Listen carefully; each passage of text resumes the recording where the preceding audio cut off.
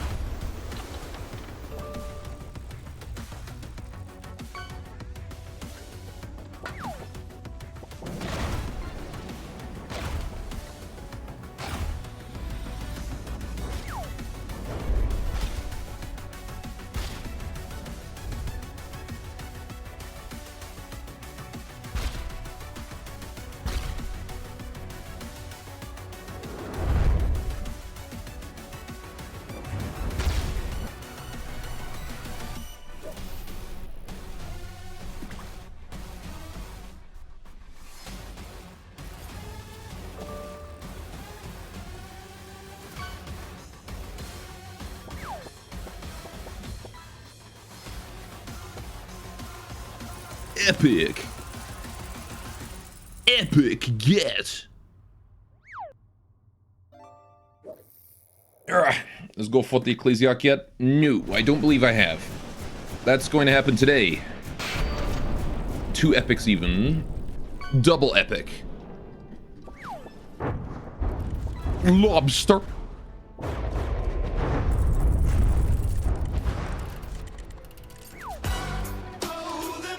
Dog time, dog time. Speaking of dogs, it's Tilly's birthday today, Chad.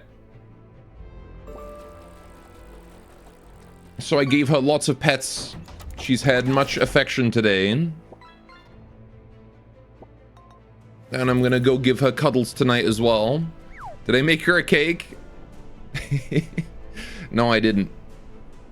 But we got her a fresh bone and toy.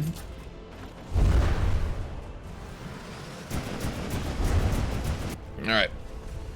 The Ecclesiarch was the one time you had to use more than one anchor bolt. Fair enough. A tough fight then, I suppose. Pets for breakfast. It is kind of like the center of their faction though, right? So it makes sense that it would be a tough one. So yeah, welcome everyone. We're playing From the Depths today. Let me just do that. Alright. And I got a little update. I got a little thing I made. We're gonna go Ashes real quick so I can show it off. It's like 1.6 million. Makes sense. Right, designer mode. Because I made a walker. I actually made 2 walkers, and I'm gonna show them off in order of failed attempts, kind of, and then successful attempts. I've installed the ad update. I have downloaded it on the workshop, but you'll have to remind me to install it before I start playing.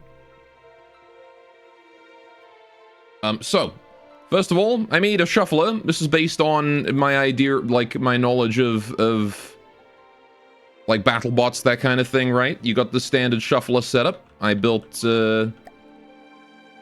this thing. Every day you shuffling.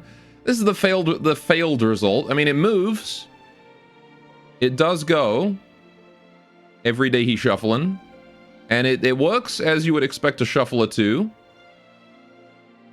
Enemy ships staggered line. The outnumber is 3-1. That it's a fair fight, yeah. It dumb's pretty dumb. Yeah, so like this is about as far as I got with it. Dumb. because I realized that it's slow as fuck. This is as fast as it goes.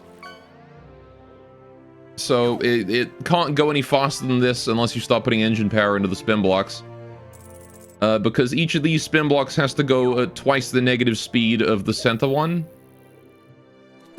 Or no, so it's the same negative speed of the center one, and then the center one has to carry the weight of all four, so its rotational speed is kind of limited.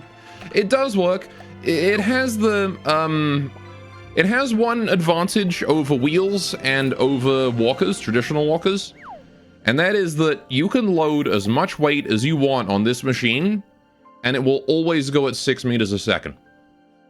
You could build a 2 million material, like, monster of a craft. Nice diamond. And you could put it on this much propulsion, this much walker, and it would just go at the same speed. So, that's like the one advantage that the Shuffler has, is that it does not give a shit about weight. It's also powerless, so, you know, that's another one. We'll just leave him going in that direction. And now I will show you the successful version. Spider.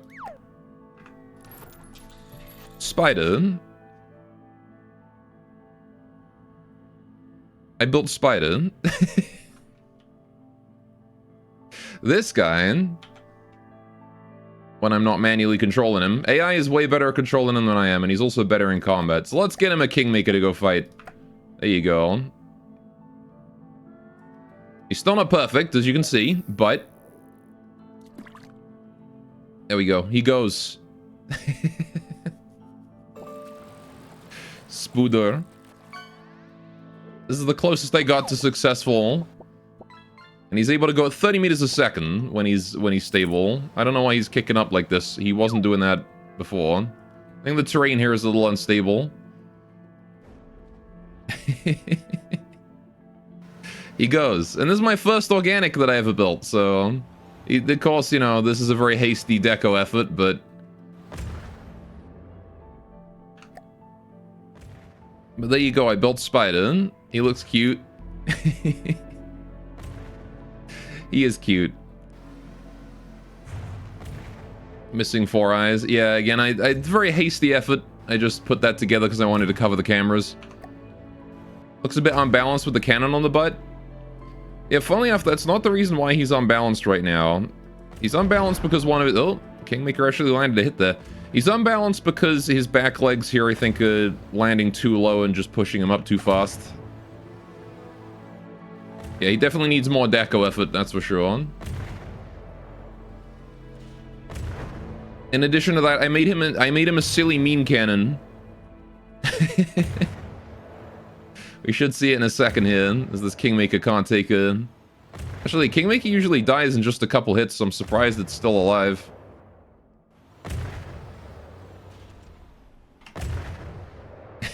Look at him skittering. Let him go.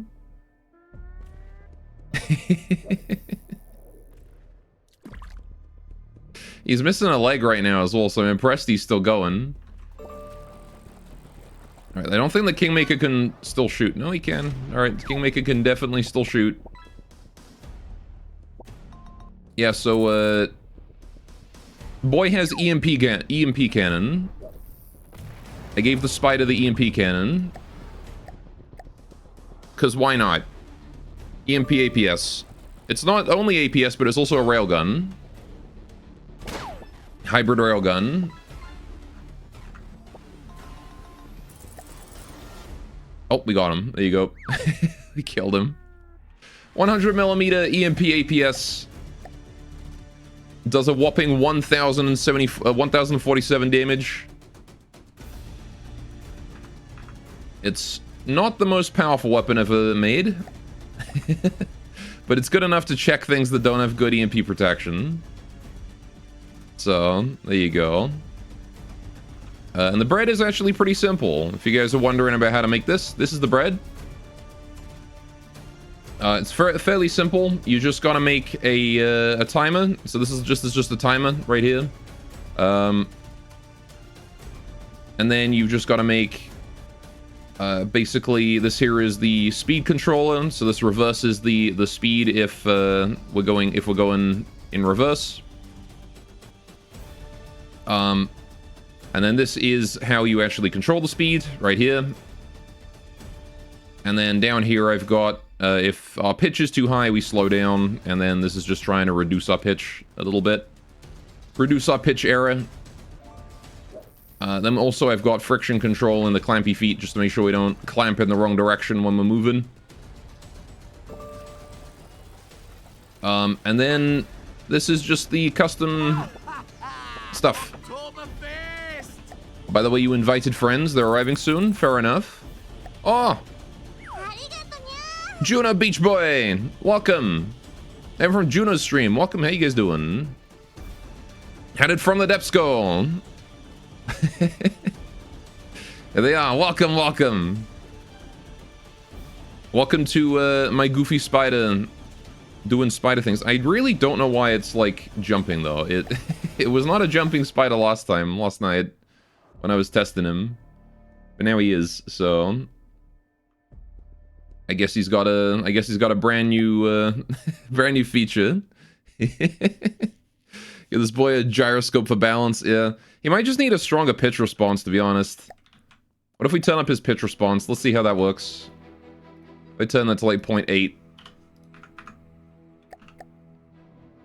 Oh, see, that's better. He's still doing the jumpy, but he does less of it. Anyway. Hello, Wheeler Boat. How you doing, lonely boy DK? Welcome, welcome.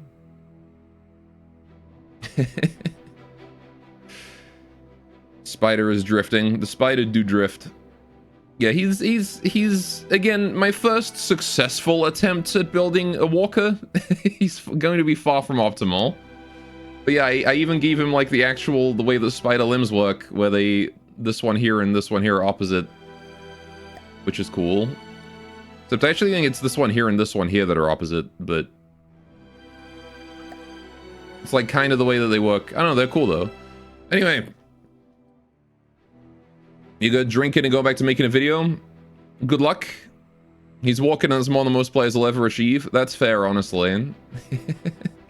He's also surprisingly resistant to heat rounds, I've learned, despite having no spaced armor at all, because the probability that heat round coming in from the side is going to hit a leg is really high. So it just hits the leg and like goes through and does nothing. Natural spaced armor. And yeah, he does this a lot. So this is one of the things I've been struggling with keeping him from doing, which is going belly up. But it's better than the shuffler was. So, you know, I'll call it a win. The shuffler, he's he's still going. I'm full of it, I can't get up. Mm-hmm.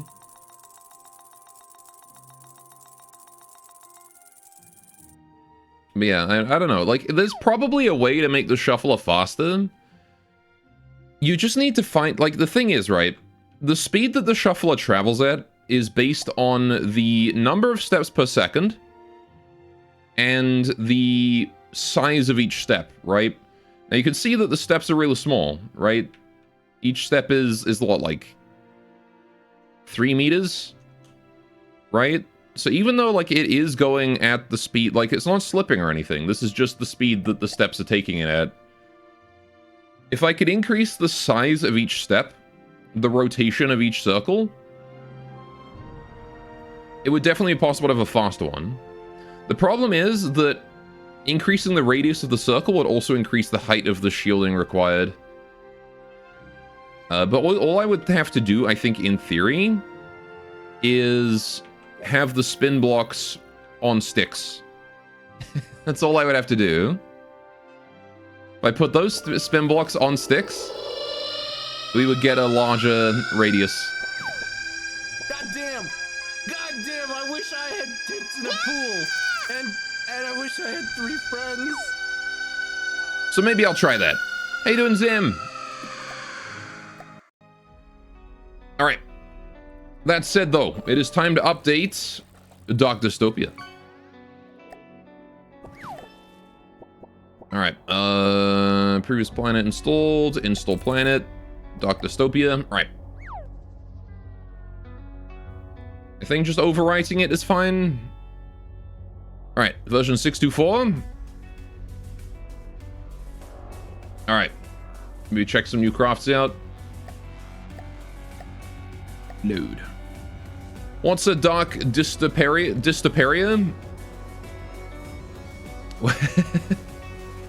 That just sounds like something you get in your colon. Alright, we can check out some. Let me check out the ones from the guys we've destroyed, because we'll see the rest, right? Once we get in. Where's the spin-off Dork Dystopians? Let's check out some Nighthaunt things. What's new from Nighthaunt and GSE? What do we got here?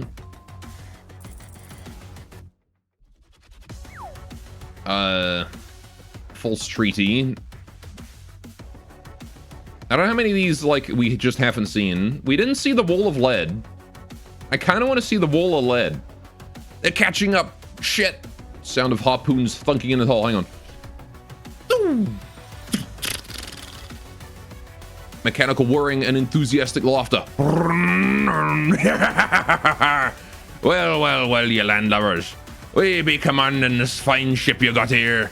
We'll be taking your gold, your tech, and all that fancy plasma, and that fancy old plasma gun. I reckon it'll look mighty fine bolted up near turret 3, eh? Please let us live, Captain Rumstorm. Throw him overboard. No, wait. Lock him in the cage. That'll be funnier. Reckon the old wall's got an appetite tonight.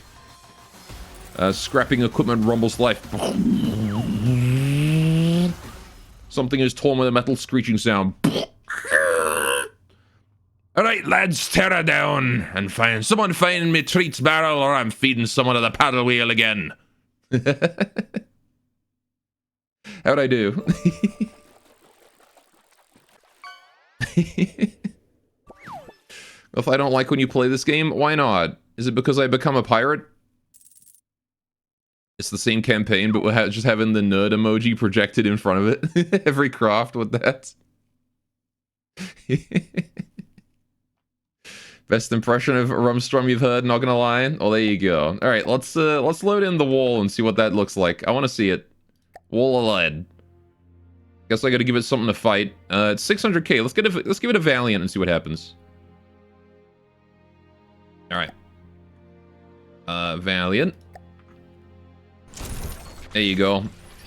I got the Valiant versus the Wall of Lead. Oh, it has friends. That is a big boat. Oh, and there's that plasma cannon they stole. Oh. And immediately I destroyed one of its turrets. An anti-air turret. Goleth, I don't like when you play games. Oh, I like that it has the drill on the back. That's cool. The scrapping equipment. The outriggers.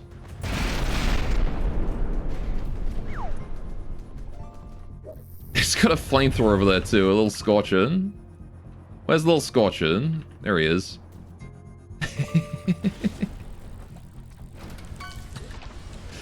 Why is he just chilling over here shooting flames at me? Anyway, don't worry, Zam. Soon I will not play games. I will only do just chatting where I will show off my boobs. Let's see, he be cheating? He do be cheating. Getting another legendary. What is this little guy doing? Is this guy supposed to be like charging at me? Or is he supposed to just be following the mothership? He's cute though. He's a little Scorcher. He's trying his best. He is. I love him. Anyway, the Wall of Lead seems to be fairly decisively losing this fight so far. But then again, I don't think it's landed a cram barrage yet. Oh, it has torpedoes too. Yo, fair enough. Valiant is currently chilling. Underwater, for some reason. Launching the Valiant's deadly torps and also taking a hit from those ones. Youch. Why it not move? It just decided it wanted to stop moving for some reason. All that is underpowered for 600k IMO. I mean, it's up against the 500k craft, but yeah. Oh, Yeah, it's getting shut down by the lambs. Tiny flame heli is always funny. Mm-hmm.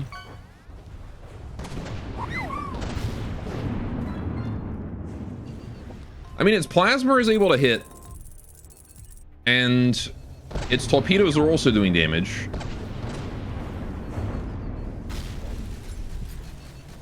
That plasma does respectable damage. It ate through this beam of armor here. Exposed the inner gun. Didn't quite break it though.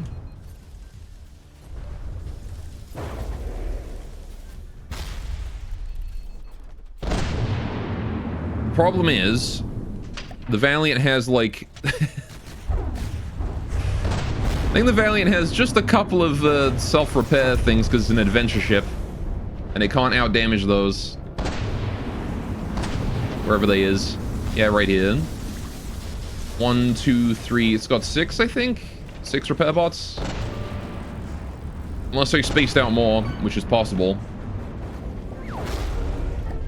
Alright, with the Blaze of Plasma might also be losing a fair bit of damage going through water. Mm-hmm. Yeah, it's not quite able to out-damage my, my self-regen.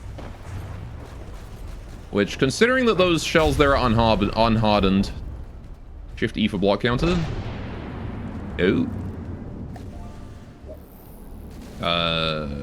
Where my repair bot at? Okay, I've got 13 repair bots total. That's a fair number, actually.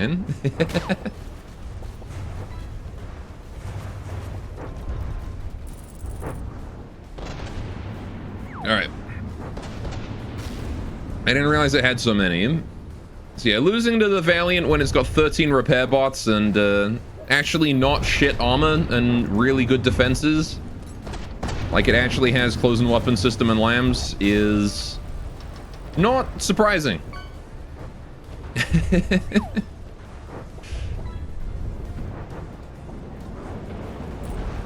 Alright, that said, I'm still impressed with how long the Wall of Lead has held out. You may think it's underpowered for 600k, but consider this, right? All of those crams are still alive at 80%. Its plasma is still alive at 80%. It's still floating entirely above the water. Kill tally on the front. Oh, I love that. Look at that. Yeah, that is cool. It's this is a solid boat. I'm not gonna lie. Like, I don't think it's underpowered. I mean, I feel like it could probably use some hardening on these, but that may be against faction rules. I don't know.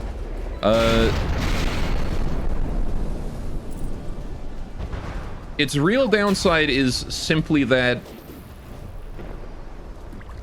it is up against the Valiant. It's got huge amounts of redundancy, which is already massive, right? Redundancy is like by far the biggest thing that a ship can have. And it still floats at 80%, which, you know, also really, really good. It does seem to stop struggling at around 70%, but that's fine. Expected that a ship will be struggling about that point. It might also be the stormy weather. Definitely not doing it any favors, that's for sure. It's lost one of the wheels there as well. My paddle wheel is gone. I think the engine's down. Maybe.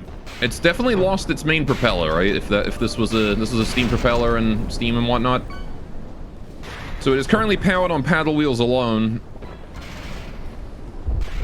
Oh, there goes the kill tally. Yeah. She tried. She did a damn fine job, though. Damn fine job. Look at the scratches on the side of the Valiant. Actually tore a hole through it here. The thing is, it just didn't get any crits. See, look, that went through the spaced armor there almost. It did in this spot. That broke through the heavy armor. So that was almost a Citadel pen right there. And then you were definitely hitting it right here where the plasma mattered. I think if this thing had been able to plasma out both of the lambs and then land a cram right here, it probably would have done serious damage. Paddle wheels are one of those things you always forget are in the game. GSC made good use of them. I still need to make good use of paddle wheels. Anyway, 65% and still up. Like, sure, it's a bit underwater, but the guns are still above the waterline. Plasma's gone, but it's still got guns. Like, look at that. This thing might still be firing at 50%, honestly.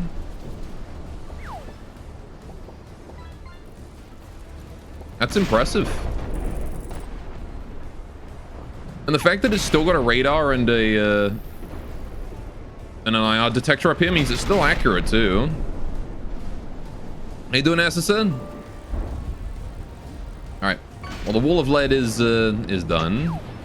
I know it's usually not good, but as with a lot of things in FTD, you can cheese them to make them ridiculous.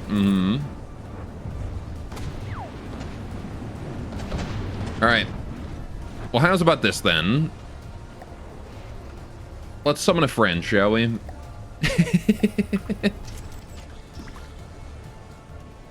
Let's get a friend in there. Because why not? He can help out.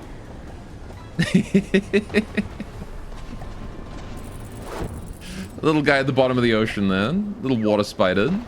There he is.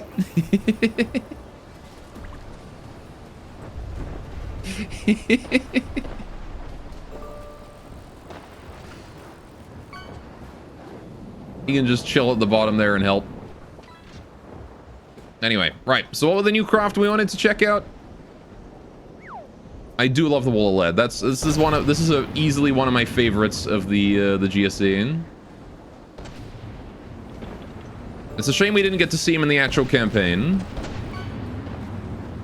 Hang on, let me scroll up here. I think there was a list.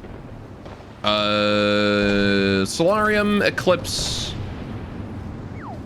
and Evelair. Solarium, Evelair, and Eclipse. You got it. Alright.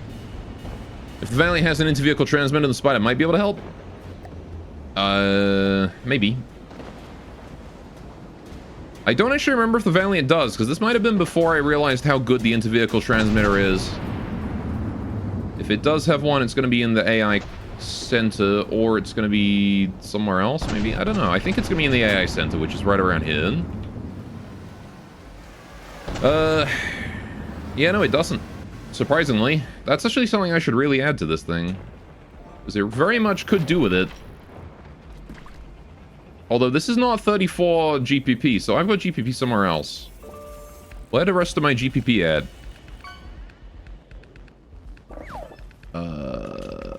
If I were GPP, where... Oh, I'd be in here. Maybe it's in here. No, I think this is just pure GPP, isn't it? Do you assume Spooder doesn't have sonar? No, it does not. I was actually debating giving it sonar, though. If you're gonna have multiple crafted play, the transmitter is an excellent investment. Well, I think 40 mats of it. Yeah. I mean, I guess I could just attach it to this. No reason why I couldn't do that, right? Let me just, oh, 60 mats. You are wrong! Lies! Ban that guy for lying. He was off by 20 materials. How dare you? No, don't ban him.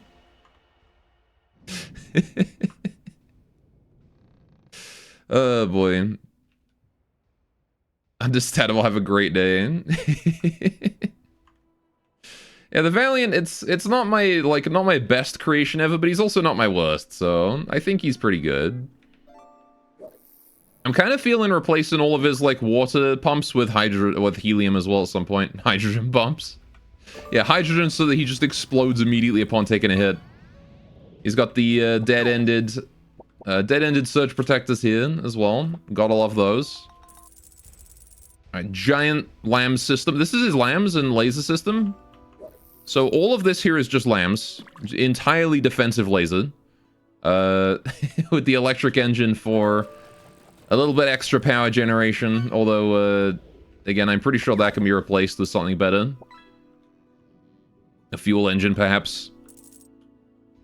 Although he's already got 2 fuel engines here to help with the power production as well. I think these guys... Oh, these guys here are just for recharging the battery. Yeah.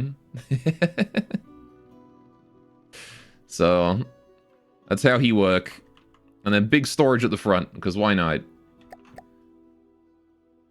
I do like the Valiant. One of my more favorite ships. I'm really happy with how it turned. Look at the damage! Look at what the Wall of Lead did to it. Look what you did to my baby. You did all of these scratches to my baby. All done. Alright. Let me just save that then. Since we have the inter-vehicle transmitter on it now. Really hope I didn't have one up there somewhere. I can't tell with all the deco on it. But I think that is just radar and passive radar. Oh no, there is one! Alright, I already did have one. Well, now I've got redundant one, just in case that gets blown up. Because that is kind of in a vulnerable location, so... Alright, your baby is a bit fat. He's just big boned, it's okay. Maybe worth calming down the seas. Nah, you gotta have the seas be violent. Alright, so what was it? It was... I've already forgotten what the frickin' ones were. Ones was an S. Not Stibium. Solarium? Plane. Alright, the Solarium strategic bomber is not defined by the craft so much as its payload, featuring very similar missile to the Stibium. The singular armament is able to strike down most threats in a single powerful blast. Oh. Okay. Hello, Solarium. Okay, hang on, where'd that missile at? It's got forward-mounted APS gun, from the looks of it. No? Wait, is that just Deco? It's just Deco, okay. Fair enough. Enjoy another huge missile. And it's got big jets there. This is what you use to tan? Mm-hmm. Where'd the payload at? Oh, is this the payload? No, hang on. Is that it? I'd say the Valiant is actually quite slender for an FTD ship. It is. It's built using realistic ship proportions. It's actually fairly fairly thick for a realistic ship. Because I think it used to be 10-1, and I think I shrunk it to 9-1 or something. It has a proper bomb bay. Oh, okay. Where'd I go? There I am. Right. Stibium's already taken a hit. Oh, yep. So it does. Sorry, Stibium, Solarium. And into the drink he goes. But he did get the missile out. You can see as the closing weapon system hard focused that fucker. I lost it a while, though. AI dead. He tried.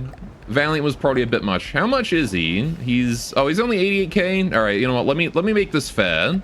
Equal mats, right? Equal mats. Five Solariums. Now it's fair. In fact, the Solariums are still a bit undermassed. We watch as the Valiant has to deal with the Solarium approach. Oh no.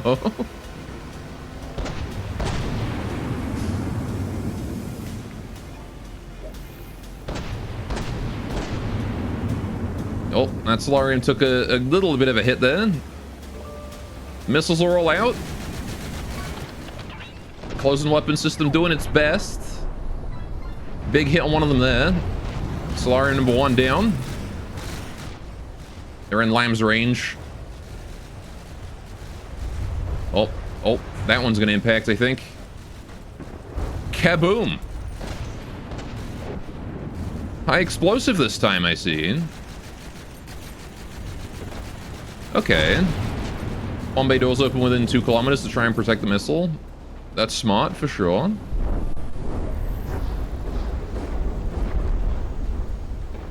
Could maybe also consider making them close again after the missile's been launched until it reloads. To protect it during the reload phase.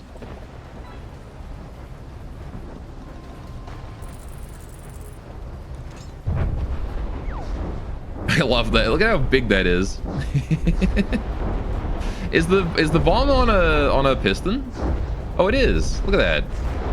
Let's see, it was not poking this far out before. Oh. Ripping pepperoni. Well, you got a good hit on him. I'll give you that. Took a big chunk out of my boy. Again, those repair bots working overtime right now, though.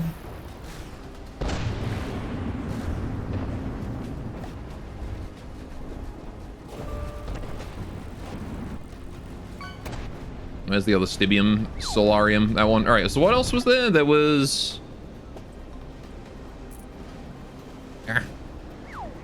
Evelia and the Eclipse. 2 E's. So this one's a ship. Okay, lads, we're going through what you saw again, okay? Yes, Captain. How big was it? Huge. Easily larger than anything in our fleets. And what was on it? Cannons, lasers, missiles, everything. What else? Planes. So many planes. How many? How many? I couldn't count them all. Good God, if you want vital, I'd feed you to the paddle. Oh, this is pirates. Captain? What, I'm busy. I think you get the chance to count soon enough. 1.6 mil. All right, that's a big boy. And the Eclipse as well. Spacecraft. With the Silver Steel Guard's ever-increasing space presence, the Nighthawk saw fit to test out their own orbital weaponry. So the prototype, the Eclipse uses solar rays to power its main cannon. He's cheating. He is cheating. All right, let's see about the Eclipse then. That's a small one. You could clog up your ass until we meet again. Ever is your most detailed ship? Yeah, that one's gonna have to deserve its own. Oh, it's got solar panels. Oh, I love it. Oh, and there are RTGs hidden in... Oh, that's so cool. This actual solar panels.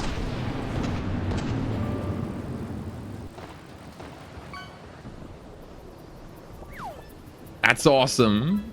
And it's got just a big particle cannon.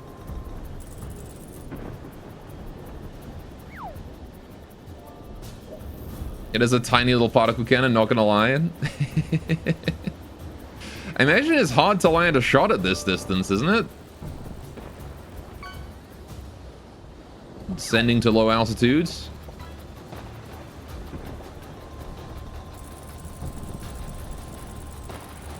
High focus. Well, I mean, like, you're gonna get attenuation out the butt, right? With a space pack.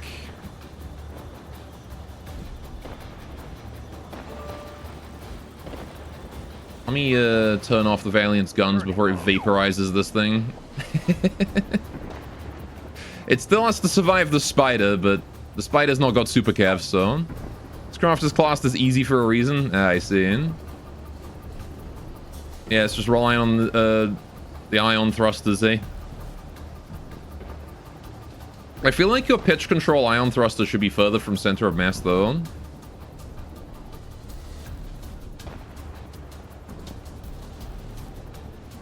Might be worth it to make these things into... Put them over here or something. Or at the back.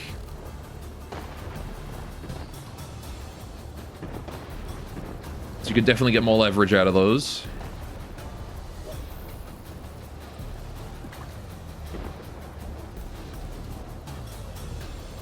Also very slow, yeah. He's not the fastest. Oh, he got spidered. The spider's getting him. But he did particle cannon the spider, so I'll give him that. He returned fire. He didn't hit though. But he did get EMP'd. Although the EMP only broke what, like one particle? Oh, well. Yeah, the spider is woken up and chosen violence today. I was about to say that the EMP destroyed one of them and then got channeled into the heavy armor and went all the way in. But then this whole bit here fell off. A little bit vulnerable to EMP, it seems. Kind of makes sense, though. It is RTG power and very external, exposed RTG power. And I mean, it's doing well, considering. I was kind of expecting it to just drop out the sky after the second or third hit.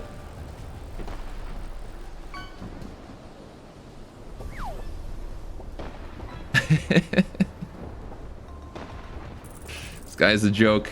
He is a bit of a joke.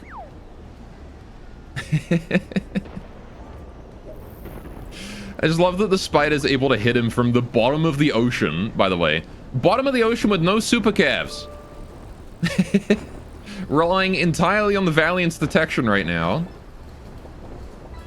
And is landing those shots. Look at him go. I'm impressed. I'm impressed by the spider. The spider's impressed me. Alright, let's go check out that Godly then, shall we? Although if it's a 1.6 mil, we gotta put it up against my Godly, right? No, hang on, let me reload designer mode. Although my Godly's a bit dated, 2 Valiants are probably stronger. Alright. Evele's not Godly? Is it not? Either way, if it's big, it goes up. I guess my Godly's not Godly either, honestly. The Titan's kind of shit for how big it is. So here's the Titan, one of my older designs by this point. You can tell it's old because this armor frickin' sucks. Look at this thing. It's got metal into heavy armor slope into fucking alloy, and that's it. That's all it's got for armor. On a 1 million ship almost. Garbage.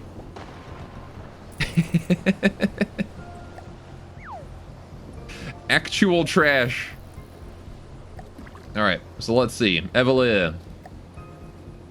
That said, the Titan is armed with 4 very big crams, triple crams, 2 per side of these double barrel APHEs, as well as 2 per side of these close-in weapon systems as well, Mundev. Alright. And then also secondaries, APHE. Alright, this is from your Apache's era, so armor didn't matter so much. It was also from my I didn't really understand how armor worked era. Is a metal HA metal standard? Well, this is a metal HA alloy, not metal, so... But yeah, the armor is kind of shit. I really need to redo the armor on this. What I want to do is, I think, the metal outer shell into, like, heavy armor slope into... I'm not sure if I want to do another full layer of heavy armor, but, like, maybe metal and then a second air gap behind that, like, more, like, just tile that again is probably what I'm gonna do. Or maybe I'll just do, like, really thick metal layers or something. Anyway. I'll have to do some experimentation to see what I prefer for the Titan. Because it does self-repair, so things like, like, the Titan's design is always supposed to self-repair to a degree, so... I am thinking, like, vent armor or drill armor or something for it might be optimal. What do we got here? We've got planes, the Adamantium Squadron, it seems, as well as whatever those are. 2 Solariums! Oh boy. Fair enough. Also got the absolutely beautiful, beautiful flight deck right here. Beautiful runway. Absolutely in love with this. I also love that it's just made with painted alloy.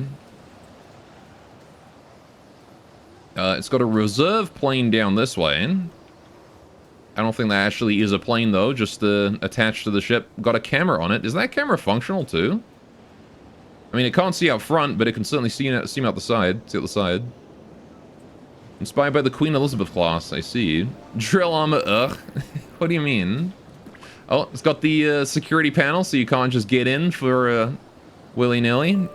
Airlock, lovely. Oh man, it's got like a full detailed interior. There's the steam engine. Primary engine valve. Oh, it's all labeled and everything. That's beautiful. Is this like actually functional or... It is. Okay. Fair enough. I like that the primary engine valve doesn't actually do anything though. Because it just comes out that side.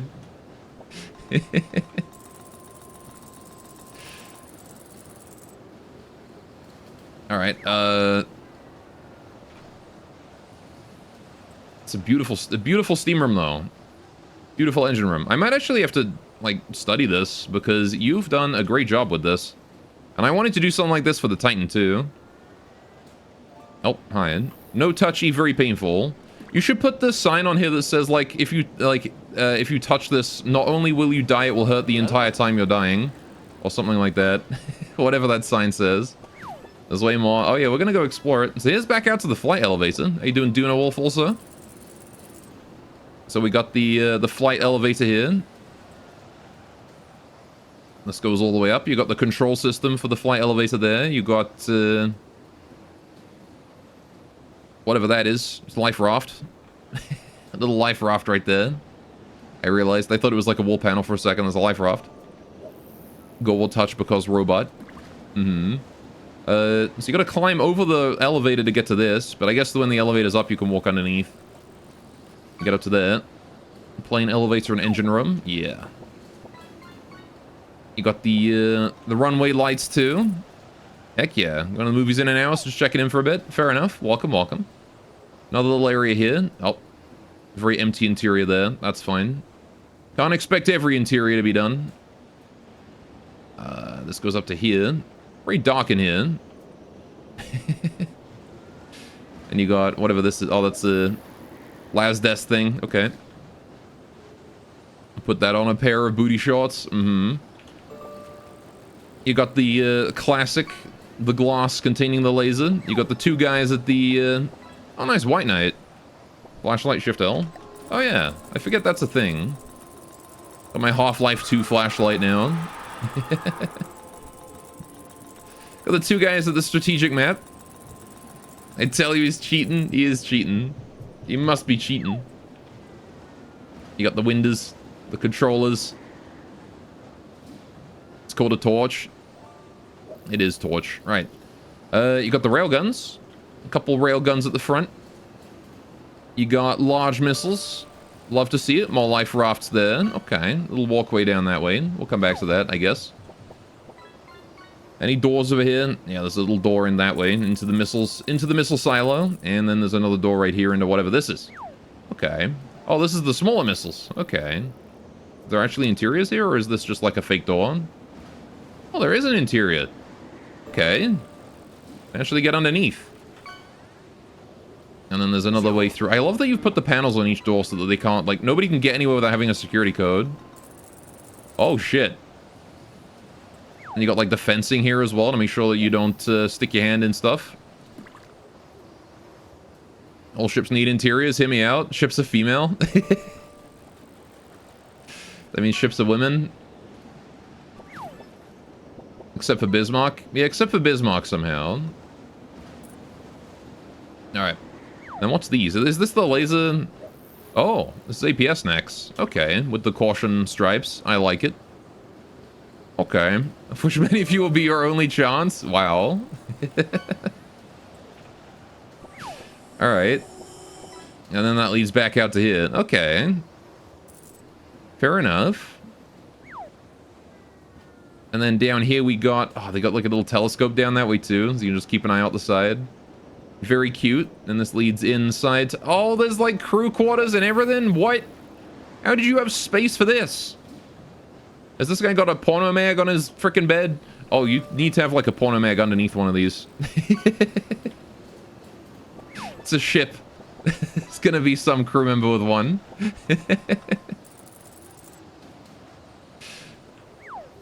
You got more there as well.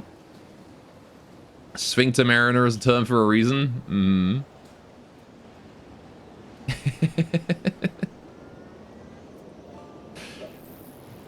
Dude, how did you have room for freaking crew quarters in this? And there's another floor? What? To a mess hall? What the heck?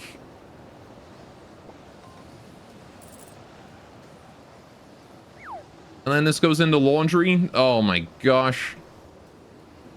And showers. Holy shit, dude. What the fuck?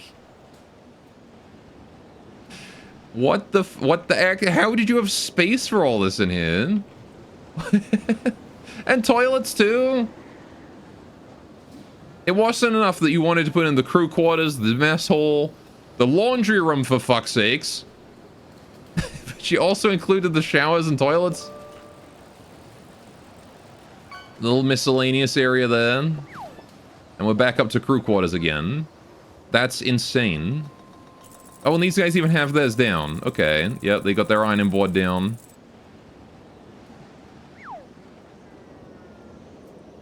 That's crazy. It's actually insane. This guy's just got a random engine in there. Attention to detail on point. No kidding, man. Holy shit. You put effort into this one. Got all of proper interiors. I absolutely love this. This is amazing. This is beautiful. You have made something incredible here. Surprisingly low deco count, only 1,300. Still crazy though, man. Holy shit. And it's got like a big ass anchor on the front as well. You got torpedoes here too. It's got just a shitload of weapons all over the place. Not sure how you're supposed to reach these life rafts, but maybe there's a switch for them.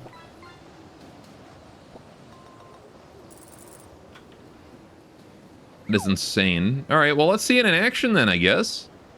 Alright, so we fighting right now? Well, this is the guy we're fighting, and it is fighting my Titan. So we'll see how it goes. Titan, again, older design, but a very cheesy one, so... Alright, we'll see how it goes.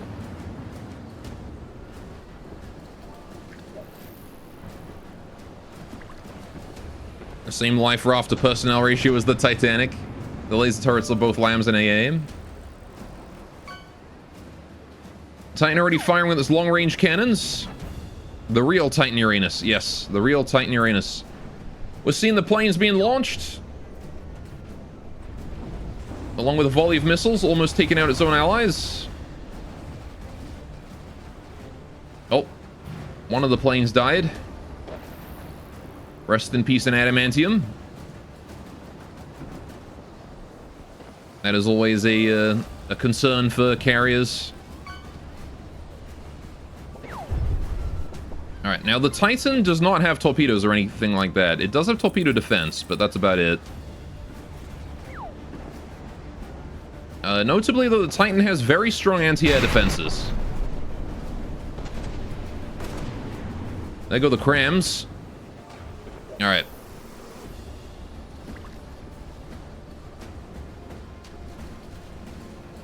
But considering the cheesiness of it, I don't know if the Titan can lose this one.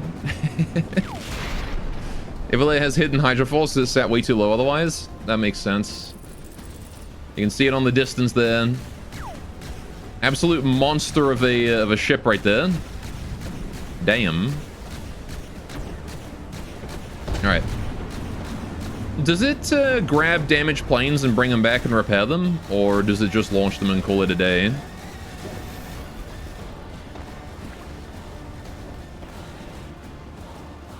It can? Okay. Alright, so as soon as one of these fly overhead, we'll see the Titan's aerial defenses. Oh, the Titan's deployed the core. Alright, so you can see it's taking damage. There you go, there's the aerial defenses. Particle cannon opening fire. There they are.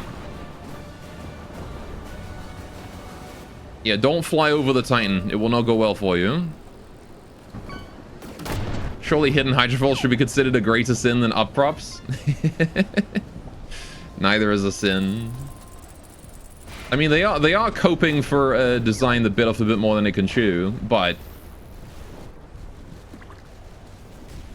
also ships in this game are underpowered compared to aircraft, so I don't consider it too much of a sin. Buoyancy is underpowered compared to thrust, so... Oh, there's a torpedo. The LAMs were powerless to stop it, but they did damage it enough that it didn't do any damage. So there you go. I love that all of its guns are firing. It's rare you get to see the Titan in a proper brawl. which is what it was built for.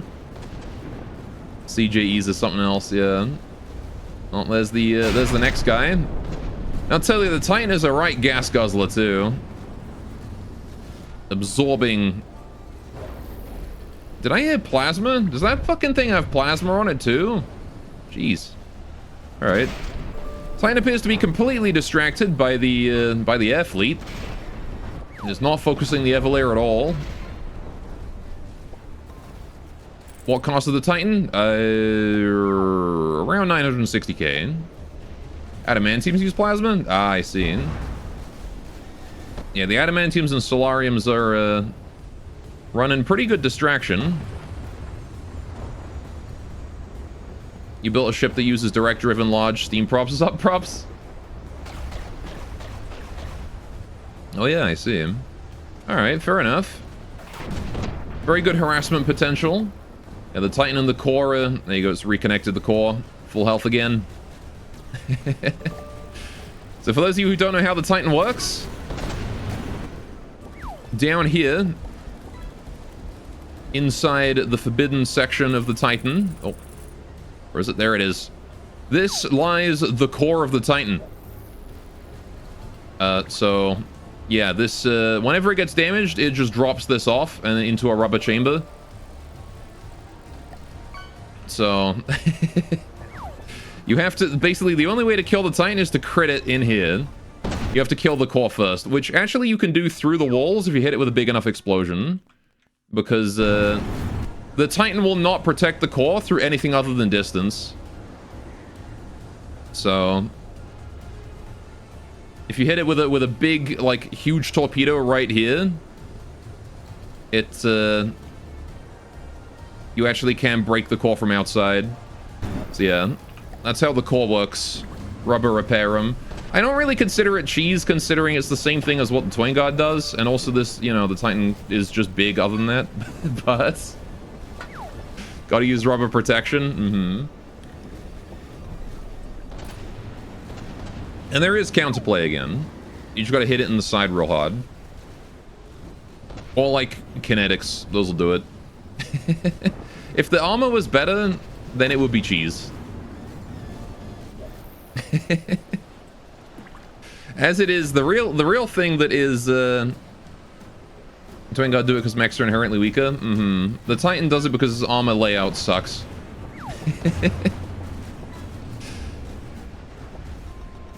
The real thing that makes it cheese though is the amount of repair tentacles I put on it.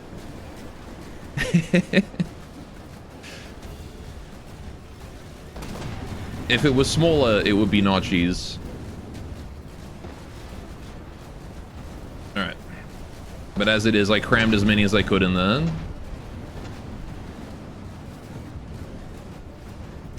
Gosh, look at the Titan. Why did I build the lambs like this? Why so many lambs?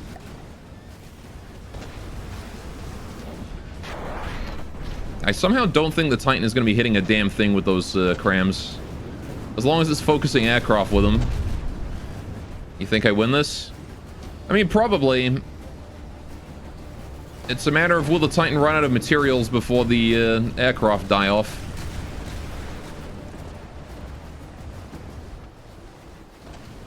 Which, we're seeing adamantiums fall into the ocean. Alright, just the raw sustain. Probably.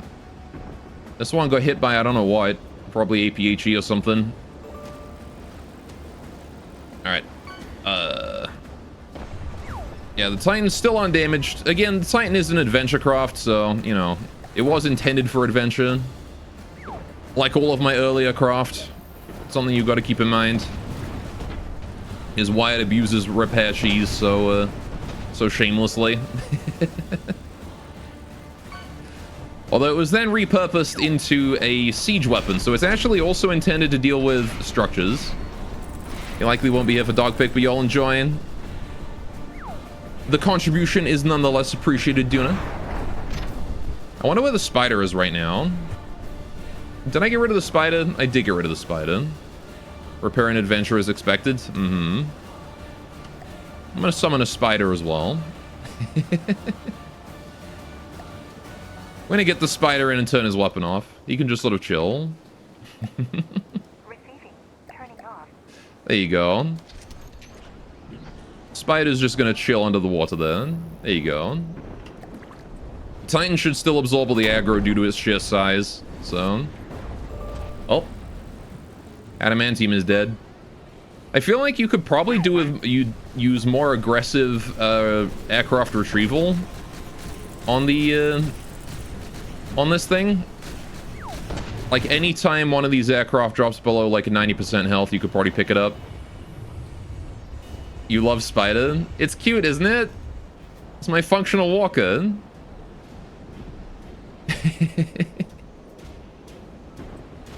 He cute.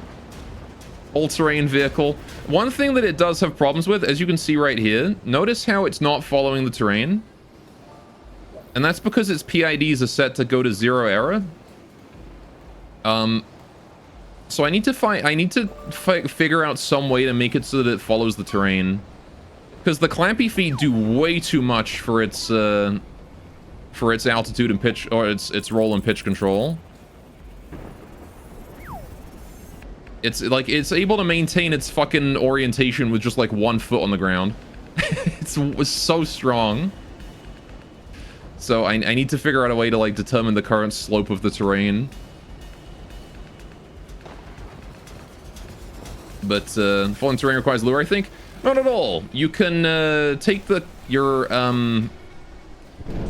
mean, it's difficult, but you can do some shenanigans in Bread by recording your previous location and your current location, your origin point, and then determine like your altitude above terrain. Subtracting your altitude above terrain from the origin point, you get the actual height of the terrain, discounting, you know, if you're like jumping or something. Maybe I'm not articulating that very well. I don't know. Yeah, and then you can just record the difference in that between last frame and this frame, and then you can just do a rise over run on that, and you can figure out what the angle of the terrain is. After that, it's just trigonometry. Sounds complicated. I made it sound worse than it is. You're just recording the terrain that you were on last frame versus the terrain you're on this frame, or better yet, the terrain you were on like a second ago versus the terrain you're on right now. If you can do timed stuff. But it's not that difficult. It's tuning it that is. How's the Evelair doing right now? What the fuck am I? Where did I end up? Oh, I'm all the way over here. Okay. The Evelair is still mostly undamaged. It took a hit right at the start from APHE rounds, which breached down here from the looks of it. Right, and now it is mostly just chilling at very long range and firing railguns at me.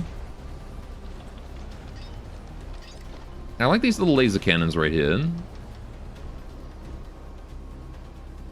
Bombarding with missiles at long range too.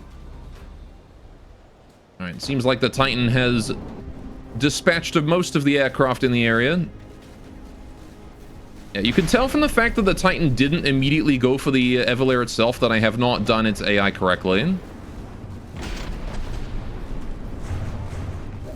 The Titan's targeting priorities are not good either, apparently. I didn't realize that they were not set up properly. I wonder if I can find the targeting priorities and see what they are. So I reckon it has one somewhere in here. Wherever its AI was. Where's the AI in here? Oh yeah, all of the Titan's AIs are in the same room also, so this is another thing you can do. Is if you crit it in this room and destroy this room in one shot, that's it, the Titan just goes down. It has fucking general PIDs? What? Okay. I guess for manual control, but you can do that with Bread, me. Come on. You've even got Bread. Alright, target prio. What do we got? I mean, the Evelair is the highest priority now. Okay, I don't know why it wasn't going for that. Oh, is this not the AI that's in control of the props? Maybe that's why. I think Kronos isn't in control of the props. It's probably, it's probably Hyperion. Anyway. Yeah, the Titan was like my grandest project when I was very much still a beginner at the game. I still remember I started construction on the Titan when I didn't even know how to build like a hull, which is why it has like this particular hull shape. It has the very distinct frontal spike that I used to give my ships as well. You can see here. That's how this is how you can tell it's really old, if it has this. Yeah, there's the anti-air particle cannons. This is the destroyer of aircraft right here. 30-second recharge, EMP, 17 meter, poop-shaped particle cannon. And I believe it has what, 1, 2, 3, 4, 5, 6, 7, 8, 9, 10, 11, 12 of those. 12 of those across the entire deck. Been catching up on some of your old FTD VODs. Surprise Pontus still cracks you up. Surprise! You want to know something really funny about that? So you know my friend whose craft I showed off a while ago? He started playing FTD as well. The first time he saw a Pontus was gold. Oh my god. He had just finished building his brand new ship. He just finished building his brand new ship. Oh wait, we lost something there. That's another adamantium dead. And all of a sudden he notices a red dot on the horizon during one of his sweeps, and I'm like, oh hey, there's an enemy over there. What's the Pontus, by the way? The Pontus is a small submarine that is basically a noob filter. It is a tiny submarine, moves very, very quickly, very, very quietly, and it is equipped with 2 gigantic drills on it.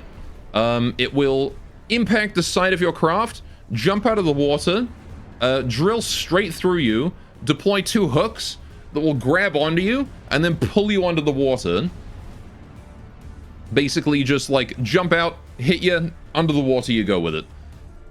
Extremely dangerous submarine. Actually, it can even like fuck up the Titan. Because once it gets in, it like you can't get it out. It is one of the most damaging craft in the game for how small it is. It has the highest damage potential in my opinion. There is not much out there that is more capable of destroying you once it closes in than a Pontus. And yeah, it's really low level too. Anyway, so he just finished building his brand new ship. Bear in mind, completely new to the game. The guy's using prefabs, right? Because he doesn't know how to build advanced cannons or anything like that. So he's just putting prefabs on his shit. And so he's watching this dot, and he's watching as it says Pontus up there, and the distance is closing in, right? And I'm just watching. I'm not telling him a damn thing, right? I'm going like, yeah, no, there's a Pontus over there. You know, you should aim at it. And so he aims at it, and he's like, I don't see it. I'm like, you just keep an eye out, man. It's coming. And then he's like, I still don't see it, man. It's 2 kilometers. Where is it? And I'm like, it's not lying to you. It's really 2 kilometers away. And then all of a sudden, he looks down a little bit, and he realizes, oh.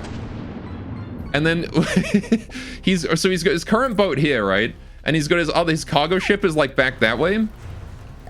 And he just sees as the Pontus comes in like right here, and he sees it like through the water as it just goes underneath, like right over here, and just like cuts his craft and his boat in half. Just in half. Lifts it out of the water. It was gold. It was so good.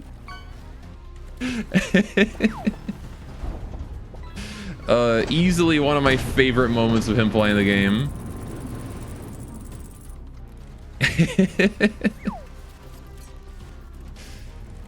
And then he killed it right after because it spent enough time out that he got to turn his guns towards it. But it was still so funny, and the damage it did to his craft made it so worth it. It was literally attached by like one little like bit left. Kept him from losing half the craft. Your favorite build is a cluster of dong-shaped melee vehicles. They can half cost the Laniakia. Good old clusters. Alright, why are these guys so far away? What are these guys doing? It's like a bunch of planes just all the way out here for no reason. Alright, there's the Eveleer. Alright, Adamantium Squadron there. He's struggling. When you first spawned in the Titan and got fucked by double crossbones, that was unfortunate. Yeah, the first time the Titan tried to debut, because of a quirk of the game that I didn't know about at the time, which is that sub-objects get constructed last, I started building the Titan in adventure mode, and it had no weapons because all of its weapons are on sub-objects. And Crossbones spawned in.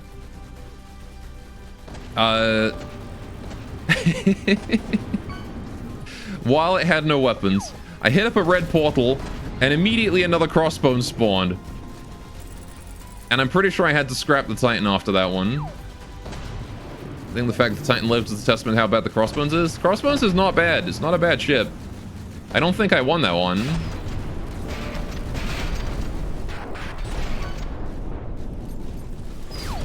Anyway, I'm also seeing a whole lot of no action going on in this battle right here. Also, it seems like the Eveleer is not reclaiming its ships for repair, or its planes for repair.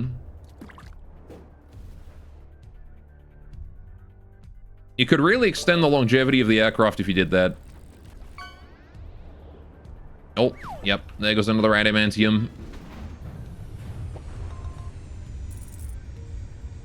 Rest in peace, this guy.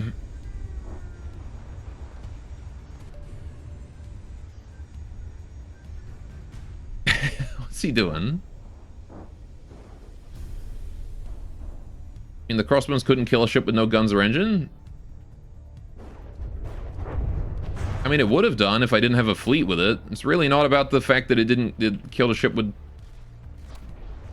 I don't know. The Titan is also tested against the Crossbones. So if the Titan is full strength, it definitely can handle the Crossbones. Because at the time where I built the Titan, the Crossbones was the strongest thing I knew of. So... Are we actually shooting the Eveleer now, or are we still shooting Adamantiums? We're still shooting Adamantiums, okay. Yeah, the Crossbones does do a scary amount of damage if you let it. But I'm pretty sure the Crossbones did win that fight. Why am I shooting crams at Adamantiums? Kronos, what are you doing? You can tell how suboptimal the Titan is, though. It really should be aiming those crams at the Eveleer. These crams should be single-mindedly focusing the slowest thing on the map.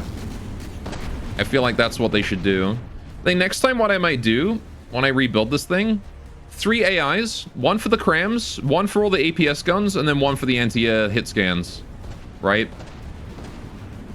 Because you can sort of divide the guns into that, right?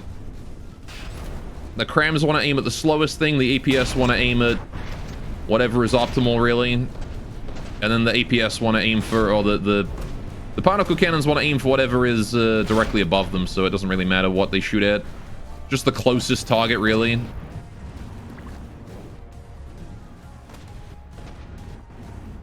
There's just a bunch of missiles flying over me. Not sure where they're going.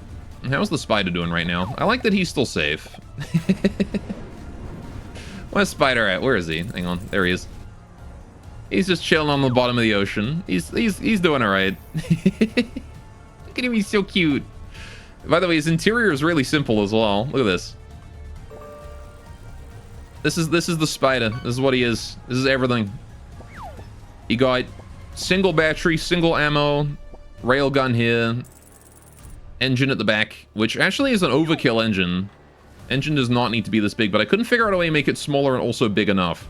Because it needs 800 power per second. And then he's got 2 cameras at the front with a bunch of GPP. No EMP protection on the main body aside from these two, these two right here. I believe there is EMP protection, or at least there was EMP protection on this. I think I removed it after they put the cameras in.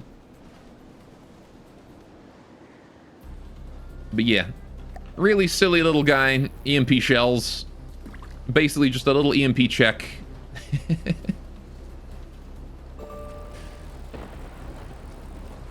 But, yeah, I'll upload this one to the Discord later if you guys want to take a look at how he works, because I think he's a pretty good example of how a walker should work. And the bread is really, really simple too, so I'll have to comment the bread first though before I do that, just so you guys got reference for what to do. Spooder. Actually, isn't there a way to like label a craft when you're like, I know the Duster has it. There's like labels when you enter build mode or whatnot. And each have one more ship, the Infigo? Infigo? The Infigo, eh? What is this? For all the Nighthawk's technology and posturing about the future capability and the future warfare, they still have a set of crafts that remain their backbone after decades of use. The most prominent of these is the Infigo. She's large, bulky, and not particularly fast, but carries a missile array able to wipe entire fleets from the surface of the sea at surprisingly long distances. Paired with a set of potent turrets, layered anti-missile and anti-torpedo protections, and enough sensors to locate the teaspoon in a Silver Steel Guard General's T from across the Endless Sea, the Infigo has been the dedicated primary strike carrier of the Nighthawk for decades, and will no doubt be in service if the Nighthawk finally fall. I see. Well, you know what? Why don't we give the Evalier a help, now that he's lost all his air fleet? How far away are you? Still 5 kilometers. Holy shit, this fight is long range.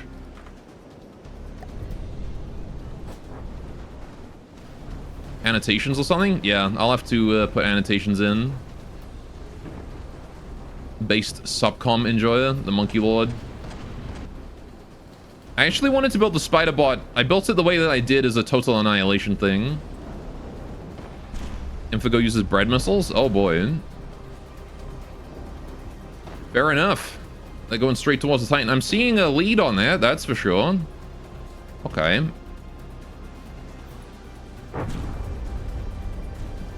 Did he just gun himself? No? Okay. I'm seeing torpedoes too. Very cool boat. You prefer bread missiles? Mpreg missile pregnancy? Another really cool interior here. Little down section there. All right, we got interior again. Turn on my flashlight, my torch. I like the life rings as well. Oh, I'm always a fan of this. I gotta learn like how to do these on my ships. Then you got the radar up here as well. Love to see it. Big, very complex looking missile setup as well. I like that everything's all like detailed. You got 2 large missiles here, more large missiles over this way. I'm assuming these are like different roles. Are these like kinetics to absorb fire, and then these are explosives to deliver payload, or what? And then we've got a bunch of mediums, small, presumably interceptors. UEF player is allowed to even build a Maven. You deserve to get wrecked by it. The 2 are flares / decoys. Ah, I see. Fair enough. And we got the smokestack. You'll love to see it. And that gun aiming straight up for whatever reason. He's a goofy gun. That's the goofy gun. All right. Well, I'm gonna follow these bread missiles, see what they do. It's like if a total annihilation player is allowed to build a Krogoth, you know you fucked up.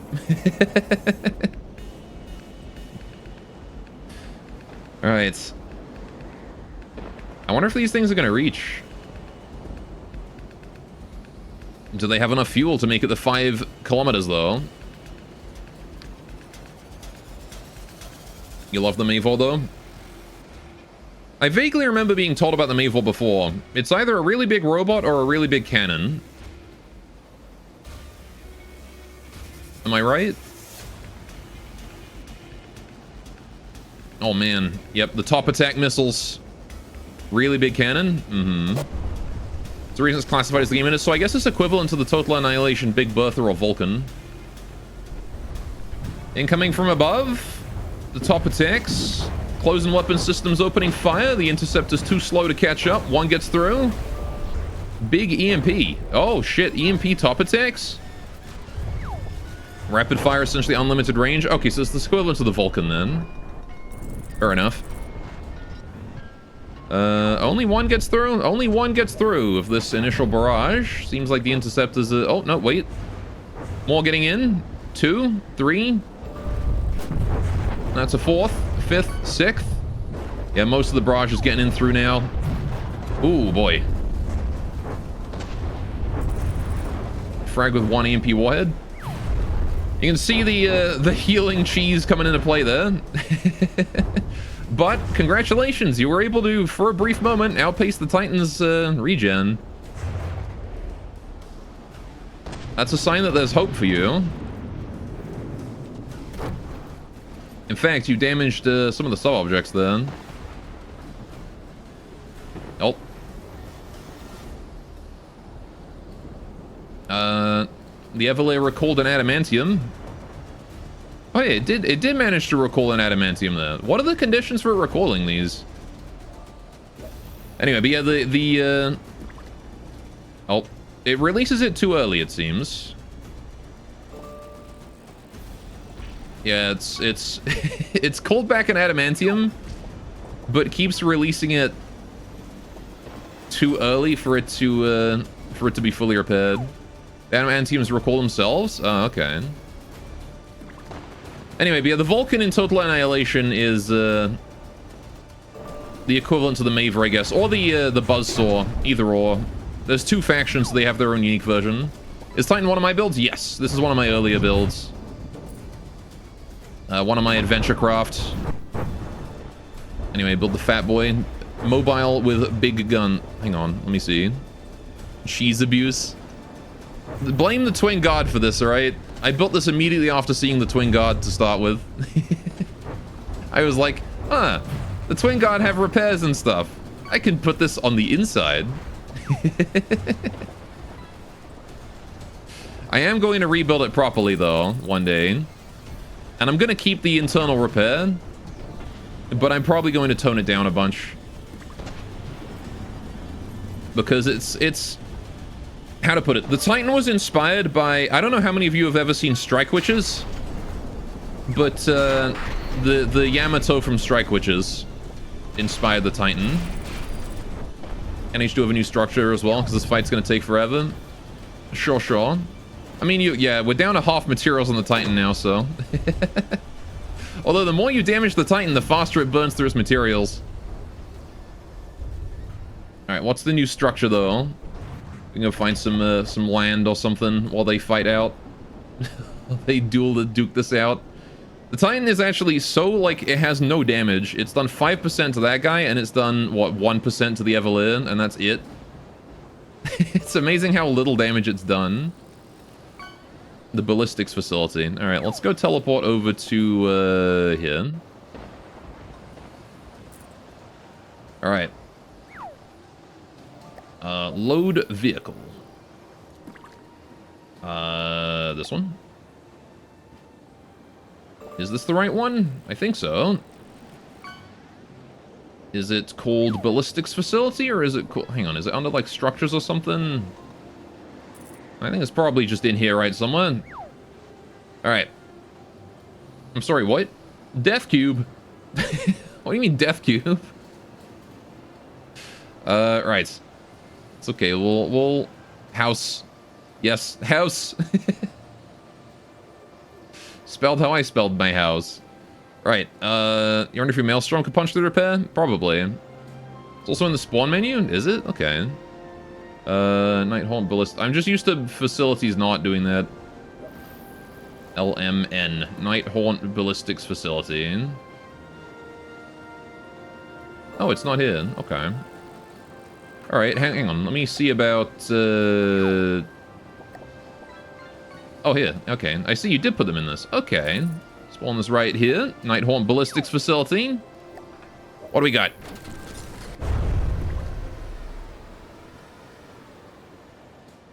Oh. Oh, it's got a stibium in it. Very cute.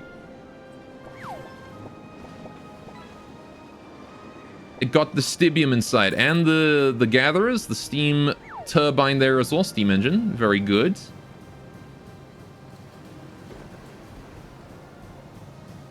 I love it. Also got some law. Does it now? This well-defended facility sits deep inside Nighthaunt territory and is the beating heart of their military-industrial complex. Truck after truck of bombs, bullets, missiles, and guns flow from it to every corner of the nation daily. Thanks to its importance, it's under perpetual heavy security.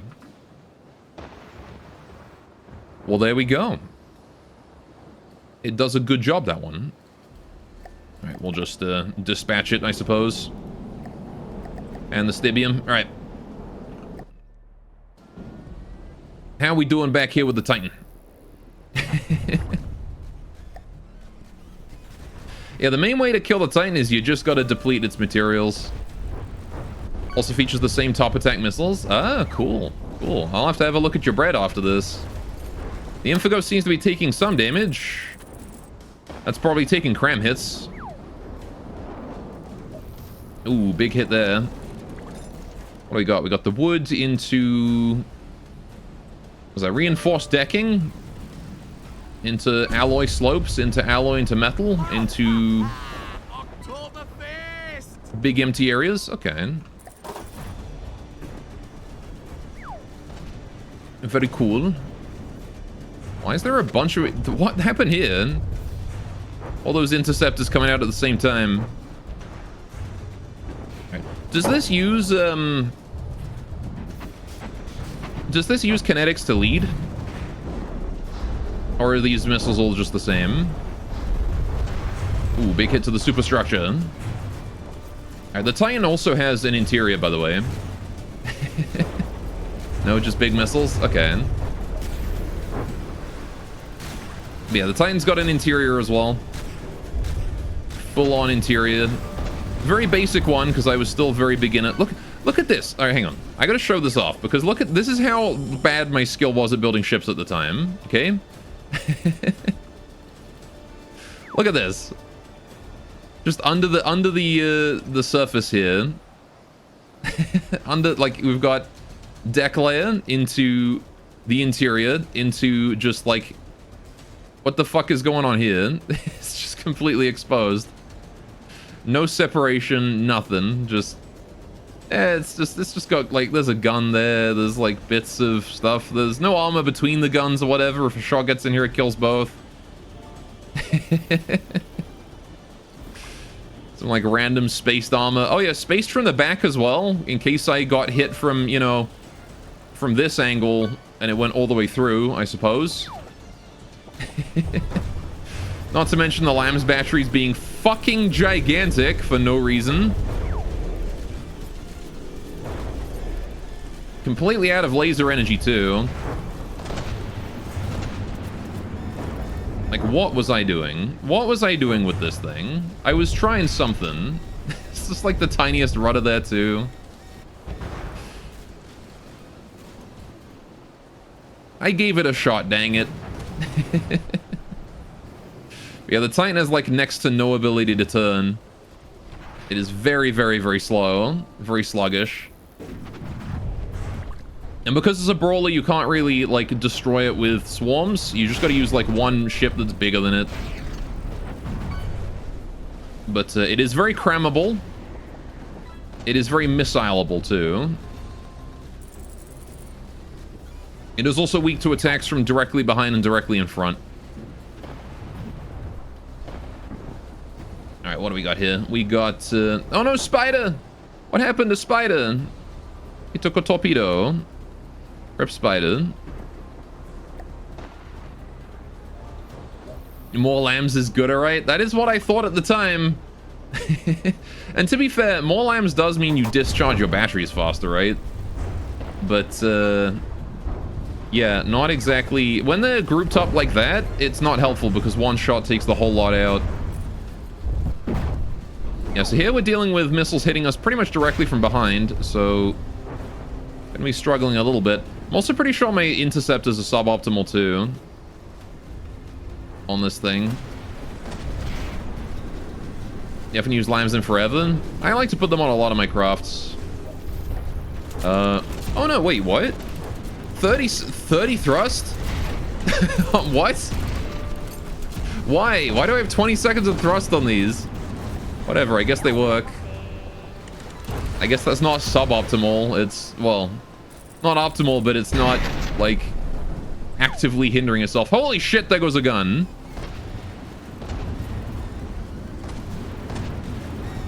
All right, the missiles took out a gun. The whole cram is gone. That's an expensive hit right there. Having your T-crossed is bad for most ships. Mm-hmm.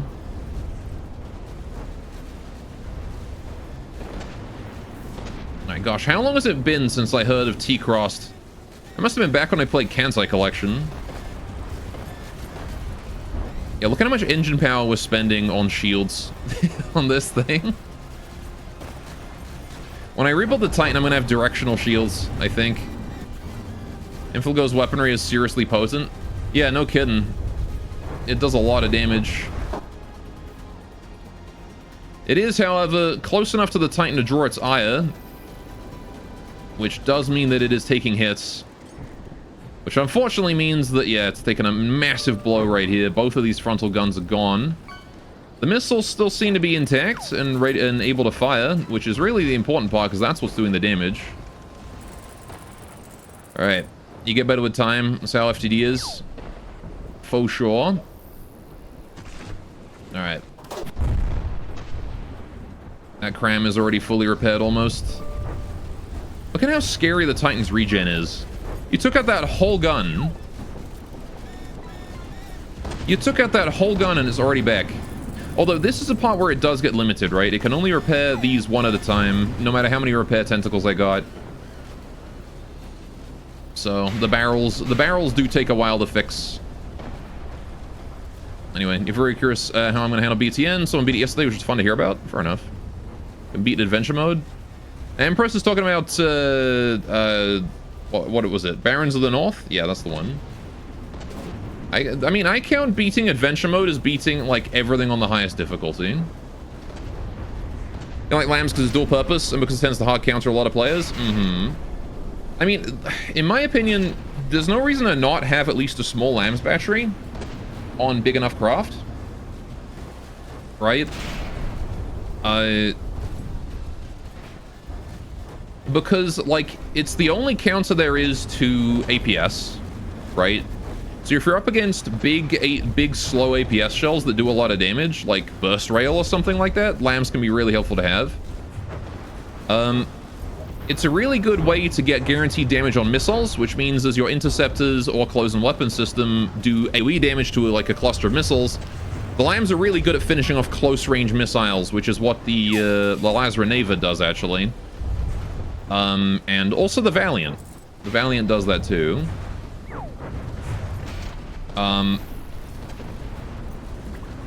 So, like, because they're so accurate. So, yeah, like, they're very, very good when you combine them. You shouldn't rely solely on lambs because they're really inefficient. But they're very, very good at just, like, being the finishing blow, right, on something that otherwise would be a threat to you. All right, well, once again, T-crossed. The Infigo behind us there. Not that the Infigo has any weapons anymore. Infigo is also pointing its frontal armor straight at us, which at this point I think is probably optimal for it because it does not have any weapons or anything of value at the front here anymore, so why not use that whole front volume there as armor? Alright, adventure mode difficulty is purely based on how hard you push to go up in stages. You can totally just sit in low difficulty and farm. You can, yeah. Which is why what I think is next time I do adventure mode, what I might do is have a list of every craft that can spawn in it. And once I've killed one of every craft, I have to go up to a higher difficulty until I find something that is new. Nice Anki Goose. Also, you killed another gun there. I don't know which gun you killed, but you killed one of them. Oh, one of the APS I seen. Alright. I wonder if putting more kinetic on these missiles would be good.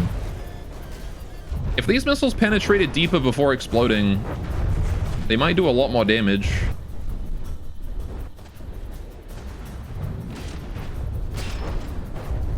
Then steamroll everything with a 5 million super ship. Yeah.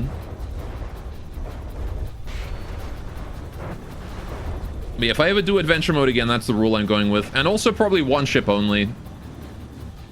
And,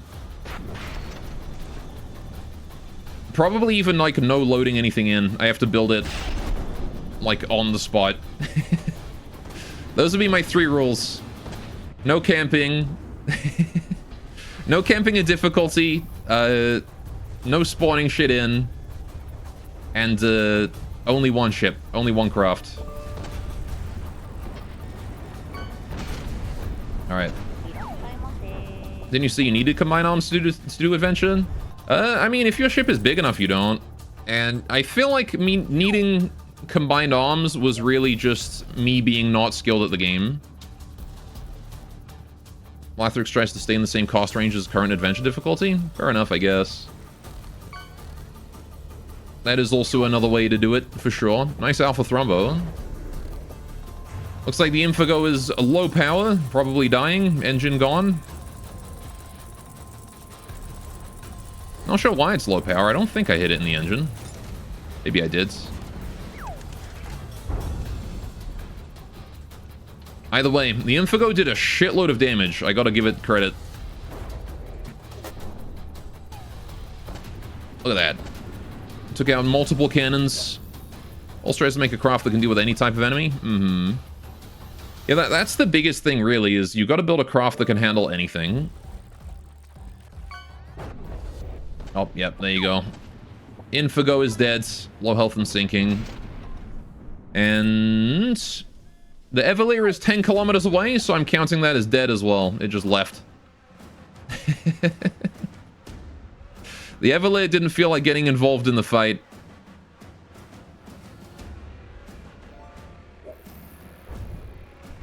How did that happen? How did you get 10 kilometers away, buddy?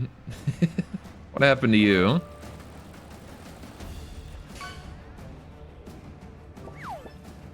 All right, then. The Titan wins, but you drained a good 1.2 million, which, honestly, you know what I gotta say about that?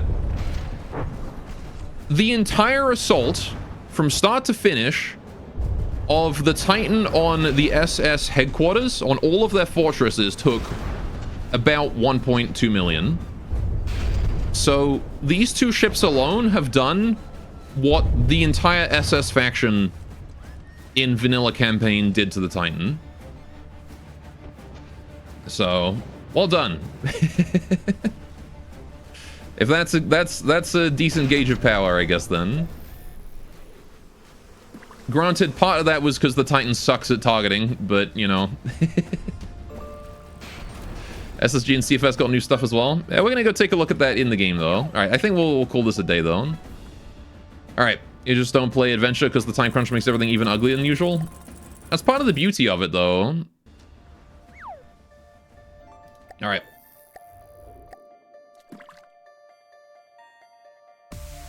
Let's go. Maybe I'll do like a small scale update on the Titan just to patch out some issues with it. Speaking of, I think I was building a Titan here, wasn't I? I was seeing if I could build one in this campaign. You don't play Adventure because you like planning your builds well? Mm-hmm. I don't know, the beauty of it for me is that it does take that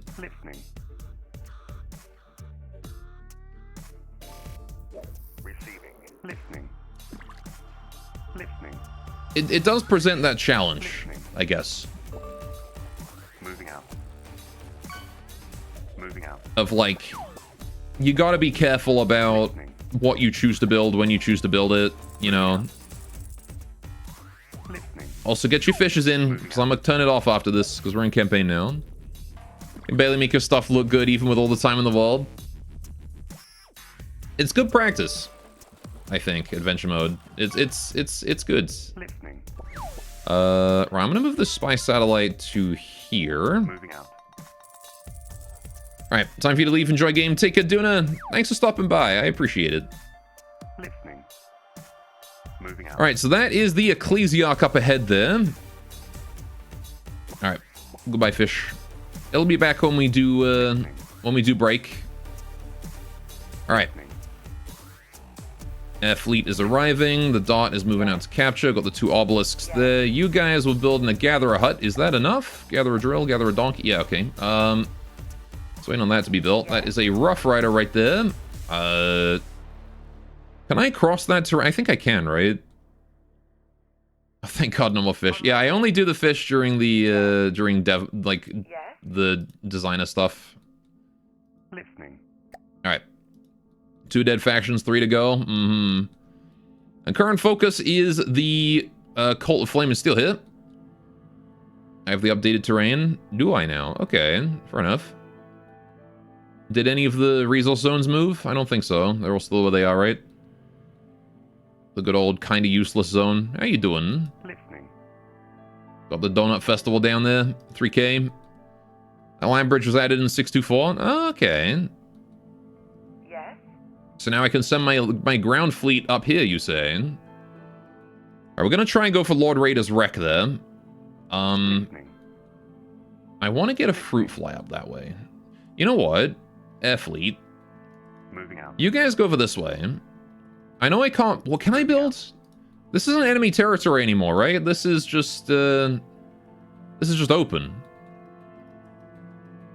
Alright, let me detach the fruit fly. Right. Spire and whatnot, you guys can head that way. Fruit fly. Only got 300 material. Right. You need to go get material. Fuck it, whatever. Just go over there and build something for 300. Oh, but he's gonna spend all his mats. Oh, the strategic AI also got updated since they now create new harvesters. There's a chance they require a new campaign. Maybe. Oh, you mean like they'll deploy harvesters to these? I guess we'll find out. Although I don't think these guys are at war with anyone right now. So maybe they won't deploy anything. Yeah, they won't deploy as long as they're not at war, right? Because the strategic AI sniffs glue and doesn't know how to build during peacetime. They can now in testing even if neutral. Okay, well I guess we'll see on the next build cycle. Uh-oh. Moving out. I saw that. There is a Renouncer coming for me. That's a slight problem, but okay, I've got 2 pickets in position, ready to go. Listening. Moving out. Alright, that is the Rift going in there. They got a lot of shit, actually. Dark Blitz, Trifecta, Void. Oh yeah, the Trifecta being the stupid build as well.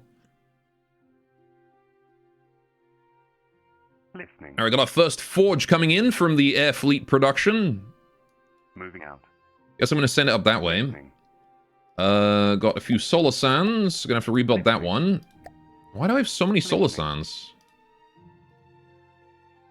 Get rid of that. Right.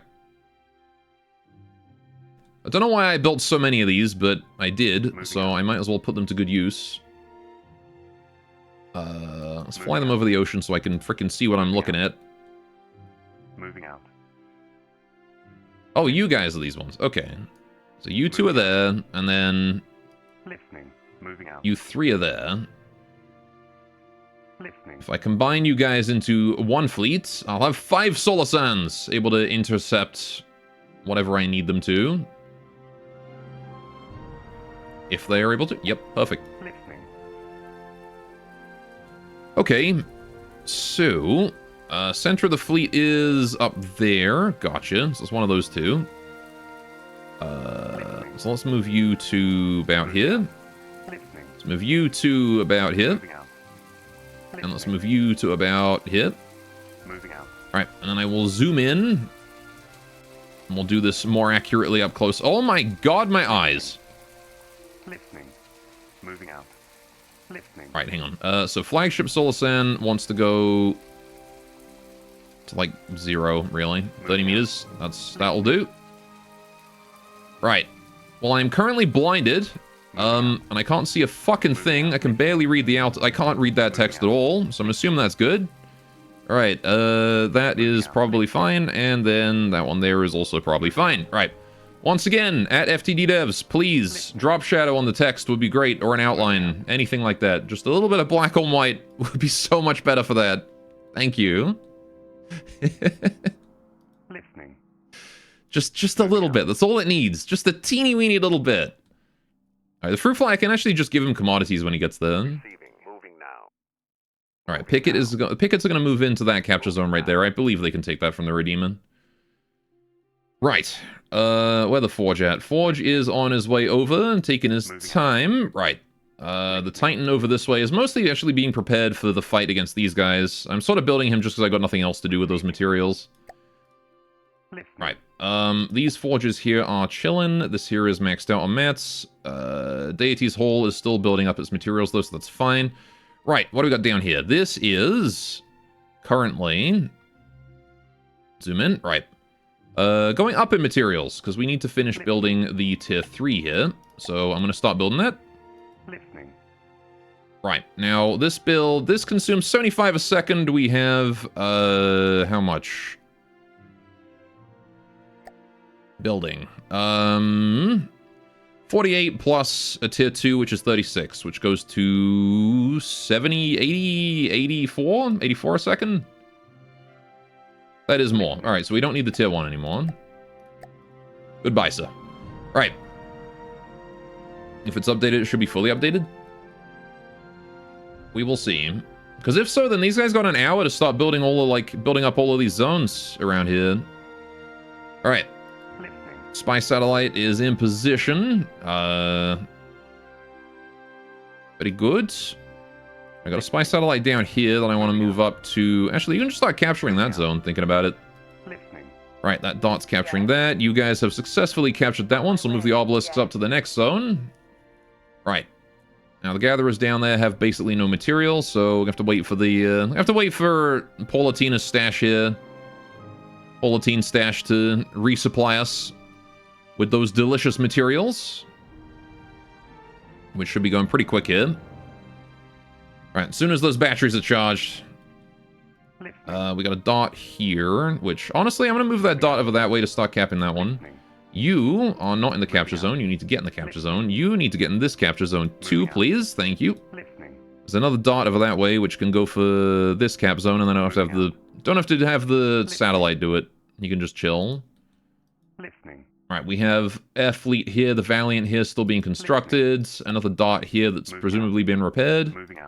Move you up. This dot here is about to get fucked, so we're going to move him away. Alright, although the Torture Squadron is more than fast enough to catch up, so... We'll have to see what happens there. Right. Good to know. You're supposed to see. The game always seems iffy about updating already started campaigns. It definitely does for, like, things that are already constructed. What is Athena? Hang on a minute. The Athena target auto-targeting taboo hovering exo-atmospheric Nile armament. Alright. Of Carrick's designs, this is the most difficult to get approval for. Despite the state of the war at the time, several politicians within the Silver Steel Empire feared that their legacies would be tarnished through the deployment of this weapon. Even though the full name was considered too honest for public record, it ultimately circumvented the usual military weapon approval system through a mix of bribes, corruption, and legal loopholes. The system itself is a burst-fire railgun that hangs in low orbit before locking onto a target and quickly liberating a target of its various systems. The Alpha Strike value of this craft alone was enough to delay the entire Rebel fleet for weeks before they could find an effective way to take it out. Athena is war-made manifest, bound only to logic and science. Oh, okay. Alright. It is if you think it does update the AI. Updating can break victory conditions, though, you think? I see him. Alright, let's see what the pickets here are able to do. Yeah, that dot is fucked. We're gonna fight this Dark Blitz. Oh, I thought it was a Redeemer. Uh-oh. That might be a problem. 2 pickets versus 1 Dark Blitz. Let's see what happens. Alright, each picket is 30k. The Dark Blitz is 100. We do have missiles on our side.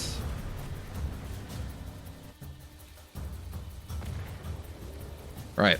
After updating BOTN during the alpha, some people reported they were getting early victory triggers. I see him.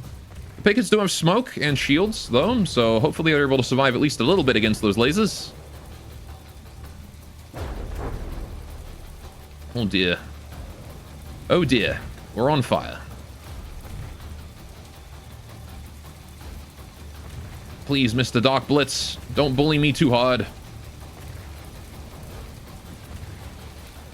Right. Smoke is doing a pretty fantastic job. I'm gonna get my avatar in here, actually, before it's too late, because I do feel like having my pickets not die today. Alright. Missiles are officially in range. How about the other picket? Picket 2, you're just a little bit out of range there. 1.6. Need to get closer. Holy shit. This poor guy's getting messed up. Go, pickets. You got this.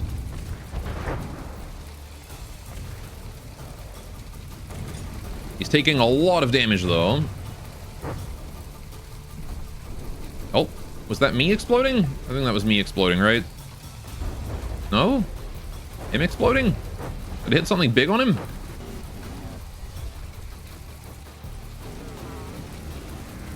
Hopefully I did. I think I killed one of his guns, maybe. That gun looks weakened. Is he launching torpedo interceptors against my missiles? That's amusing. Alright. Picket 2. Alright, so the first picket is at 88% health, which is not great, but Avatar is on board, so hopefully we can get some healing going on. Alright, I'm impressed with the resilience of this little guy. He's still going. Even though his engine is completely exposed. Alright, probably a good time to turn around if I were you, Picket. Show off that fresh armor. Maybe I'll give him a little hand on that one. Oh, nope. Engine is actually dead.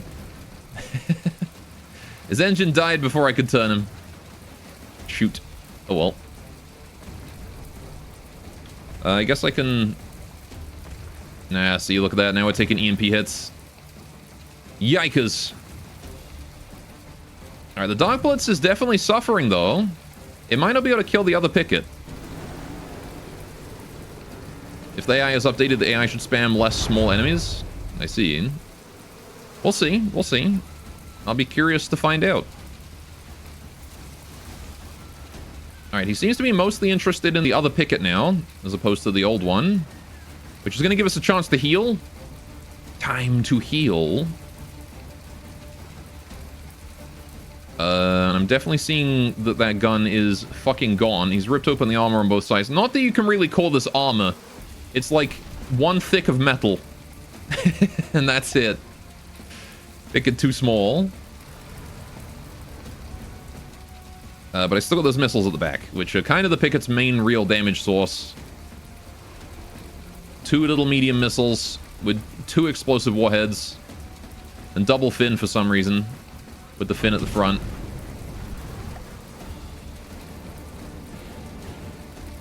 Don't know why. Alright, that picket has returned to 90%. I'm gonna give him a few more materials just to let him carry on the fight. He's not sinking yet, which I gotta hand to him.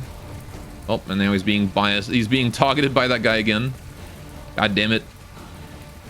Please stop. My squishies are exposed. Nope, this picket here is out of control. Don't lose control, buddy. Stay in the water. Alright.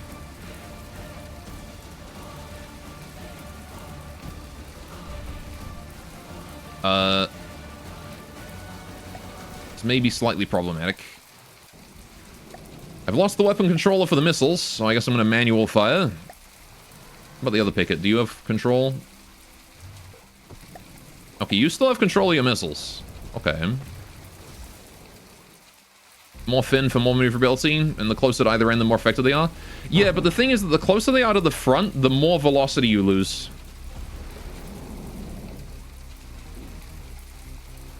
You do get more maneuverability, because maneuverability biases towards both sides, but you lose velocity to the front. So I prefer to, I don't know, these days, especially on the picket, which is not really anti-air missiles, I don't really know why they have fin to begin with, honestly. Maybe I'll just update that right now, actually. I feel like I should have this. This is probably better. In fact, I don't even know if that signal proc is worth it. Like, this just seems like cope.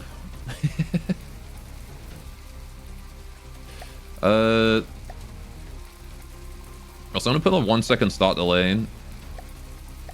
Let's do this. Bigger explosion. 11 seconds of thrust. That's probably... I didn't modify the thrust at all. Let me reduce that. We're gonna give it 18 seconds of thrust. Ramp time, 1 second is fine. Right. That should do it. Alright.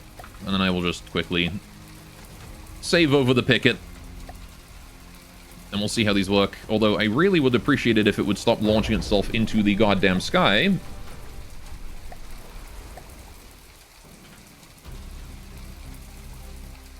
Alright. Whoa, did we kill it? We got the AI? What? Oh, we just hollowed it out. What the fuck? Okay.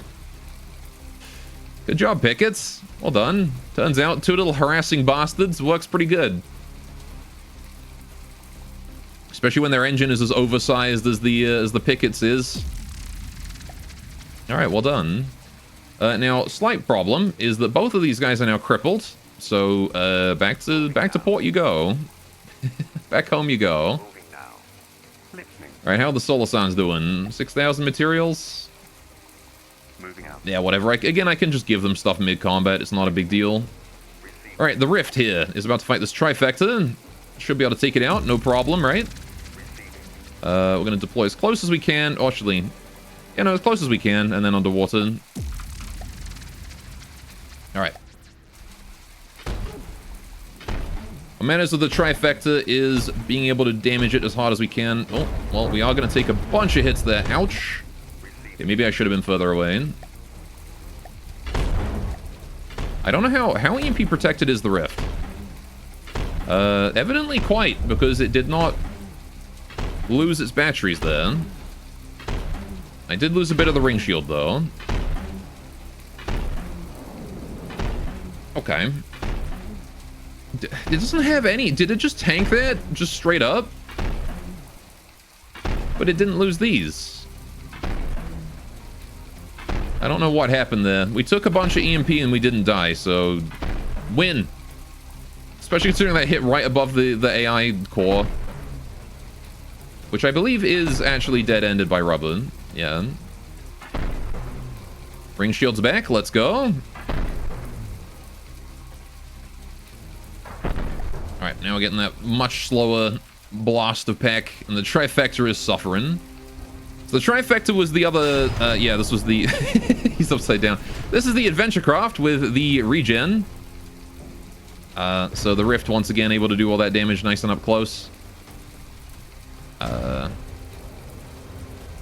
Able to do enough damage.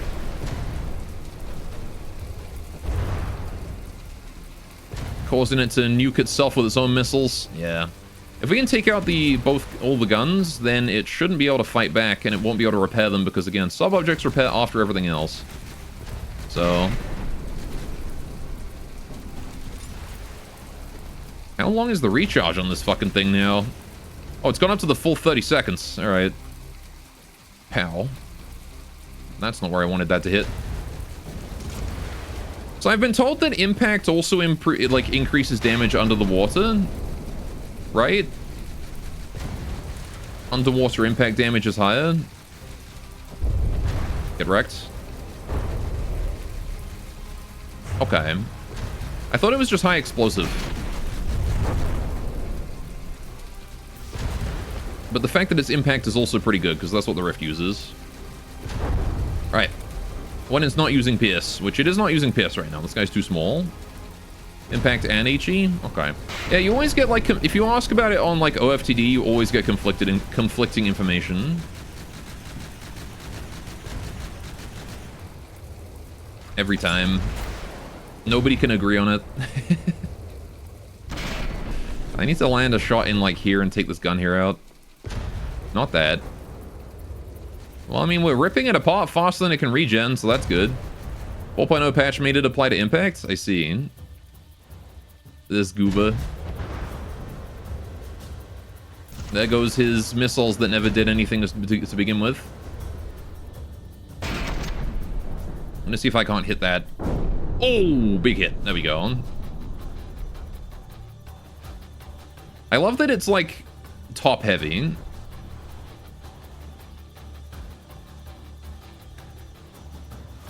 Why is the rift over there now?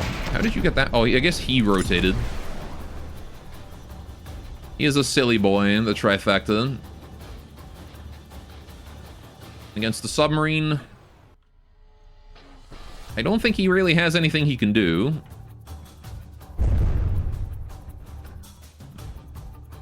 I think I killed all his... Oh no, I didn't kill all his repair bots, but I killed a good number of them. If I can hit him right there, I can take out the remaining repair bots. Just need to land a shot, that's all.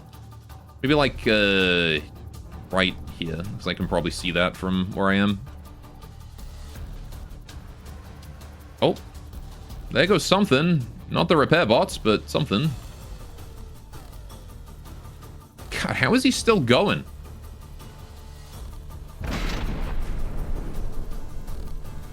How is he still going?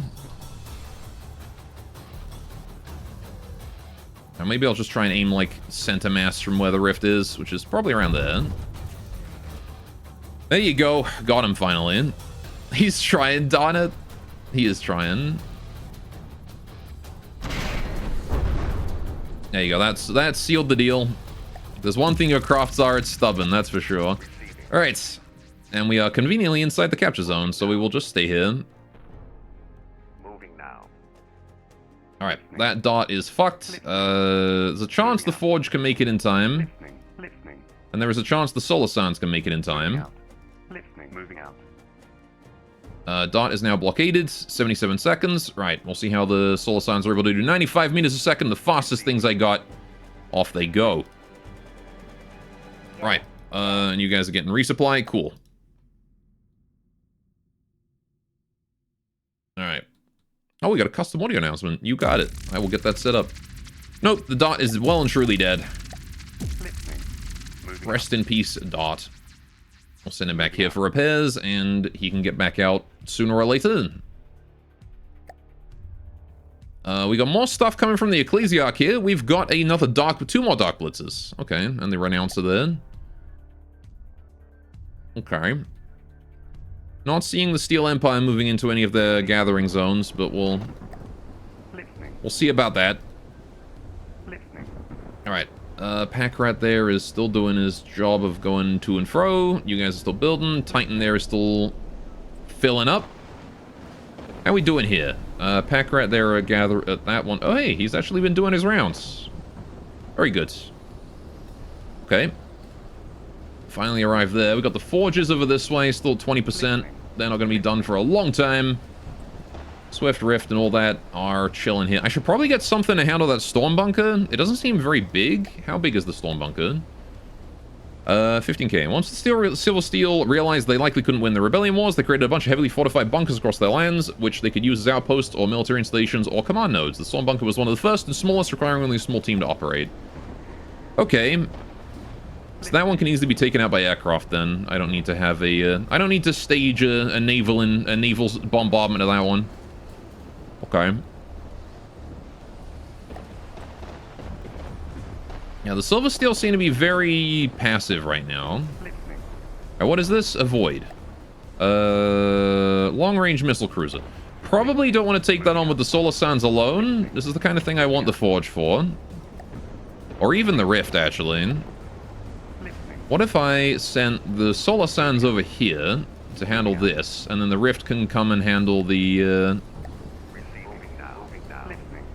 Yeah, we'll do that. Solar Sands can go handle that, the Rift can go handle the Void. I think that's probably a better matchup. Do got to keep in mind that those matchups are important. It's important to make sure to pick those correctly. Oh, the Firefly is at the location it needs to be. Alright, let's move you up, and then you are going to there. Right, use Spy Satellite here is not actually in the right spot, but that's okay. You can start on the capture, I guess. Right, Firefly, Fruit Fly. Sorry, not Firefly. Here, we have a resource node. Not there. Here. Right. And this has 50 a second of growth. Let's build a Gatherer Hut T1 right here. Right. And let's see if you have the ability to build it. You have 0 material though, so what we're going to do is put you up to altitude, play you out, go to here. Yep. Give you some material. Right. Perfect. Pull out a plane. Listening. Moving out. And now you should be able to construct that if we have permission to construct. I don't actually know if we do, because we don't own this territory, and it could be too far in enemy territory to build. Which it does appear to be. So, that's a shame. Listening. But okay. Listening. Not the end of the world. We'll capture the land next to it soon. Listening. Right. The Valiant there is still rebuilding. Air Fleet there is still gathering up all its stuff. Right, the Pack Rat's doing its job. Listening. Alright, this dot here can be rebuilt. Where do I send this dot? That's the question. Guess I'll send it over to there. Moving out. So we can start capping that zone once we're done with this one. Yes. How you guys doing? Oh, good. Materials are back. Alright, this lot here is going to be merged into a single fleet. Because why not? Actually, you know what? No, I'm going to rebuild these tanks. Because I don't want Churchills, I want the Hawthorns. Same tank, but new name. Listening. Alright, so I'm going to scrap that, scrap that, scrap that, and then build. Yes. Okay, Yes. why are you over there? On my way. Yes. Rough Rider is the flagship. On my way. So hang on a minute. You guys On go my way. here. Yes. And then the Hawthorns want to go, On my like, way. Yes. around it. On my way. Yes. Yes. Yes. On my way. Something like... It's so hard to tell when you're doing it at that range. Okay, Yes. you go On my here. way. Okay, so they are kind of getting in range. They should definitely be in front of it, though. Okay, Solar Sands and Dark Blitz have met. Good. Yes. Right, Hawthorns to the front. On my way. 1, Yes. 2, On my way. Yes. 3. On my way. Right. Thank you to whoever suggested Winston, by the way. I did make it the name of the AI. Listening. Moving out. It was a really good name. Listening. Alright, let's fight this Dark Blitz with 5 Solar Sands. I'm curious to see how this is going to go. Yeah, I'm just going to deploy as that.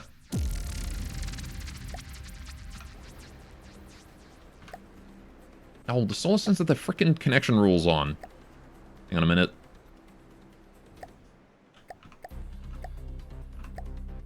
Right. Save vehicle. You. Okay. Curious to see if they're able to win or not. 5 Solar Sands is quite a lot. And when it comes to their battery power, they should be able to recharge pretty dang quick. But lots of particle cannon shots. But I'm going to get rid of all their stupid connection rules first. So I don't have to look at the messages the whole time. Was it you? Yep. Okay. Cool.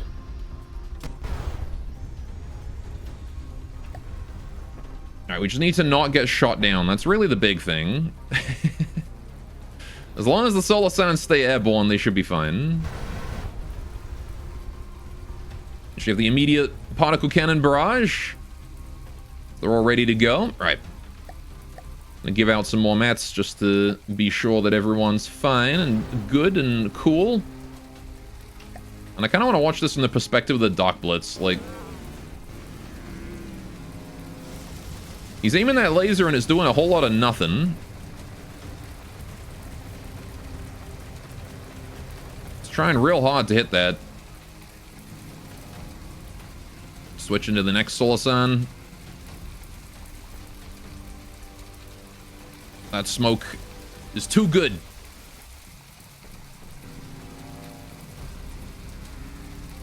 Yeah, you ain't doing a lot to these guys, that's for sure.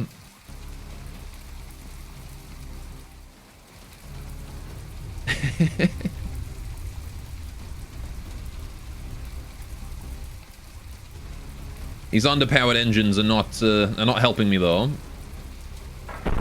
Or rather, overpowered weapon. Dude, the particle cannon takes so much juice to make it work. Although I guess it doesn't help that I am running a shield on top. It's like I've just got one particle cannon that fires, right? It's 2 particle cannons, but only one. They fire in tandem, right? They fire one after the other.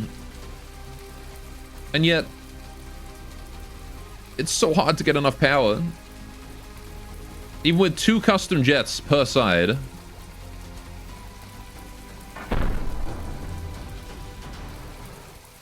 One of these days I will consider rebuilding the Solasan with some sort of better config. I don't know how you would do that though. Like, how do you squeeze more power out of this?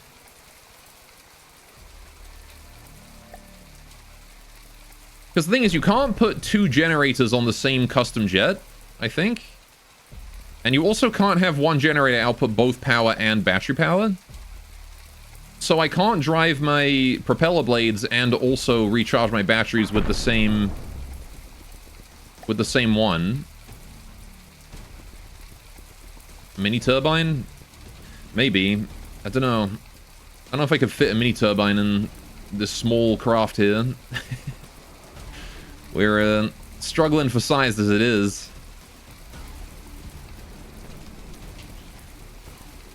At least the fire rate is good here, because I've got so many planes recharging and sharing power. We're attacking with the decoy missiles. Alright. That smoke is carrying super hard. Small turbine plus boiler is 1x1x4. How much battery does that make, though?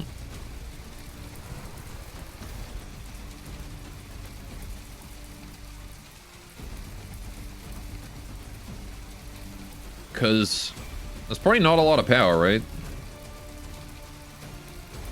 And this guy produces 362.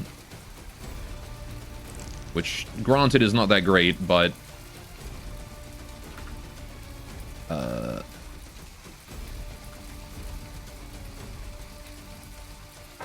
it's 206% efficiency, so I don't know. Maybe I should just have more burners on this one, to be honest. More combustors. Burn that power fast, burn that juice fast. I got too many compressors, I think. Too many compressors, not enough combustors.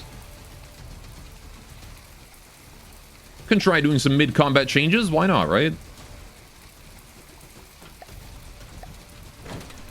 Alright.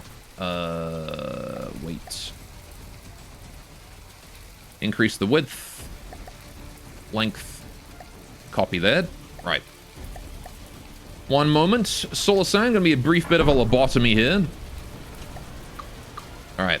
I'll put, what, one more combustor? I think one more is fine for now. Just as a test. Alright. Air. Small custom jet. Combustor. Alright. I have like one combustor for every 6 compressors. I see him. Alright, so that there now is going to be generating 500 power. Much better. Granted, we now have dropped from 200% efficiency to 197. That's basically nothing. Add the extra combustors as well. Right, 678. That's much better. You said it backwards? Whatever. one compressor for every 6 combustors. Oh. See, I usually put more compressors on because they're just free power or free efficiency. What I do is I put combustors until I get like the energy requirement that I want, and then compressors for the rest, I guess, is how I should be doing it. It's not how I did it for this. Alright, but that's already way better. Alright, save vehicle. That is way, way, way better. I could do the same thing with this other one. Oh, I've already got 2 combustors on that one. Okay. Sure. So that should work then. That should work just fine. And it's a shame I can't update these guys mid-combat, because then I could have them repair each other. Alright. Although I guess I suppose what I could do is just... I've already saved this guy, right? So let's just do this. Clear that. Alright, forwards 1, length 3, pow. Right? And now I've got that as a prefab. Right, I can go over to you, Mr. Isolated on your own over here. Right. Right, you just value volume efficiency a lot. Reasonable, to be honest.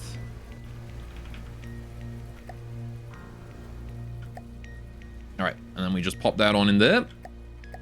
And voila, he's ready to go. As he almost falls into the drink from me breaking his engines. Right, when he didn't expect it. Sorry, buddy. Have you already got yours set up? Are you the one I did? No, you're a new one as well. Right. Compressors are not that. Alright, there we go. Once again, we put this in. Right there. Right. Just updating all of these guys real quick.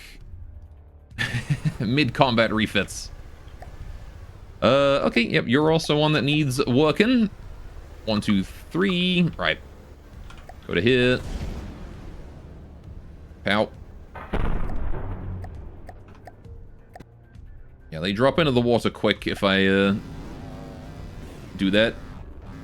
It's okay, though. As long as he doesn't get murdered by the Dark Blitz that's right next to him, he should be fine. Uh-oh. He's getting murdered by the Dark Blitz that's right next to him. Ah, fuck. Yeah, just got gutted. That's unfortunate. That was a fuel hit. Listening. Right. Ah, now he's taking torpedoes.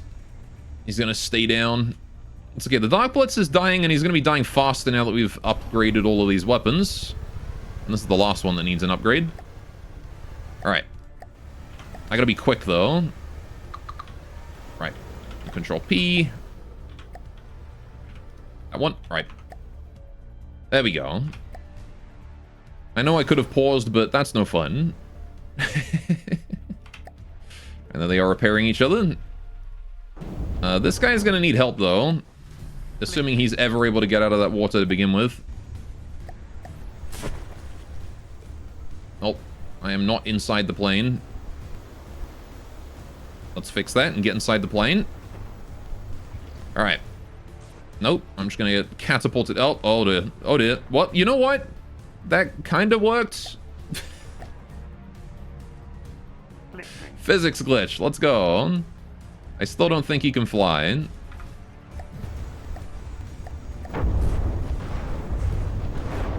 Why are my boots not grabbing on? Grab. Okay. Well, I guess I just don't get to grab on with boots. Anyway, right. I'm noticing a lot of Soul Sands are now just suddenly out of fuel. Because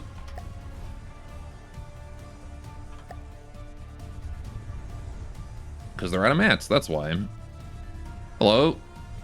I'm going to refill all of you real quick, because, oh god, that's bad. Alright, there we go.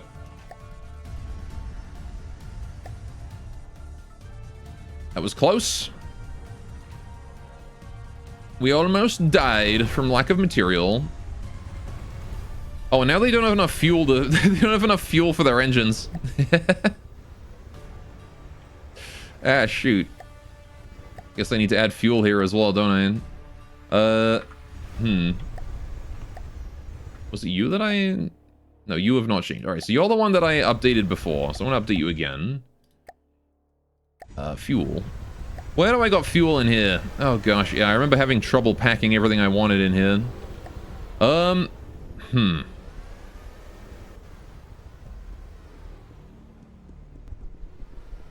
Right. I guess I'm gonna get rid of some material storage and replace it with fuel then. Because I do just have plain material storage in here. It's gonna have to go at the front. Right. Get rid of that, and then put a locker or something below it. What do I got here? 200, 156? Perfect! Alright, that's how much we're gonna need. Save you, and that should be fine. Right. The other ones can stay out of fuel for now. Oh, we got him! The Dark Blitz is 80% enemy territory. There we go. Alright, I'm gonna have to update all my Solar Sands then. At least we got a brand new, upgrade for it. It is gonna make it a lot better than it was before.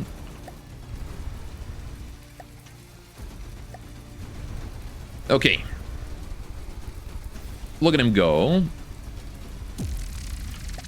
Silly Solar Sands. Listening. Alright, you guys want to update? What? Listening. What? Oh. I think I know what I just did.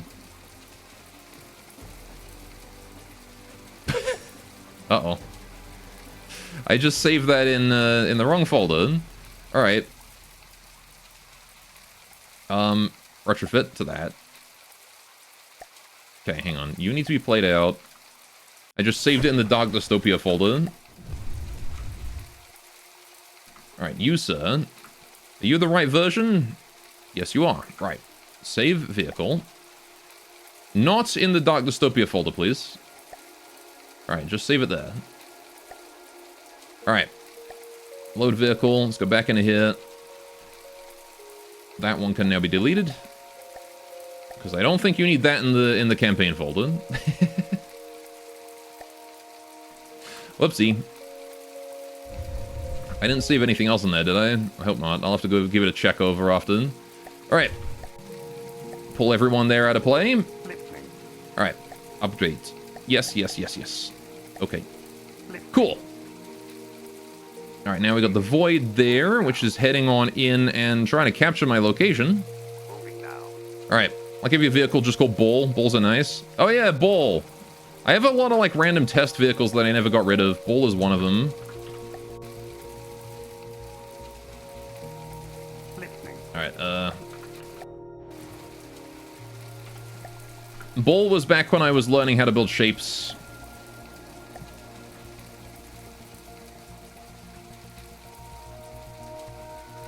We'll just let him build them. I will show you later. I have another Bull one. Still so bad at shaping. The only thing you can do is practice. I have Orb as well, which is much bigger because I actually intended on making that a craft. Sure, why not? We'll load that too. Bull and Orb. Neither of them function. They're not actually like functional craft or anything, but you know. Alright. 1700 hours later and still can't build for shit. You can't help but build a dong.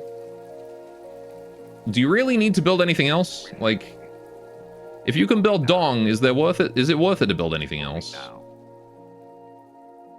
Which is the most important shape? Mm-hmm. Receiving.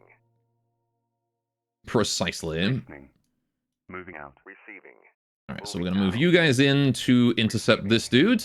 Moving At the very least, defend the area. Moving out. Right. Okay. I don't know why what my solar suns here are doing actually. Go for the torches. Why not? Newly built solar suns versus the Torture Squadron. Let's see how this goes.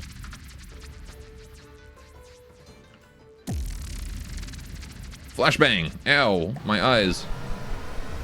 All right. Now, this is actually exactly what the Solar Suns want to be doing, because they are up against agile aircraft with their hit scan weapons, and these guys have missiles, which we can... Are you out of materials? What's going on there? Right, we got those decoys going out. Lovely. I feel like the torches are out of materials.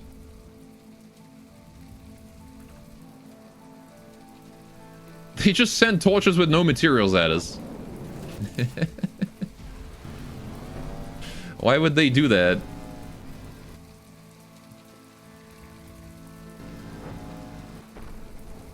How very silly. Solar Sands decoys flying around. Apparently the Solar Sands having trouble hitting. Alright. Keep it the Almighty is like meta build. Oh. Brief bit of damage there. I think that was actually... Oh no, he's getting materials from his own scrap. The only way to make it look good is decope? I see. Yeah, these torches, that was disappointing. I was hoping for a good fight there. Guys, don't collide with one another. Come on. It's not hard. And I really do need to like completely redo the Solar Sands bread. The Solar Sands had a very complicated bread that I made before the bread update, and now that the bread update came out, I can do like way better collision avoidance and stuff, which these guys don't have at all. So I need to redo their bread. It's not hard. I prefer it when it is hard. The hardest bread, baguette. All right, but now we got like way faster particle cannon shots. This is great.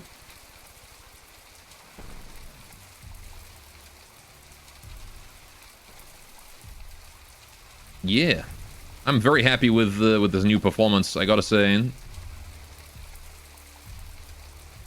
Probably still not max speed, but heck man, this is a lot better than it used to be. Dramatic increase in firepower for the Solar Sand. Literally just doubled its firepower with one little change. How did you get on fire? What's going on? I like how they're still releasing smoke even though they don't need to. Alright, I think I programmed that into them. That they dynamically smoke. Power of volume efficiency, yeah. Alright. Yeah, if I rebuild the Solar Sands, I'll probably keep that in mind more. I had an addiction to, I had an addiction to fuel efficiency when I built these things. Realistically speaking, they should be more expensive. And I think I should make the particle cannon bigger. Bigger particle cannon. Maybe bigger lens as well. Yeah, I had an autism. I did have an autism. But now I know better. Alright. But yeah, like, the code for this thing as well is also fucked.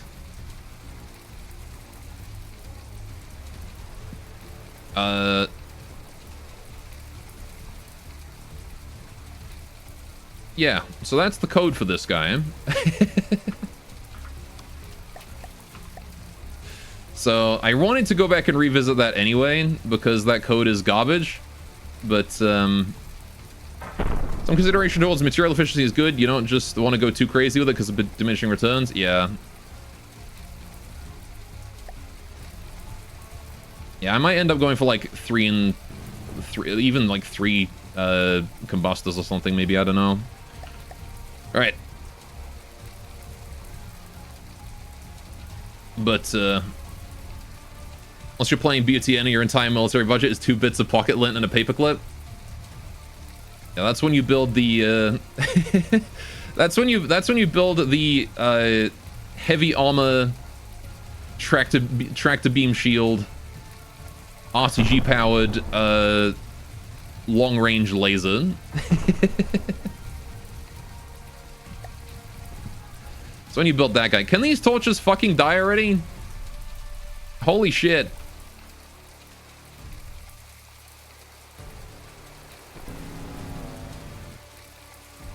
Guys, please. There's nothing here for you. Just give it up. How do you still even have laser charge? You have no fuel.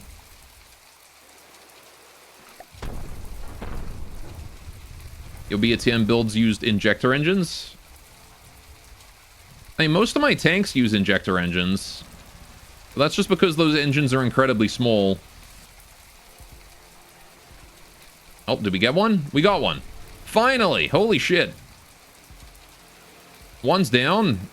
And now it's this guy here who's going to be taking the full brunt of the particle cannon barrages. There we go. He took 3 right there. Came out alive. Oh, and he's picked up his friend's materials. And immediately crashed. Because he's too damaged to fly straight. And now he's upside down in a ditch. I'm surprised he hasn't, like, physicsed out into the ocean floor yet.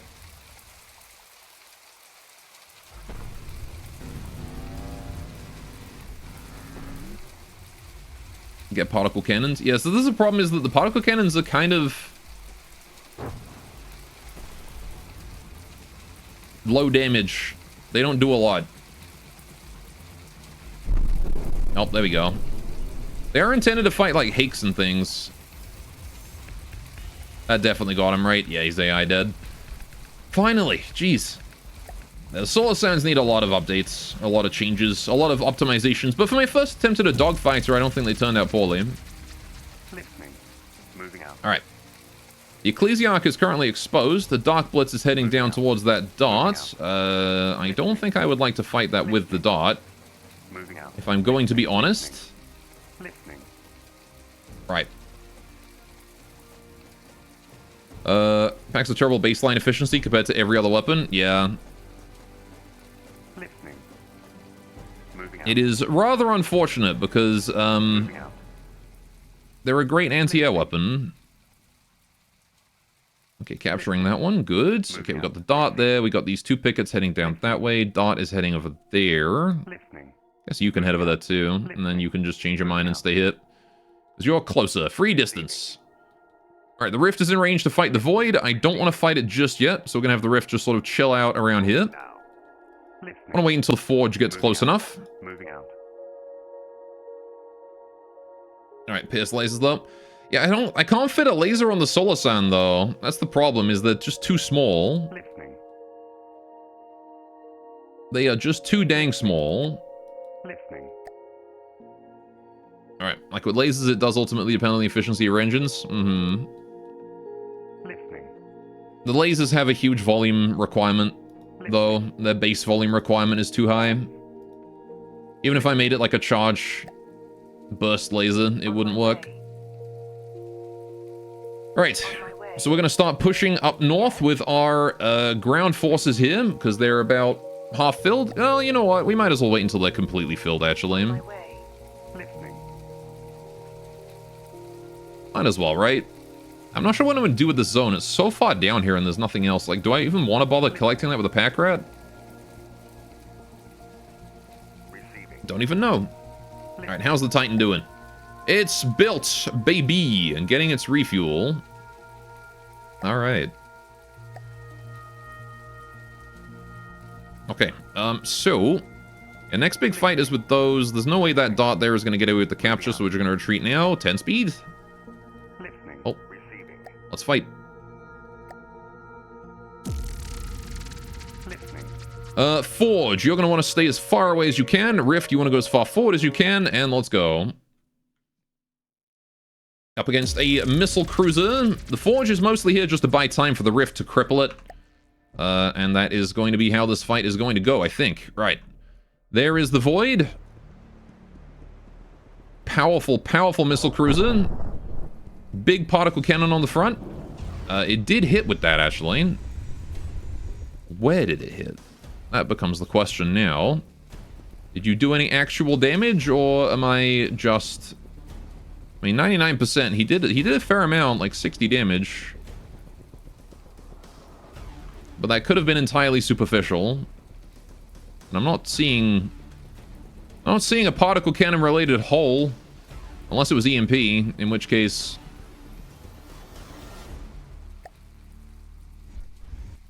I guess we'll see as I... And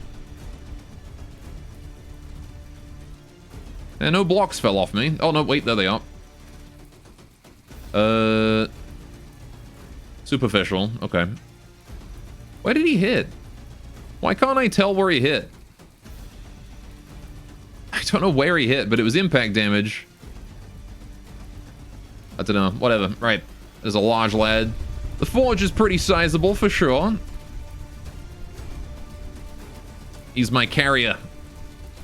He's big. He's strong. He's more built for ground sieges than this kind of thing, though. Not really built for naval combat.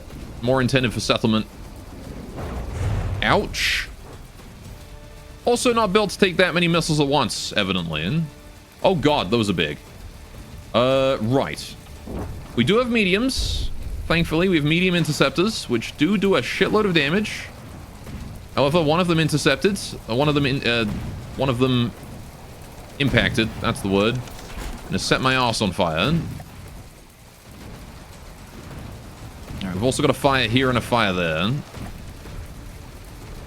Almost lost it to Wolfram last time. Yeah. Alright, still, the air fleet is out now, which is a good start. The Mordax are heading in. Hydrate, you got it. After this fight, we'll do the dog. Alright. House on fire. Average post-Taco Bell experience. Not to worry. Kaboom. First nuke. AI dead instantly. Second nuke. Overkill. Under the water. Done. The Forge is not the real threat there. It is indeed the Mordax. You do not fuck with those. They will kill you.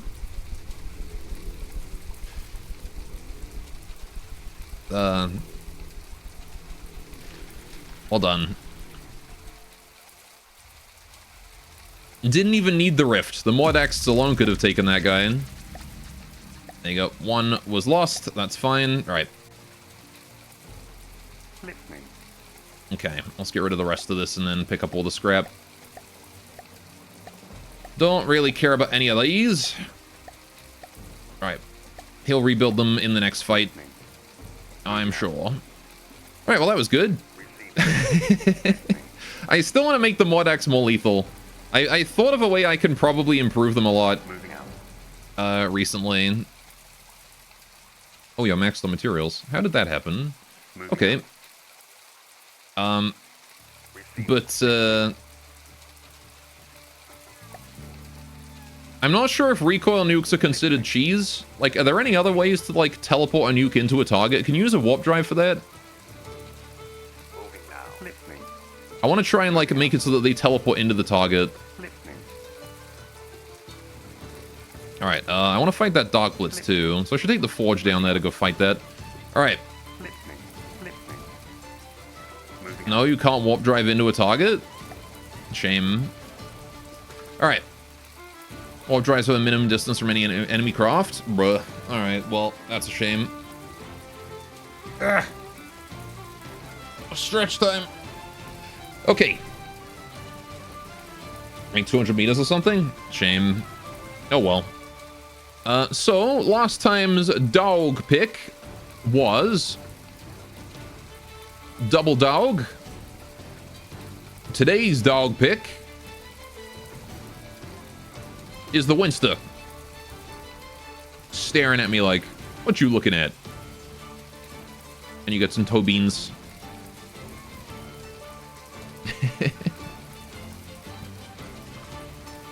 She got her green pea pod. There you go. Right. Okay. Let's get you guys the fishing real quick, and then we will be back in 5 or so minutes. And we will maybe try and take on the Ecclesiarch. We did spend some time today in dev mode, so... Right. Y'all have a good time with the fish. Good luck. Recoil is the only way to do that you know of. You personally consider that absolutely cheese, and you're not okay with the SD nuke using it. It exploits limited ticks per second of the game. I see him. Fair enough. Yeah, I don't know. I want some other way to get the nuke to, like, implant itself in the target, though, before it explodes.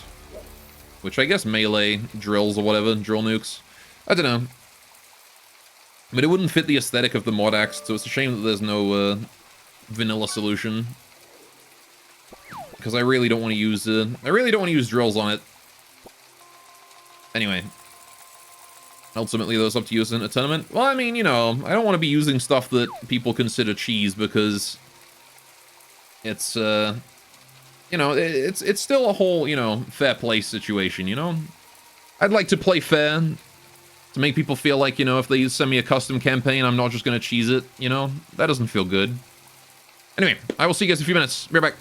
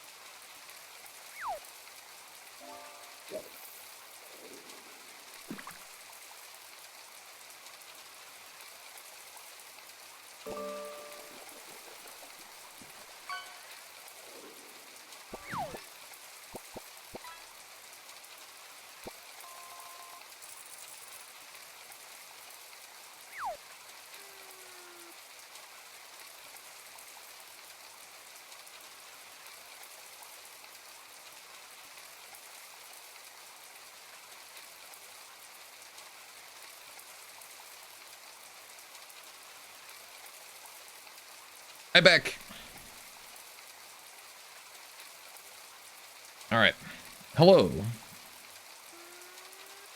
The fetch actually do anything on the spamming chat making that annoying noise? No, they don't. It used to be that the devs were planning on adding something with it. But then the devs abandoned it, so now it's just what it is. Until it breaks.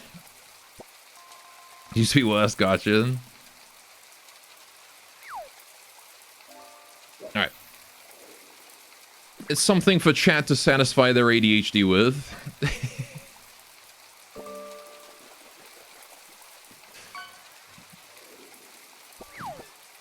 Nice pike.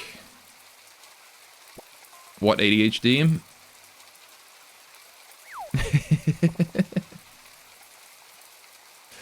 I don't know if I can, like, change the fishing sound or anything, but... Alright.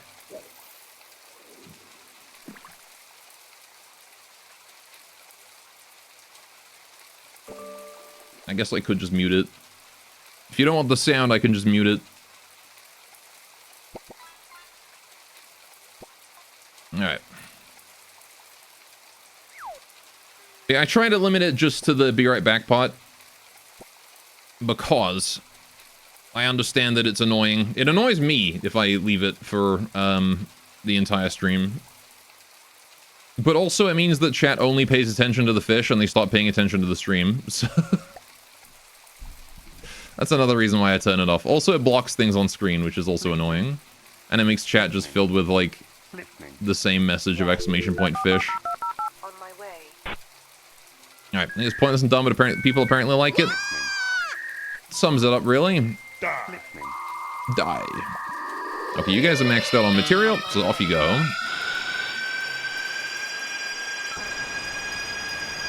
I keep IDW there with her blocking butt. Yeah, but IDW cute, though. So it's entirely justified. I'm gonna build another spy satellite or two around here. Alright. I'll show you annoying noise.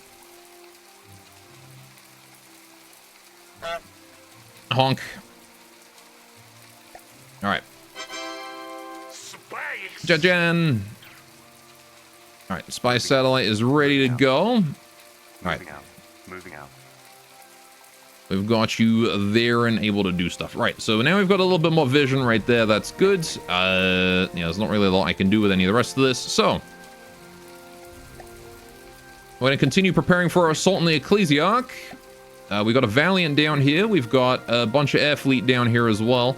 Could probably use more resources in this general area. I've also got, like, this naval fleet over here that needs to be transferred over. So I'm gonna merge them together into one fleet.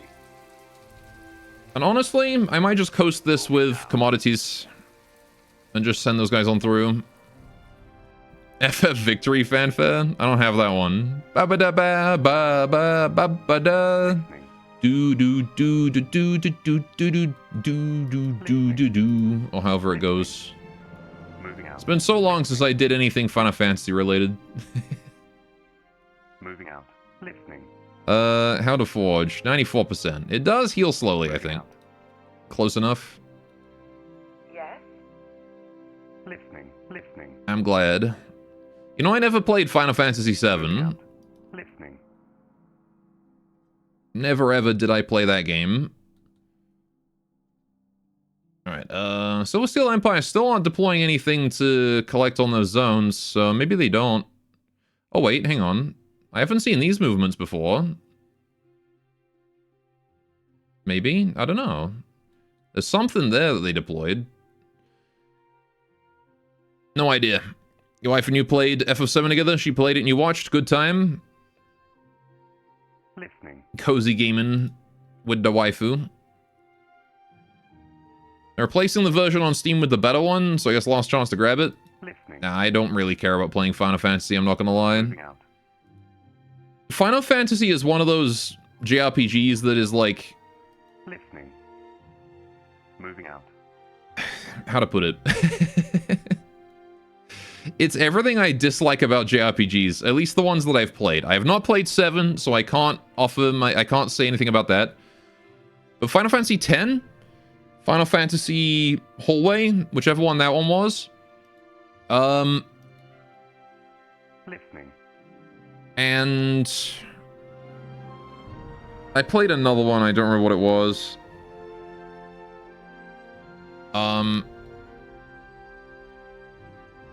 But yeah, I played Final Fantasy X with Awkward Laugh Boy. And I played I think what was the one with lightning and like the hallway, and it was just really fucking linear and sucked. Moving out. I don't remember what that was. I played that one though. It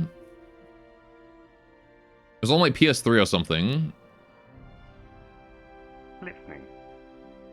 11 might have been. I think it had like a Dash 2 version that people say was good, Moving out. but I really don't remember Listening. Moving out. because I didn't get that far in. But if you say it was 11, then I'll believe you. Yes. Obelisks, you guys need to keep moving up. This dot right here, we're gonna send it this way. Right. Capture zone, please. Right. Anyway, Xenoblade was good. Apparently, I've heard Xenoblade is good. Yes. From what I've like experienced of JRPGs, Tales and Final Fantasy are not that great. Listening. The problem with Tales, I've gone over before, and we're not going to get into that right now, unless you guys want to. But rather than Final Fantasy, it's just menu simulator, and I get bored of that.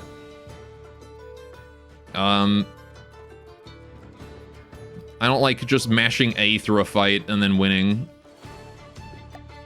Listening. You know what I mean? Listening. Moving out. Alright, Forge is coming back together. Right, they're sending a bunch of shit at me here. Right. You like the 16-bit era games and the OG7? Fair enough. One got a lot of flack for being very linear for 2/3 of the game. Yeah, I think that was the one I played. Alright, so we got Dark Blitz, we got Fracture Squadron, Renouncer. Okay. But there are JRPGs that I do like. Oh yeah, Neptunia is another JRPG series that I don't like very much. I love the characters, I love the comedy, but the gameplay is ass. Listening. Which is a real shame. Moving out. Moving out. Alright, Yes. On my way. yeah, land invasion, let's go. Alright, so we're gonna gather the obelisks up over here by that, I think. But Golden Sun is amazing JRPG, really good, well-made game. At least the first 2 games. Moving out.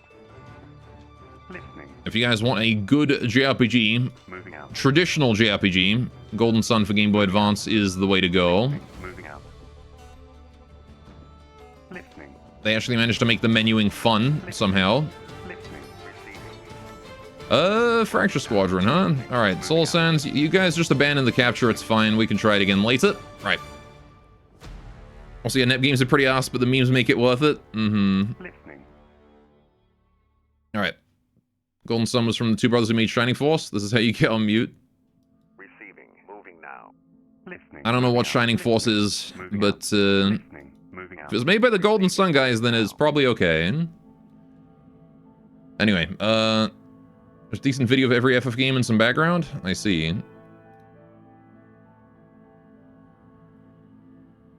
I shall open that and mute it and watch it after the stream. I Xenoblade Xenoblade with G-style combat, except your party members are AI controlled. It's unique. The story's really good. I see. Really like Nier Automata. Haven't played that one either. Specifically playing as 2B and detonating her skirt immediately after loading into the level. Listening. Mm-hmm. Moving out. The booty. Listening. Moving out. Moving The out. two booty. Alright. I'm someone who spends hours literally menuing, complaining about menuing, classic goal. Well, it's... I don't know, like, man, I know that, like, you know, I'm probably not... Listening. Moving out. Listening. Yeah, I'm probably somewhat hypocritical on that. Moving out. But, Listening. the thing is that, like, it's just... Listening. Listening. Moving out. It's the fact that when you Moving out. play a JRPG, right, Listening. Listening. the gameplay is... Moving out. Listening. You sit there and mash A through a bunch of text, Listening. because it's got, like, visual novel style storytelling and cutscenes and shit. Listening. And then, Receiving. once you're finally done with all of that, you get out of that, and you get into a fight, and then you're just mashing A again. Right? Listening. Listening. Like, that's just what... It's just the whole game is just press A, and you win. And there's nothing more to it. Another one is Bravely Default. That's another one I played. I actually beat Bravely Default. And that game was... Actually, you know what? Bravely Default was good for the first half of it. But as soon as they started going for the true end, as soon as I went for the true end, it's just immediately became a slog, right? Because it was just boss rush after boss rush after boss rush after boss rush after boss rush after boss rush after boss rush after boss rush after boss rush after boss rush after boss rush. For like fucking days. It sucked. And some of them were so like stupidly hard that like the only way to do it was to cheese it. It was garbage, man. It's like they had a good game and they ruined it at the end.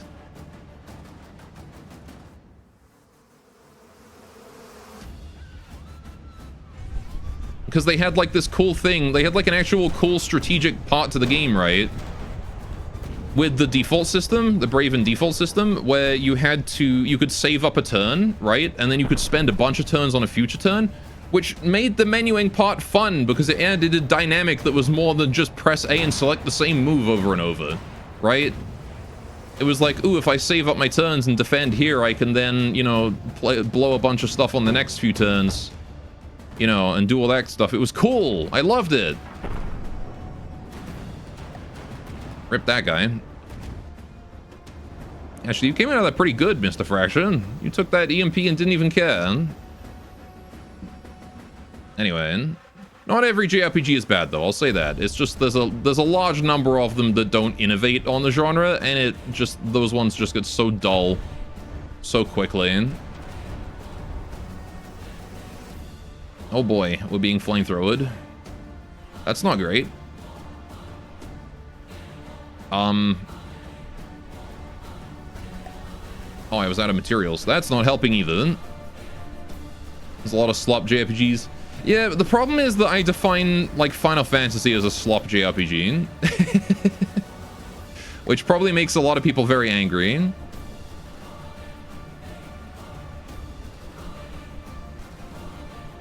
Alright, how's this gonna work? Trying to nuke a fraction. Oh. Hey, they got him! Okay. Streamer enthuses over classic what? Ouch. I have nuked myself.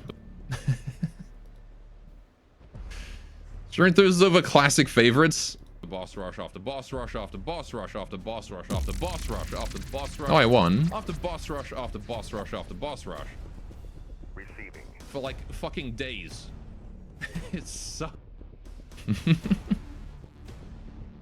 Anyway.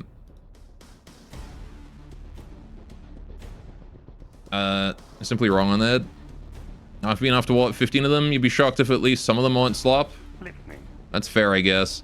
Yeah, I mean, again, like, I can only comment on, like, when I say Final Fantasy is slop, like, I can really only comment on Final Fantasy 10. I'm just gonna leave the athlete alive. Alright, I can only comment on Final Fantasy 10 and the hallway one that I played. Like, that's pretty much it.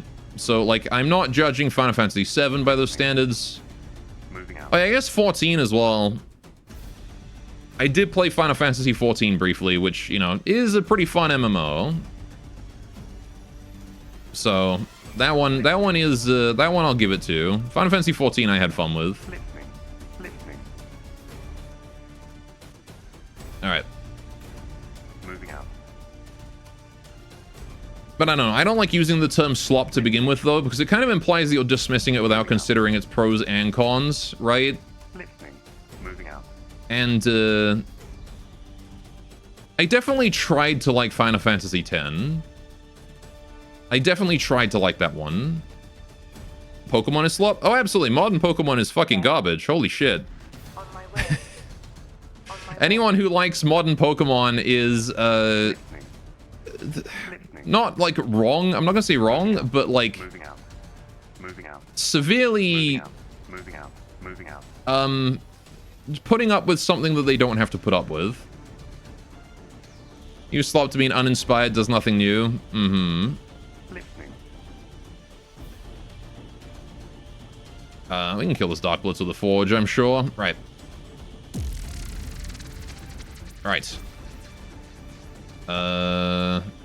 Forge is there. All of these guys are just at default location. Okay, let's just spread the air fleet out a bit, I guess. Alright, is the Forge going to start making a new air fleet, or is it going to remember that its old air fleet was there still?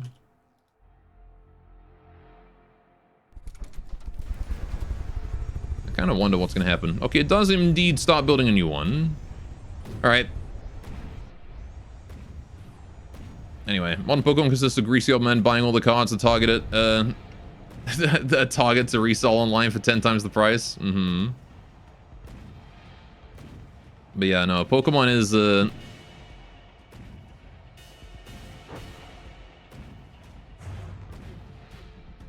don't know, like, Pokemon, in my opinion, like, Pokemon has a nice bell curve of when it was good, right?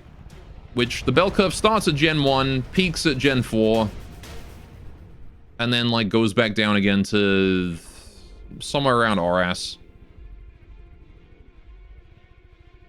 Rest in peace, the Dark Blitz. He got nuked twice. Didn't work out so well for him. All right, hang on. I need to address this fleet right here. All right, all of this here can go. All of this can go. All of this can go. Right. Pokemon now is definitely slop. Yeah. I mean, like, the last Pokemon game I played was Sword and Shield. Which, at the time, I had fun playing. But looking back on it, I can definitely see that it was a half-assed mess of a game. Listening. Moving out. So, I'm a Gen 1 to 5 were good, Gen 6 to 8 was slop, Gen 9 is actually decent. Receiving. Moving now. Fair enough. If we're really a fan of the franchise, we don't think they're bad. I mean, or the older ones aren't. Yeah, like, Gen 1 was Listening. scuffed, but earnest. Gen 2, really, actually, Gen 2 was quite fun. Still scuffed, but quite fun. Gen 3, peak. Gen 4, peak. Gen 5, peak. Right? And then Gen 6 was, again, scuffed. Gen 7, scuffed. Listening. Gen 8 is just complete trash. Which even Gen 7 and 8, actually, are both kind of trash. Anyway. Moving out. Learning about Pokemon is the people who are doing unspeakable things to the life-size God of War plushie, and also there's a guy named Ash Ketchup. Yes. Also the life-size Vaporeon plushie. Mm-hmm. Pokemon Summer gets people to buy multiple copies of each game. Yeah, that's the other thing that's scummy about it, is the region locked Pokemon. Listening. I should probably try and kill this Renouncer. Right. Okay. Let's go this way. Mole and dagger. Right. And dagger. It's just a renounce, so this should be fine. Right. Every time you see a new Pokemon game being played, now it's like bad writing, weird designs because they're out of ideas and there's absolutely nothing new. Yeah, I mean, well... Missing QL features that the rest of the industry adopted a decade ago? Yeah. Like, it very much is a lot of that. It's, you see new Pokemon games and you see that they are, like, walk up 3 steps, get a cutscene, walk 3 steps, get a cutscene, walk 3 steps, get a cutscene, yada yada, right? More of a visual novel style with a bit of gameplay every now and then. The amount of hand-holding is insane. Listening. Just utterly ridiculous. It's almost like it's... Pokemon players are not treated as though they are players. They are treated as though they are, like, autonomous robots, really, that don't have any ability to make decisions. Moving out. Alright, let's kill this Dark Blitzer too. And, like, I get that they're made for kids, but for crying out loud, man... Kids had, like, fucking Metal Gear and shit.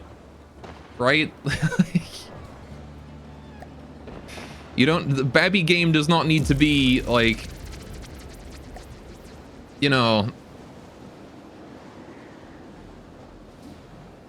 Babby game does not need to be... It does not need to be, like, a zero gameplay. And my Metal Gear, I'm referring to, like, the original ones. Back on SNES, you know? That kind of shit.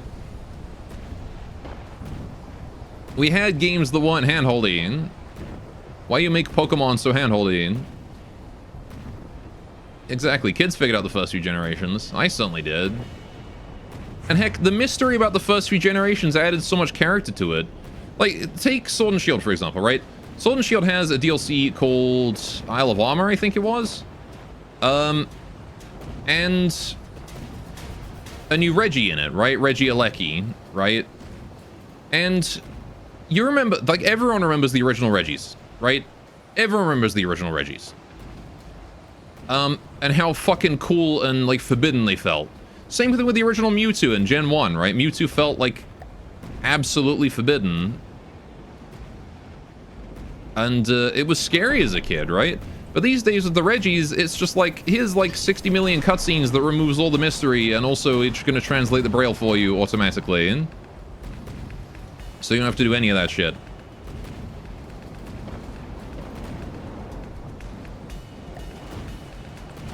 Anyway, yesterday someone said Jeff Keighley is the Kojima of video games. You laughed with headphones in? That went over well? Kojima is the Kojima of video games? I don't even know who Jeff Keighley is. Who that guy in? Rest in peace, Dark Blitz. Once again, could not take a nuke.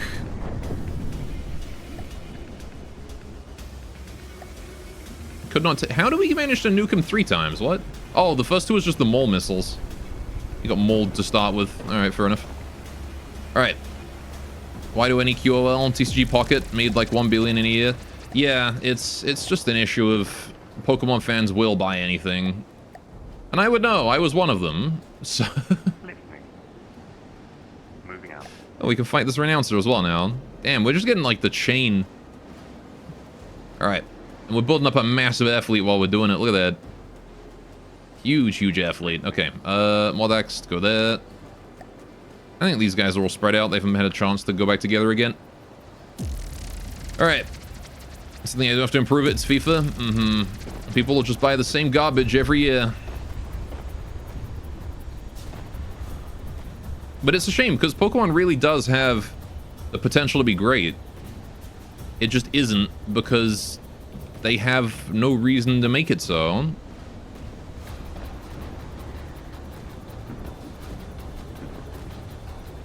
Alright.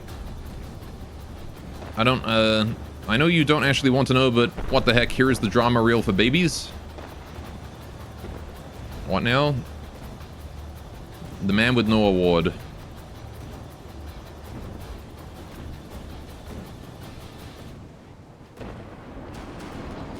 Fair enough, I still have no idea who that is. Alright, how's that redeem doing? Oh, it died to a nuke. Oh, wait, that was its nuke. Right. I remember it having a nuke. Okay, now I've got too many aircraft here. I'm gonna scrap these and refuel the forge. Alright, because boy, do I not need all of these. Alright. Listening. Moving out. Okay. Moving out. Go back there and try and get the cap again. So we've managed to disable all of that. How is the Silver Steel Empire doing with building stuff? They've got more Zeuses. I'm seeing more Zeuses around, transporting materials around, which means that presumably they're doing something up there. Right, because they're not completely inactive after 3 hours of, or however long it was that I spent fighting these guys. Valiant is ready to move in, fully fueled up, as is the air fleet. We're going to move them in too. Fantastic. All right. The pickets are also ready to go, fully fueled up. Fantastic. All right. So there's ground fleet over here too. Oh, ground fleet, sea fleet, naval fleet. Just got to wait for them to all gather up and hopefully not die to Torture Squadron. All right, where's my stupid solar signs? There they are. Right. I have a spare dart around anyway. I do. I got 2. Can I send you guys up here? I want to send you to that one. Although, actually, I'm going to send this guy over to that one so that then I can get the solar sands out of there. And you can take over on here because that guy will be gone by then. Right. Why do you suspect the Ecclesiarch is going to cause trouble? Oh, probably. I mean, I'm going in with an overkill fleet, hopefully. So we'll see how this ends up. Alright, let's move you up there. Right, we got the dart there. You're still moving in. Alright. 10 speed and hopefully don't get caught by those torches. Thank you very much. That's gonna be close. Right, this dot here has nothing to do. So I guess I'll move this dot here around and go up to there. Right. But yeah, I guess in summary, not all JRPGs are bad. It's just that I very much dislike the JRPGs that don't really do anything inspired with the system. And again, like, you know, Bravely Default, really good. Golden Sun coasts well enough off of battles being short and having the Jin system. So... Oh, Borderwise! Welcome, Borderwise! Hello, everybody. Welcome to me making every Final Fantasy fan very angry. What's up? How did Witcher 2 go?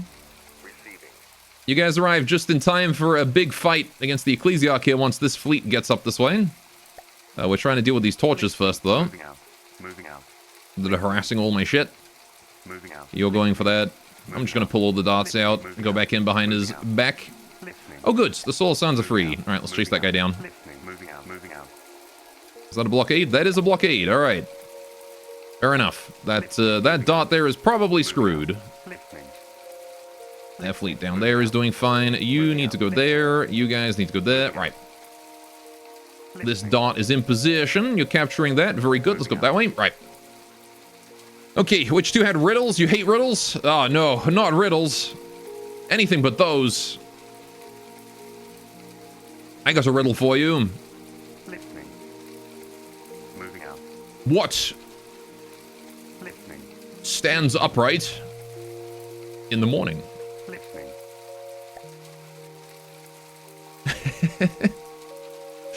Riddles make you angry. Rah, canoe smash. Talking shit about FF being uninspired while it pioneered a good amount of JRPG mechanics.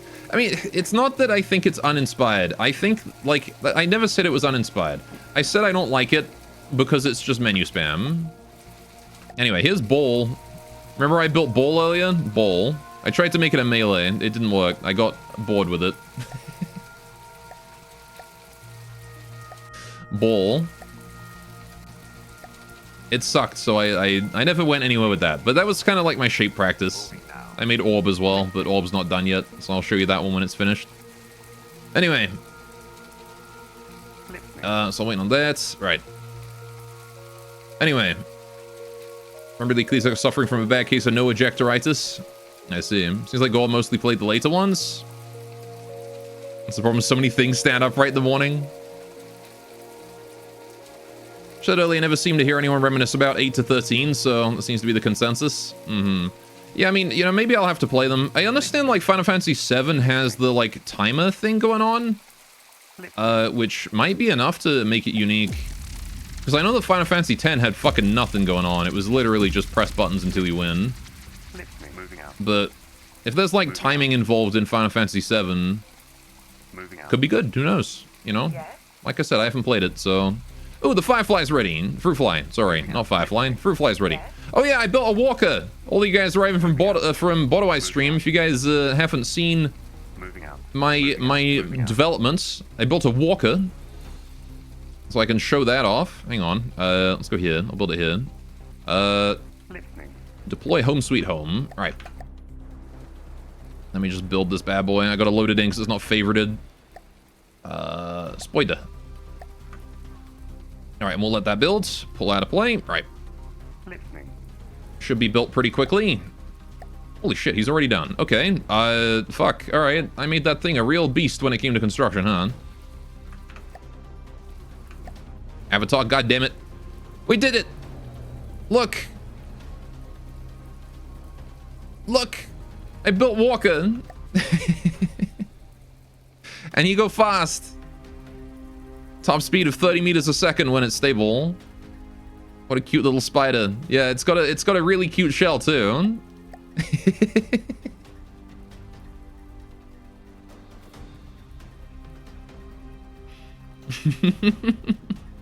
It's an EMP check. What do you think? I like him. I also built a really shitty shuffler that didn't really work out. Show them the shuffler. Yeah, I'll show them the shuffler as well. Where's the shuffler at? There it is. All right. Pull these guys out of play and can finish the shuffler real quick. If Home Sweet Home feels like building it. There it is. So this is my first attempt at building a walker, which is actually based on BattleBots. So, same design of shuffler as BattleBots, or as, like, you know, the shuffler designs used in those.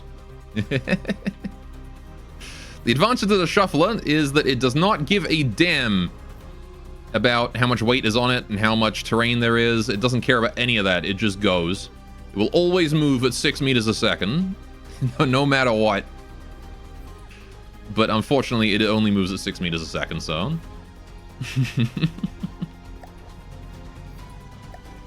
It's a cute little craft right there. But I don't want that. Right, the spider we can probably use, though. Honestly, spider's probably not terrible. Listening. Alright, anyway, what are we dealing with here? We got the torches are attacking... Okay, they're attacking that guy, sure. Listening. Dawn, you! Listening. Torches! Alright, we can 10 speed here because there's nothing I can do about those torches. That dot is too far away to get repairs. Darn it. Moving out. There you go. Moving out. Now we can. Okay, dot is fucked. Goodbye, dot. Torches have got him. Alright. Listening. This dot needs to go back 4 captures over there. Alright, that dot is going to report 4 repairs as well. Listening. Oh, never mind. This guy's going for the capture. Alright, let's, you can go there. Moving out. Listening. You, sir, can go there. Moving out. Listening. And the Solar Suns are moving in for the torches. Alright. Receiving. We got the Rift and the Forge up that way. Dot and a Renounce. Oh, for crying out loud. Alright, whatever. I don't care. Listening. Although the air fleet is nearby. Maybe we can do something about that. That is just a Renouncer, right? Yeah, I can probably do something about that. In fact, if I split off the Hawk, Listening. Moving move out. you guys up. Take the... Oh, split off the Spire too. Right. Listening. Moving Move you out. guys up. Listening. Swifts, can you go over that way? I don't know if you're going to be able to help, but you might as well try. We'll merge the big ones together again. Right. And you guys can go and report for duty. Okay. Listening. Now then, what do we got up here? Obelisks, the Rough Riders and whatnot are as well. They've arrived. Good. Okay, ground fleet is doing good. On my way. Alright, how are we doing with this area? Did I ever finish, like, building up this area? Oh god, my eyes. Right, now I built a tier 1. Okay, let's get a tier 3. Since I got a lot of materials and stuff here. The Solar Sands have met the torches. Fantastic. Alright, this was how much? 50 per second. So that is... Tier 3 is 48 per second, plus the tier 1 is all it needs. Alright. Fantastic. So let's just merge you guys together there. Right, take the dart. You need to go. All right, take the other dart. You need to be repaired. Perfect. All right. Third faction downwind, real soon. This Ecclesiarch here is pretty much the only real faction base they've got, and we can roll over the rest of this easy peasy. Listening. Alright, let's take out these solar sands. Well, sorry, take out the torches with my solar sands and see what happens. Alright, Chrono Trigger clears every FF though. Yeah, I've never played Chrono Trigger. Chrono Trigger, and there was another one similar to Chrono Trigger, wasn't there? Was also really popular back then. I don't remember what that one was. But I've heard that one was also really good. Secret of Mana or something? Maybe? Alright, my Solar Sands doing their thing and dogfighting. Hopefully not dying to the Torch's fire missiles, because that would be bad. Of course, they are small missiles, highly agile, seem to be specialized for air-to-air, so... Yowza, youch, owie. Okie you got editing to do. Gotta remove the boobies from the Witcher VOD. Happy boat game. Alright, have fun. Very reasonable. Few X beats Chrono Trigger, but 9 is right below it. Oh man, Solar Sun's struggling a little bit there. They're trying though, bless them. Alright, turns out when the Torches can fight back, the Solar Suns aren't that strong.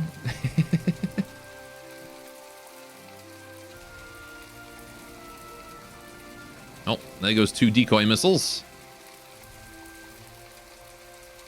They do have those decoys, but they don't seem to be doing a lot.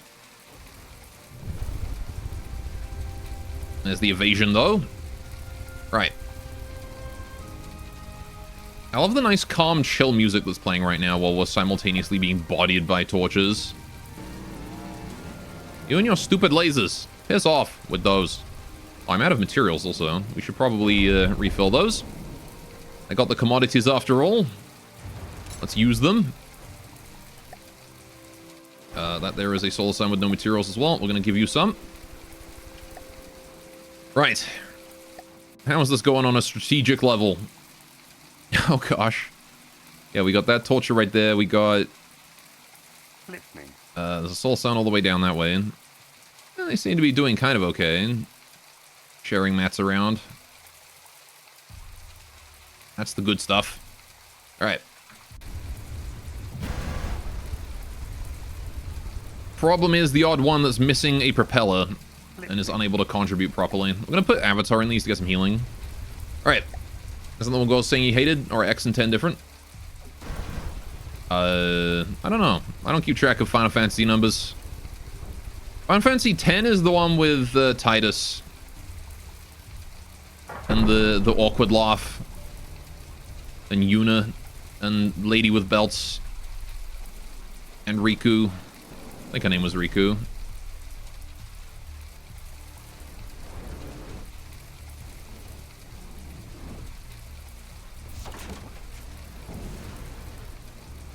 And it's actually possible to soft lock yourself in that game, because I did. That's one of the things that contributes to my dislike of it.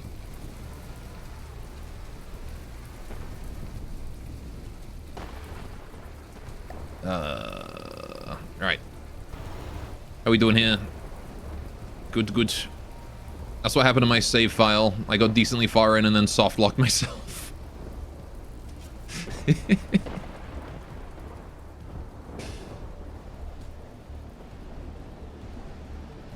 There's this torture rat. There he is. Alright, the Sin fight. I think so, yeah. I remember this, I'm being like, it was a fight against Sin where I was getting like blasted with Demi a lot. And the airship couldn't leave. And I saved on the airship, and I wasn't strong enough to do the fight. At least Kid Me couldn't find a way out. It may be possible. It may be that there was a way out of that, but Moving out. Moving out. Listening. the fact is they made it hard to find if there was a way out. So Moving out. And you just had to do like several battles back to back while getting spammed with magic that just did half your max health and damage every time. Moving out. That was a rough one. Moving out. But yeah, Kid Me never found out how to like undo that. Alright, how we doing here? Monster and Valiance. Yeah, I'm gonna play you guys out real quick. Hang on. Because I don't know if you guys should be that slow, although you guys are on land, aren't you? Ah, shit. This may be a problem. Are you on land? Yes, you are on land. Okay, I should probably not be playing you out here. Alright, if I can get you into deeper waters, that would be great. Let's get you there. Because y'all should be faster than 20 meters a second. Keep forgetting that, that'd be how that worked. But for some reason, they're saved at less than their actual speed. Alright, Dot, you can be repaired. Right. Receiving. I will say, though, the summons in Final Fantasy X were badass as hell. Moving out. Moving out. Alright. What was the one with, like, the big spinning, like, thing on top of it that, like, fired a laser beam? That one was my favorite. Alright. You guys want to max out your drives? Go forwards, please.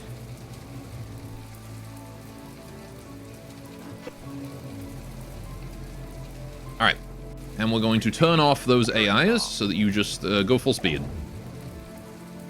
Right, now I'm pretty sure you guys can go faster than 20 meters a second, right? Mup, pizza anyone? Pizza time. There's no way you guys are capped at 20.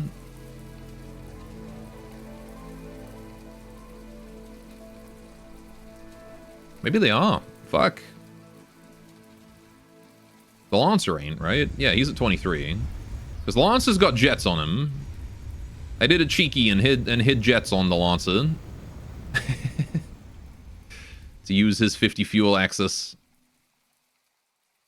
I really didn't think the Valiant was that slow, though. Okay. Oh, no, he's got to 21. Look at that. You're just gonna leave him going in a straight line for a while.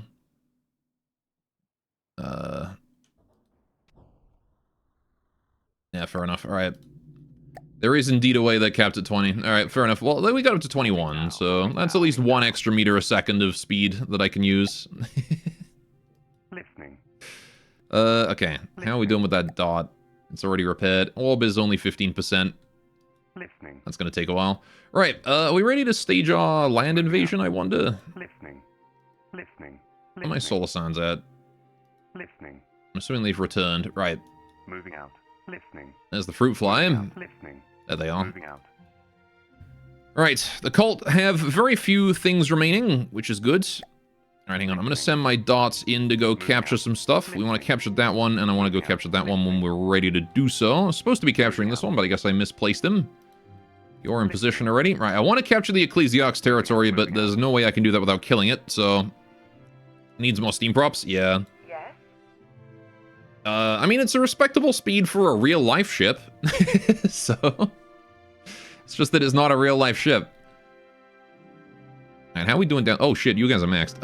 You need a pack rat, don't you?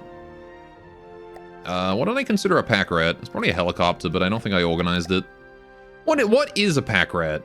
Like, what is this thing? What would you guys consider it to be, chat? It's entirely lifted by RTG custom props, but, like, it's kind of more of an airship than a helicopter, because it's got the drone config. Hang on a minute. Let me play this guy here out. We can have a look. Get out of here, Avatar. Fuck off. This guy. What would you consider this? How would you classify this thing? What are you? What have I made? What have I built? What is this? I don't know. And that's what scares me. Pack rat. Hang on. Alright, so pack rat. Balloon craft? That kind of makes sense.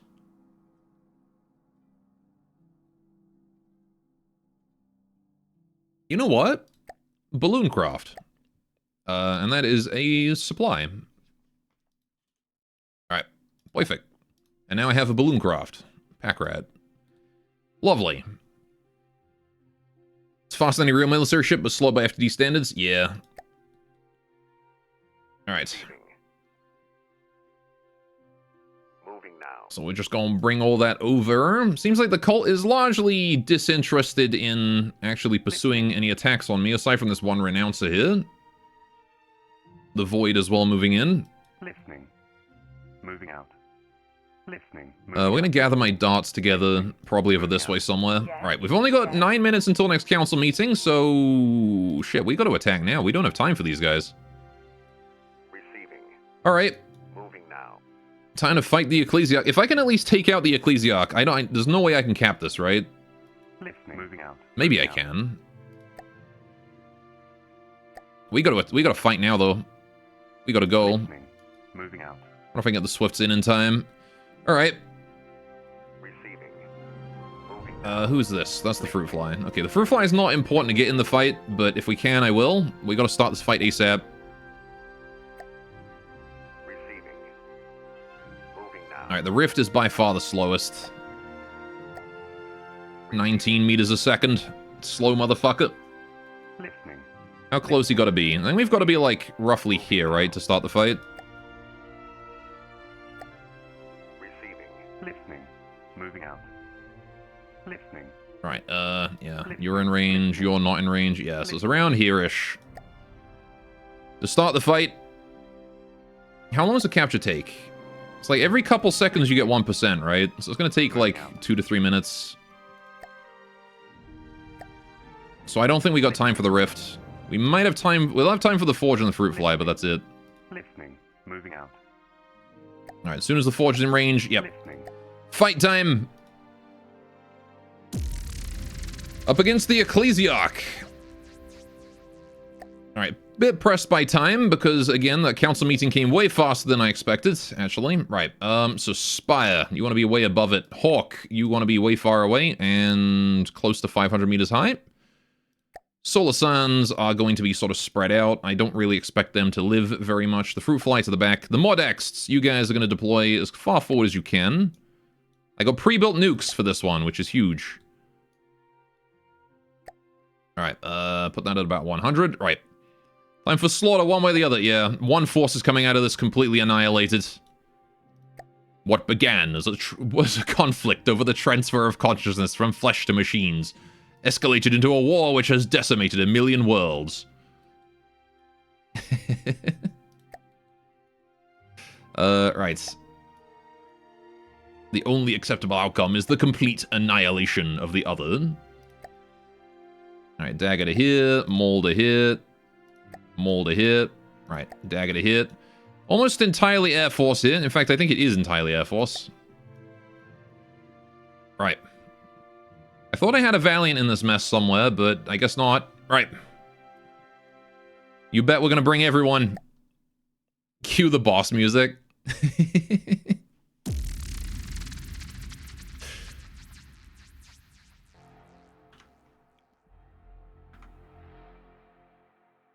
Oh god, the lag.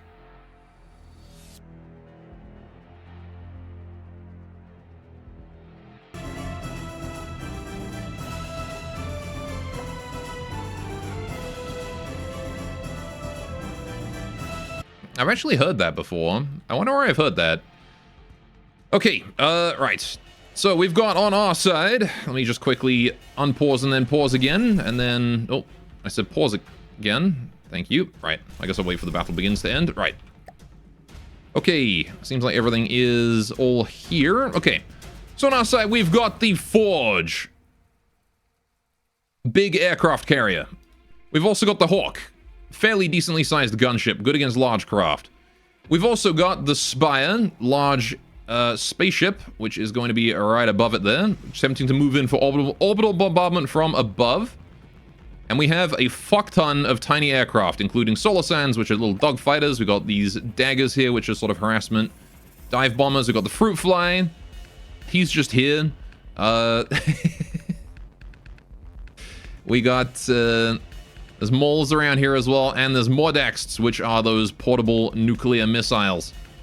Up against the Ecclesiarch, which is as of yet unseen. So let's take a look at this thing.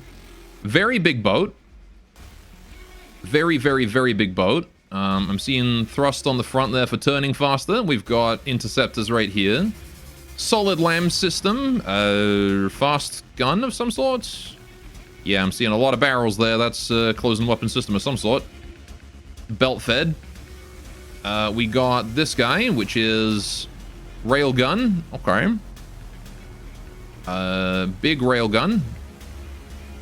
Fair enough. Fairly sizable railgun there. He's got another one on the back. Another one of those fast guns as well. He's got fire. Of course, the pit to sacrifice people in. The boiler powered by the flames of the dying. Bunch of large missiles. Bunch of pokeboys. Okay. And it's got torps, which actually the torpedoes are not going to be that much of a threat here because we're entirely Air Force. So, oh, it's got the casemate too. I love it. Actually over the campaign limit. Oh yeah, 70k. Big, big boy. Oh, and it's got a church as well. Yep. Makes sense that it would have a church. And then a very nice looking bridge up here as well. Okay. With the back so you can overlook as people are sacrificed. Sure. So very big boy. Our main hope is going to be that the nukes are going to impact those railguns, I think, before they destroy us. So let's see what happens. And I'm going to have to use as many commodities as is necessary to keep my fleet going, so... I'm just going to give out a few every now and then. Especially on the Forge here, who probably wants to be basically maxed out on mats. They can just keep churning out aircraft, although those railguns are hitting us from all that way away. Well, almost hitting us. No, that was an impact. Jeez. 5 kilometers and it's hitting me. What's the velocity on those? It's gotta be freaking fast. Alright, here's the Hawk. Doing Hawk things. Nukes always go for center mass, so I wouldn't bet on it. More likely they'll hit the bridge or something. I mean, the railguns are close to center of mass, so... The thing about the Mordax is the nuke tips roll. So it's entirely possible that they hit it, roll, and then explode somewhere more valuable. Right, well that is a very dead Solasan. He's done. Alright. Yeah, the Forge seems largely untouched. Spire is being bullied a little bit. Alright, the Forge at 99%. Yeah, I'm gonna put Avatar on the Spire because I don't trust him to not die. That said, the Spire has been able to move over top of the Ecclesiarch, and if anything is going to be our saving grace, it's probably going to be that. Alright, there's some more missiles coming in. Oh. Big hits. The lambs weren't enough to stop those. Too many missiles right now. I think I've drained his lambs too much. More Dax incoming as well. We'll see if it's able to get close enough. It is not. 72%. Alright, the Mordax did indeed get shot down. It's got some sort of weapon on it that is able to take out my aircraft that get too close. And I mean, well, it's got these railguns that are just firing at like a billion frickin' RPM. So I don't think we're touching it with Mordax, that's for sure. Right, how's the Spy doing up here? Only 50k. Alright, we'll give him a bit more mats. Although you shouldn't need too many more than 50k to end this. Alright. Spire's at 92 though, which is not great. He is descending, 1200 and counting. If we can get the Spire in range to use his primary cannon before the primary cannon breaks, we are in a good spot. Although it seems like the primary cannon has already been fucked up pretty bad. Alright, 1.5 million commodities as well. There's so many. Yeah, I got paid a bunch for starting this war in the first place, and I never used them. So I've just been using them as fuel, which is great because it basically just means I can sit back and I don't have to supply my fleets at all. I can just give them commodities and they just go. All right, Forge just still orbiting at range, doing what it does. Diplomacy is like that. Not sure if Gore also built a refinery. I did build a refinery, yeah. There's one in my, there's one in the port that's building the Titan right now in my warehouse. It's not the biggest refinery, though. Holy shit, lag. What happened? Did I get one of his railguns? Oh, I did. Railgun gone. That's one down. Massive, massive boon for us. I'm not sure what did that, but congratulations, whoever was responsible. Let's see, that turret, well, there is intact. So from the other side? Yeah, I guess we got in through here. Which means that might have been a mole. Or the Hawk. Oh, that might have been the Hawk, actually. Hawk plasma. That might have did it.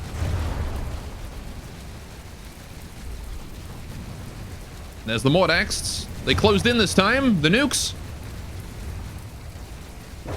Too close to one another, though. One set off the other. Oh, the primary barrage from the Spire as well. It's all going wrong. The Ecclesiarch. He's like, oh, shit. We just got nukes, and then the primary barrage comes in. 1.5 million might be enough to just win outright. Throw over costing everything. Maybe.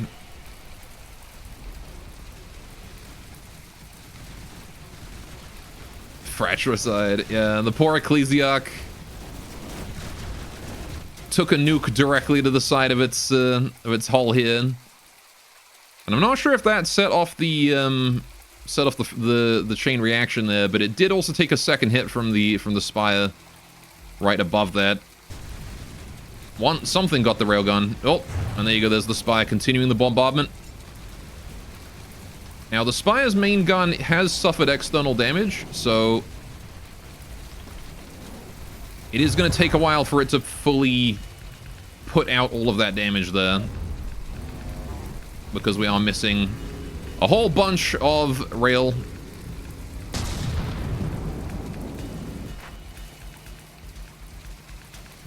Alright. Get back from editing. That took long enough. Welcome back, Lonely. Welcome to me destroying a faction base.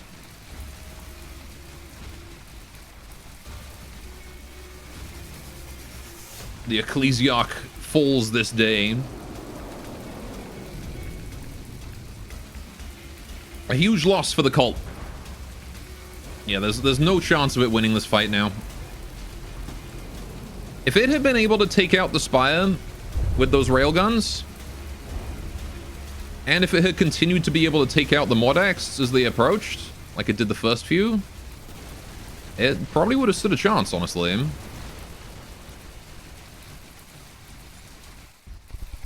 Alright. You're mostly glad it's putting up a good fight? Oh yeah, it's done a good amount of damage to the Spire. And it's done a little bit of damage to the Forge. The Forge is quite resilient, though. Oh, we just got nuked again. Was that really necessary? But yeah, like, all it would have had to do is take out the Spire's primary weapon. If it could have destroyed that. Which it almost did, honestly. Look at this. Like, it's ripped out most of this, like, lower level here. All you gotta do, see, look right here. All you gotta do is break that firing piece. And then the Spire is harmless, basically. Oh, there goes another nuke. But then you gotta stay on top of those Mordax nukes, which is not easy, because they are small, and they're about the same size as the Dagger and the Maul. So if you have anti-air that targets, you know, aircraft, you gotta take out, like, the Daggers and the Mauls and the Mordax, right? There's no real way to, like, differentiate between those. So, just tanking a half dozen nukes. It is doing a good job of tanking those, yes. But the nukes don't have any way to, like, enter a target, so they're just, like, sort of external brush up against the target kind of nukes, as opposed to, like, drills or anything else like that. So, they aren't always the most effective nuclear bomb.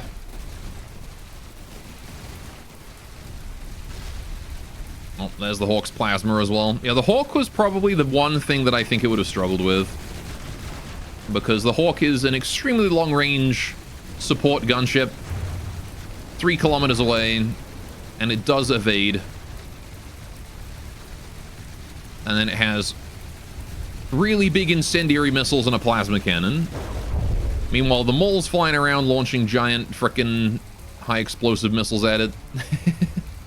These tiny guys with this giant payload right here. So big it needs 2 wings to support it. And they can only carry 2 at a time. I mean, it's still 70% though. And the Spire is... only surface damages a lot of it. Yeah, the problem is that it's actually just demolishing the Spire with these missiles of its. So the Spire is harmless and just hovering above it and not able to blast out its payload here. Which means that Spire primary weapon, the damage is very, very limited. But... oh, there goes the superstructure. If we can disable the missiles, that would also be great. Some of them are down, but... oh, well... what the fuck, man? Where'd my nuke go? There it is. And there go the missiles. Oh, and a bunch of the lambs, too.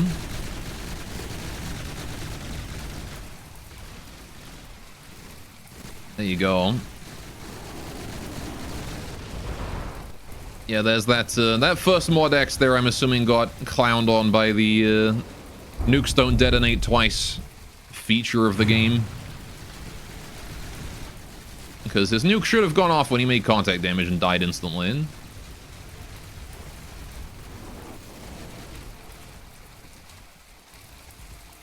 Oh well. It is what it is. How many weapons he got left? He's got this one anti-air gun at the front that is being very tenacious. And he's got that one anti-air gun there at the back that's being tenacious. I think he's got 1 missile left. Is this missile here still functional? It's lost the hatch, but I don't think it needs the hatch to be able to fire, right? Unless it lost an extra level below that. Which it might have did. Man, the rate of fire on those is obscene. I can't even follow the bullets. They're just invisible.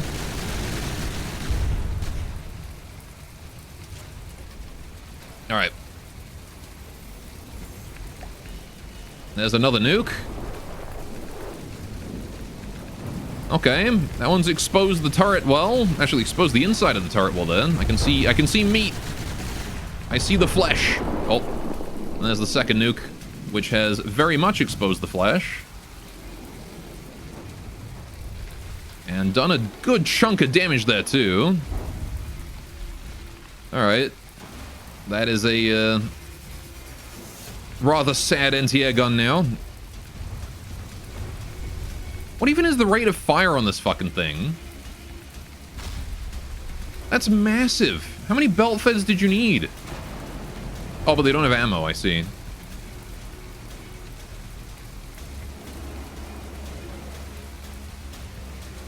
$2,200 RPM per side. That's crazy. Yeah, the center of the body here is still doing a fantastic job of just absorbing all of this damage. I like the little white box here to denote like where a thing is supposed to go.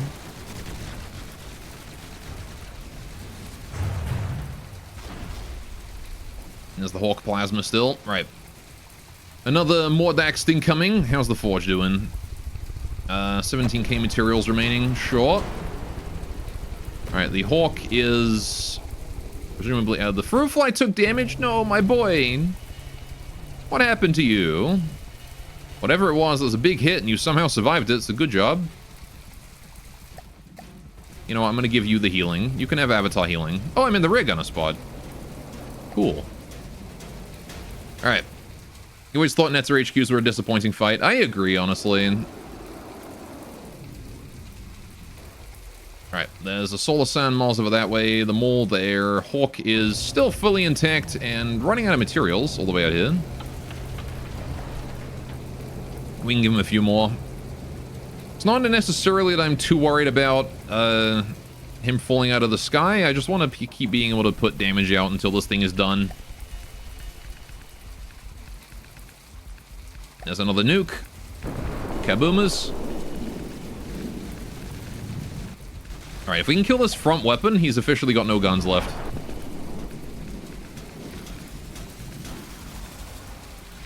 At least aside from this guy that can still slightly aim up and down every now and then. Those missiles do nothing. Those are large missiles, but they look so small by comparison. And they do so little damage. Well, there's the Lasdes Hawk incendiaries. Oh, I see a turbine there. Oh, there's the fruit fly. With his simple weapons, he's doing his best. The fruit fly is going to be the one to get lethal. With the rear gunner. Yes, it's me. I'm the one doing this. I must man my 30mm assault cannon.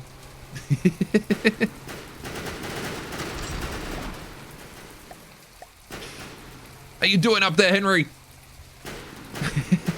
Oh, 2 more nukes. The double nuke. He's at 42 and still going. What the fuck, man? Die already. Jesus.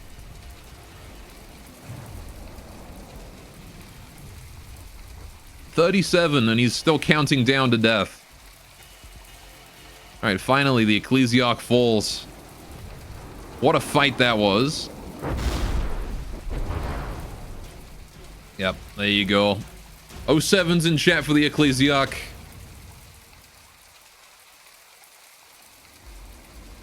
And another nuke for good measure, why not?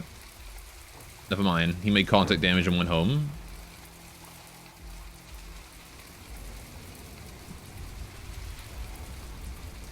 Rippin' pepperoni. The Netzer HQs are quite disappointing. Yeah, it's part of the, like I don't mind the fact that, like, they have to be easy for easy mode, but, like, I wish that they would be harder for hard mode. You know what I mean? And I get that it's a technical limitation of the campaign thingy, but, like, fix it. It doesn't have to be.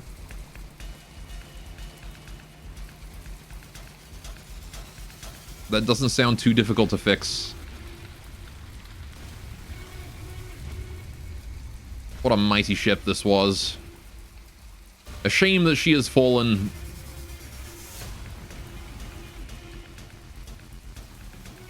And also kind of a surprise. I was thinking my air fleet would get wiped out here. Alright, how are we looking here? Okay, we've got a lot of guys very close to the capture zone. Where is the capture zone? It is just like right there. Moving out. Moving out. Listening. Alright. Moving out. Let's move the solar sands over there. Actually, can I not, like... Listening. Moving out. move a dead blueprint there way faster and then, like, deploy him? Does that count? Moving out. It fucking does. That's stupid. Fair enough. Listening. I'll get the full fleet over that way. And... Alright, I've got 5 minutes until the council meeting. I'm not sure I'm going to get this zone, but I want it. So... Moving out. Listening. Alright. Moving out. Listening. You guys need to go here. Alright, thank you. Receiving. The Rift can come on over as well. Right. Perfect. Alright, the fact that you can't change static spawns based on difficulty is dumb. That could be fixed if they allow different difficulties to be completely different instances. You understand why they don't do that? I don't. Listening. It would make sense Moving out. Moving out. to make hard mode have harder spawns. Right. Listening. Listening. Okay. Listening. So... Listening. Listening. Moving out. Listening. Got 2 Moving out. darts here. Yeah, and it's going to be 5 minutes till next council meeting, so there's not really a lot we can do for Listening. Listening. when it comes to Moving. that. Listening. Unless, of course, I mean, the next council meeting might just have me go to war with the Cult of Flame and Steel again, so we'll see. Moving now. Alright, how are we doing over here? Warehouse has nothing. The Titan is looking pretty fueled, honestly. Right. So yeah, we're just gonna sit here and cap, I suppose. Listening. Moving out. Dot, you need to get out of there. Moving out. Listening. Moving out. Listening. Moving out.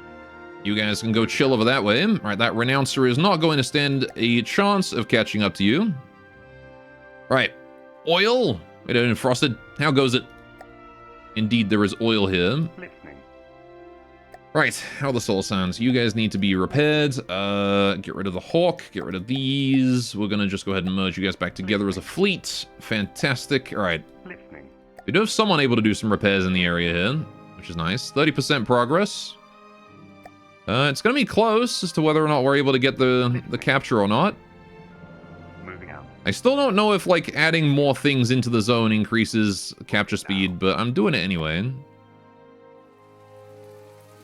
Alright. We're capturing the Magnum Inferno. Listening. Let's go here with you. Listening. You're at 45, so that's fine. Alright, 2 more darts down that way. We're gonna bring you guys up here. Listening. Right. I finished building that pack rat. Where am I delivering the stuff to? Let's take it over here. Moving out. Alright, we'll deliver the good old stuff over there. Alright. Moving out. It's gonna take it, and then I'll come back over this way for this one, head back down for Lady Paulatine's things, and then go right back up again.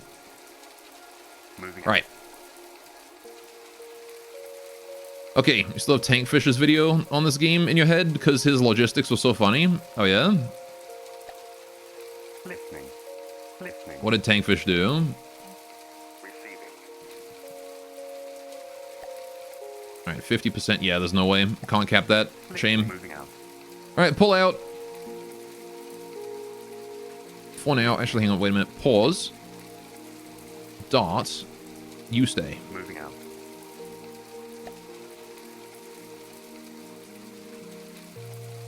Alright, well, let's pull out the main combat force, though. Alright. Here we go. Holy shit. It costs 15 million commodities. What the hell? To bribe the Cult of Flame and Steel? Okay. I have no commodities to spend, so join SSG in a war or join GMI in a war. Yeah, I feel like this one here is probably the best one to do. Let's join GMI. He basically made a stack of cargo containers as a ship and put them something like 2 kilometers apart, and the material just moved around instantly. Ah, yes. The relay system. Alright, so Geometric Industries are all the way up there. Cult of Flame and Steel and Silver Steel Guard are here in the middle. We're gonna crush them together. A war on 2 fronts for them. Alright. There we go. And now we are here with GMI. Once again at war with the Cult of Flame and Steel. No need to worry about any of this shit. Right, so we're gonna move everyone over here down to that area. I need to get a thing gathering this. How much is gathering? 169 a second. That's a lot. So we're gonna start with the Donut Festival. Receiving. Right. And then we'll move to some more stuff after that. Holy shit, the Forge. Right, hang on. Start getting rid of some of these dead blueprints here that I don't need. This is the thing about this blueprint spam from the Forge here. Alright. SSG gonna be cause problems calling it now. They've been stockpiling the whole time. Well, we'll see. I, too, have been stockpiling for a while now. On my way. Alright, let's get the ground forces moving in. Alright, Fruit Fly, you are going to move to here. I need a dart moving in to capture that. Or 2 Swifts can do it. Moving out.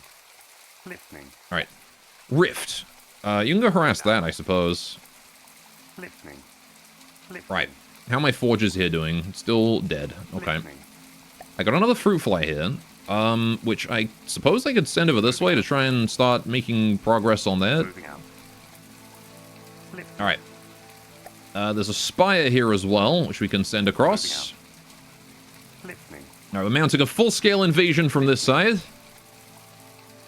How are we doing with the Titan here? Titan. Right, Titan, you just need to go in and fuck stuff up, man. That's all you gotta do. Receiving. Same with these two Valiants, actually. Let's move this Valiant in here. Receiving. And this other Valiant can go up that way, too. I don't know. Seems like they don't have a huge presence of, like, ground forces around here. Got a Redemptor being built already. Receiving.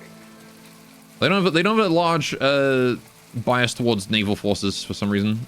Listening. Listening. There's a dart there. All right, I want to capture that. Moving out. Oh, actually, yeah, that fruit flying. Listening. Buddy, can you head over here and then head over... Yeah, head here and then head here. Moving out. Thank you. Appreciate.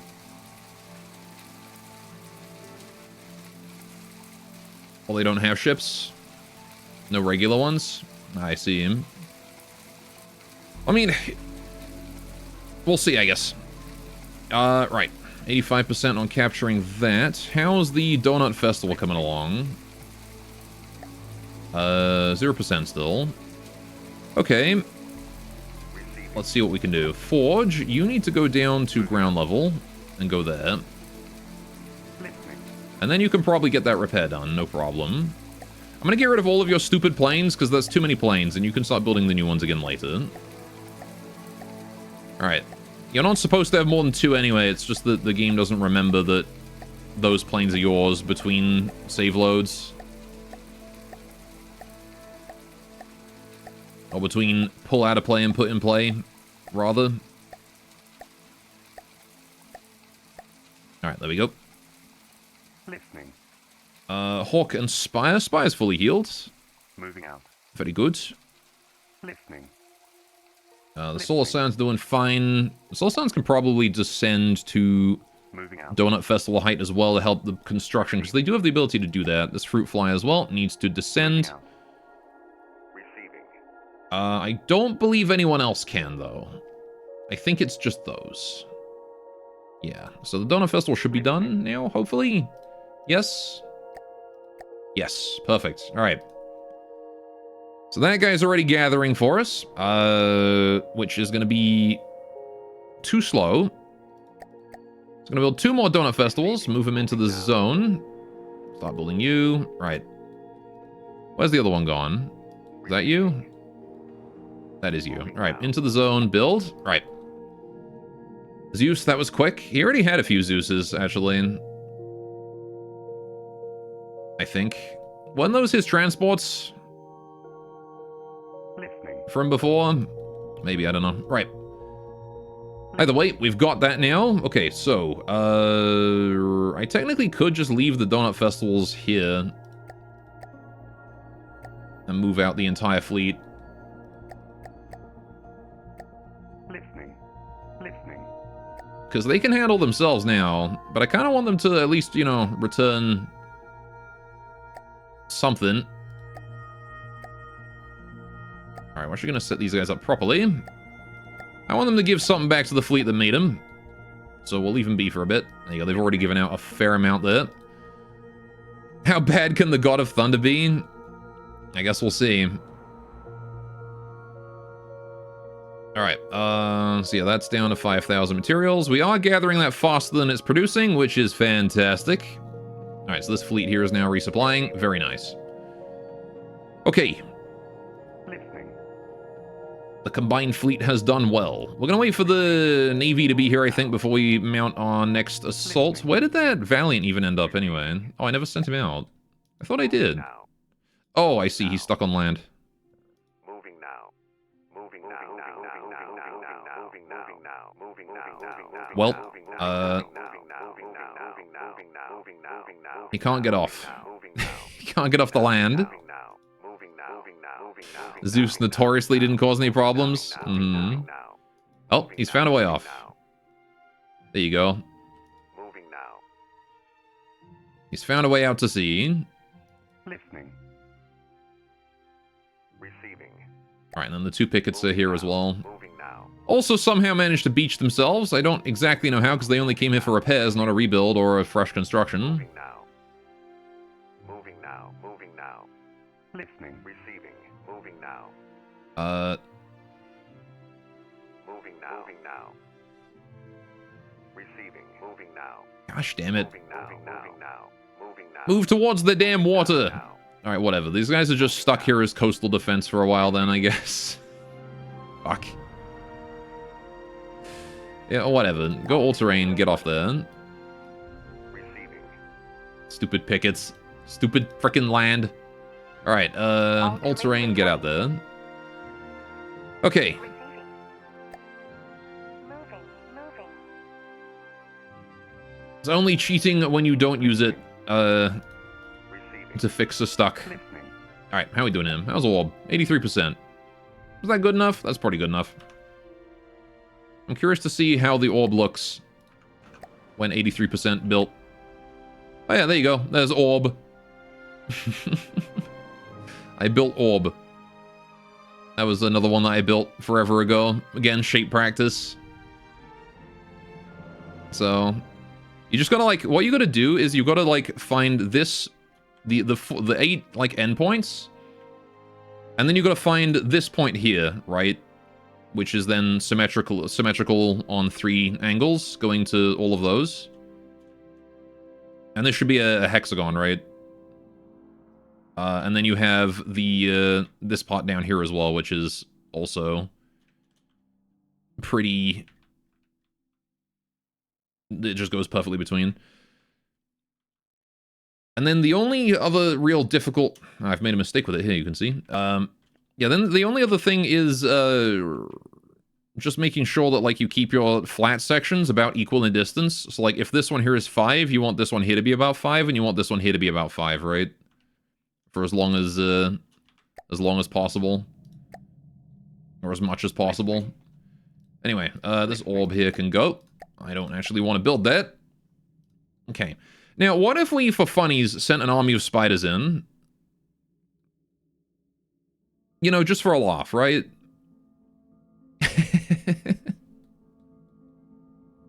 What if I built an army of spiders and just sent them in? Screw these forges, actually. These guys are never going to be built.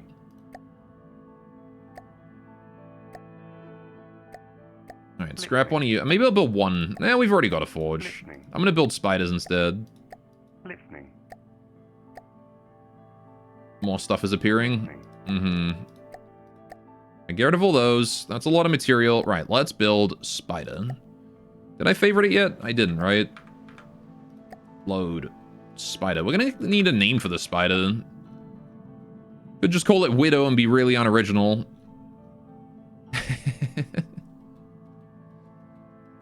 Compares you to a spider. Listening. Right, is that enough spiders? Listening. 13 spiders? Probably right. There you go, we can let them get started on that. Okie doke.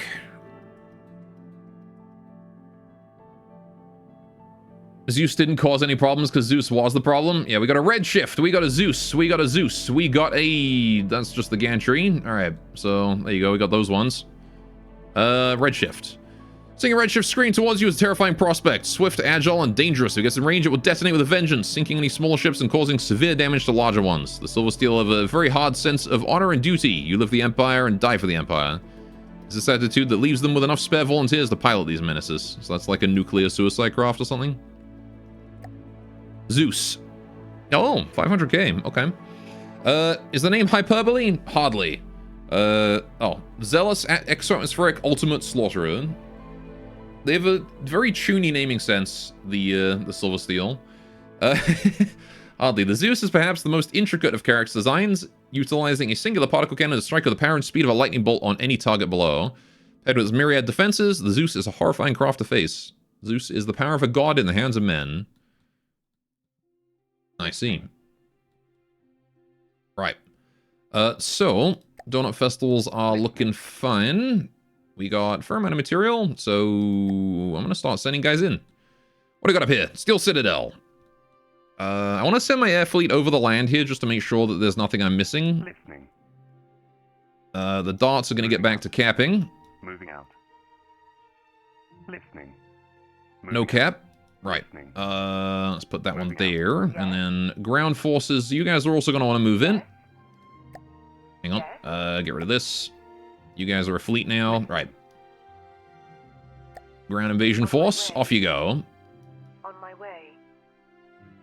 Alright, spy satellite is going to want to move all the way up to here to get me lots of vision. Thank you very much, sir. And you are going to want to move all the way over here to get me lots of vision as well. Listening. Alright, now at the same time, Rift is going to go this way. Solar Sands are going to go this way. Listening. Hawk and Spire are going to go this way. Fruitfly can actually stay where he is for now. Forge, this way. Forge ahead. Dart. Right there. We're going to need some level of, like, buffer territory so that we don't get, you know, like, instantly captured the moment I leave this area undefended. Moving out. This dot is then going to head to here. Moving out. Navy, you guys want to just head in. Good luck, have fun. Swifts, you guys that way as well. Listening. Right. And I think that's about everyone, right? Solar Sands, did I move you out? Nope. Maybe? Moving out. Moving out. I did. Receiving. Alright, what do we got left then? Swifts, Forge, Rift, Fruitfly, Hawk. I think everyone's moving. Right. That is all looking fine. We've got the Valiants moving out there too. We're going to need to get more dots in this area to start capping this bit if I want it. Do I want it? I don't know if I care that much. I definitely need areas that I can, like, send materials to, though, to resupply my forces in the front. So I guess we might as well get more dots over there. Listening. You actually have nothing better to do, so you can move to the abandoned asteroid or whatever.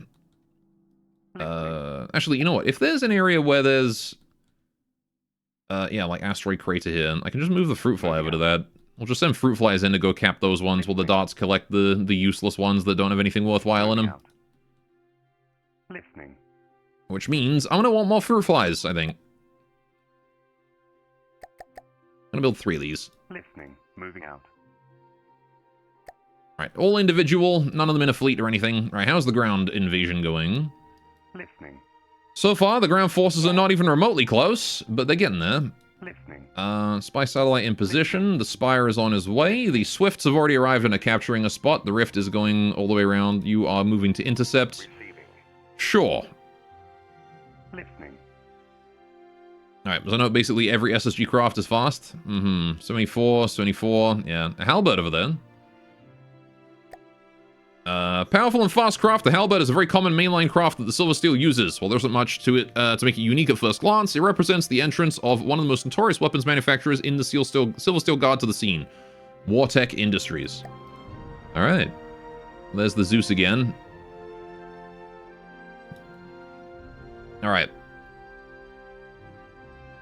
Receiving. Yep, seems like everybody's moving out. Receiving. Alright, I'm gonna condense these guys into one oil rig, I think. Building. Alright, oil rig. 192 a second gather. That's all we need. Right, so you're gonna go right there and get started.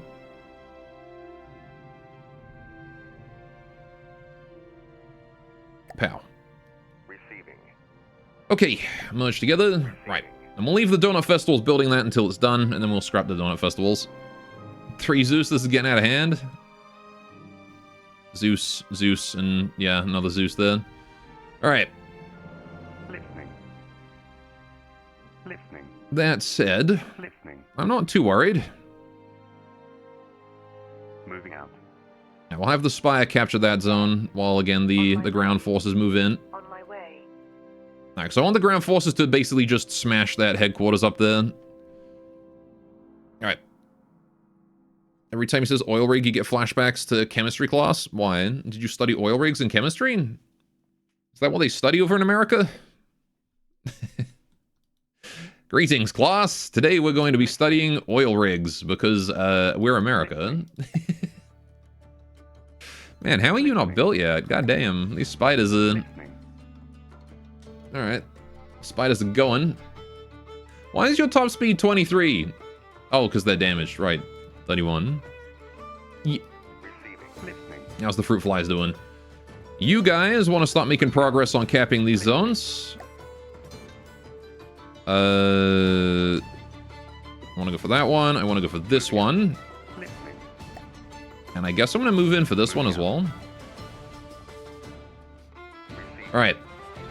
Now, if the Titan gets on the scene, things are going to go very bad for the Silver Steel Guard very quickly. There's a red shift arriving. I'm mildly concerned Yes. that may in fact be a problem for me. Right. Torture Squadron and the Soul Sands, that's fine. Oh, hang on, wait a minute. I don't want to fight that with just you. That's gonna take forever again. Swifts, you guys get over here and help out. What do we got here? A Renouncer moving in? Sure.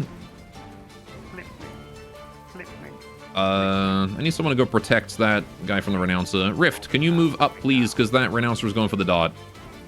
Thank you. We got ourselves another Renouncer, a Fracture Squadron, and a Void coming in, as well as a Component and a Renouncer there. And a Sinner. Component might be a transport from that name, though. Oh, there's another one here. Vorstaken Centrum. Oh, wait, hang on. The Holy Ground. Ooh. Okay. Fair enough. The Burning Spire at the Holy Ground. That land we see is sacred, for it is from the earth where fire is created, where steel is forged. Protect it, cherish it. Through its help will your ascension be achieved, divinity wrought in steel and smoke. The Burning Spire is a potent defensive installation used by the Cult of Flame and Steel to defend the most important places of infrastructure and locations they view as sacred. Boasting a variety of armaments, and getting near one often warrants a swift, spectacular end. I see. Alright. Well, these gatherers here are maxed out, I just noticed. So that's not great. I need something I can do with all that.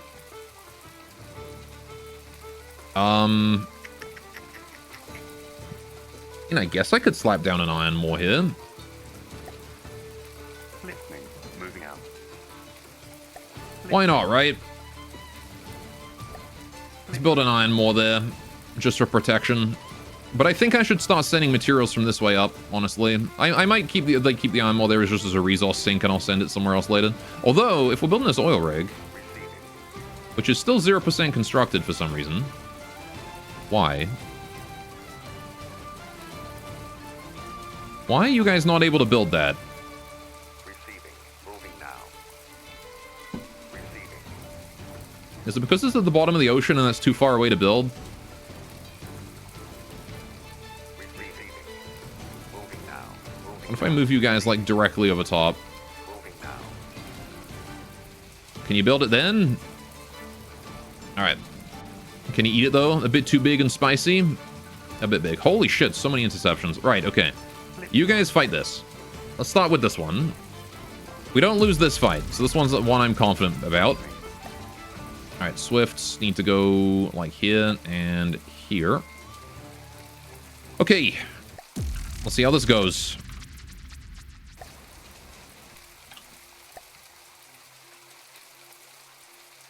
Big lag. Alright. There's the Solar Sands. There's the torches right in front. Okay.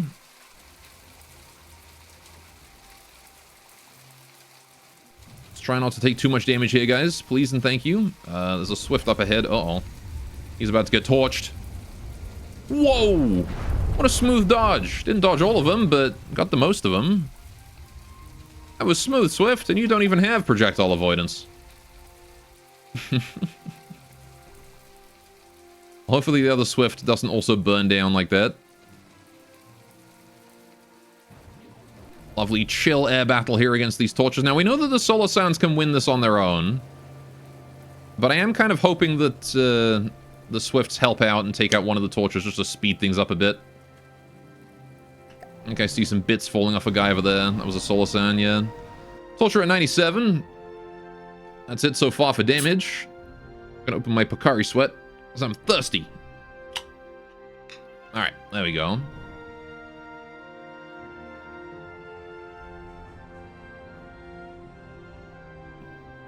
Oh, wait. Did the torches just run out of materials again? They did.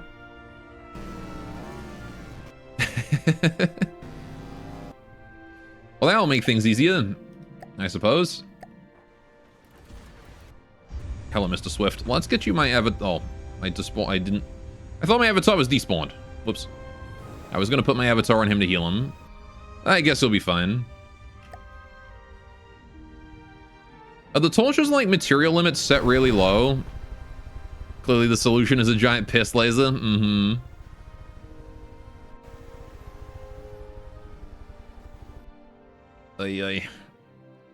I think the torches material limits are set really low and they just don't like they don't stock up on materials to start with. Maybe. Oh, get swifted. All right, that one apparently is going out of control. He's out of control, chat. Watch out.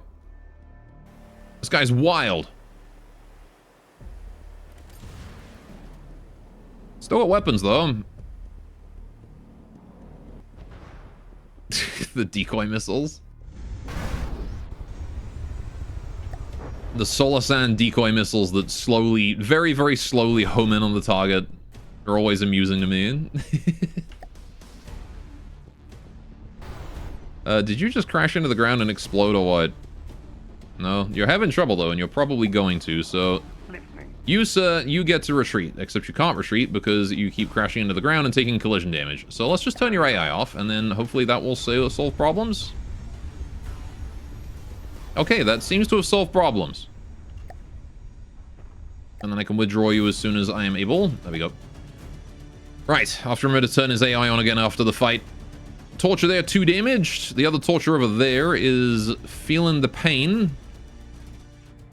The Swift up here is attempting to fly to space, sure. Both Swifts are now severely damaged. The Solar Sands have 0 interest in attacking this guy, it seems. Oh, no, wait, here comes one. Don't miss. Damn it. He missed. Oh, that one didn't, though. Not sure what that was. Something exploded big time.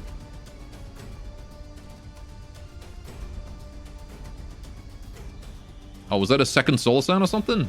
Maybe it was a missile. Alright, pull y'all out of play. This guy here can have his AI restored, except his AI is dead, apparently. Oh no, it can only be restored from being in play, can't it? I always forget about that. It's silly that you can't adjust the AI settings when they're out of play. Okay. I missed. Should have dropped a nuclear bomb on him instead. Teehee. Teehee. Taperon. Alright, so we're going to send the Forge and the Hawk and Spire up this way to fight that lot. Everyone else is just going to keep working on the captures, really. That's all there is to it. Keep making progress. Keep capturing. Right, now we've got something going on over here, don't we? Yes. This red shift versus 2 Swifts. Let's give it a go. With any luck, this will be over very quickly. One way or the other. Alright. Nuclear bomb plus graviton ram is very fun. 0 tick. What is this guy? Oh, okay. We've got very big engines. Bit of a blocky boy. Very fast, very nimble, very hard to hit with missiles, it seems. I think he's trying to ram us. Not sure he's, not sure he knows what he's doing.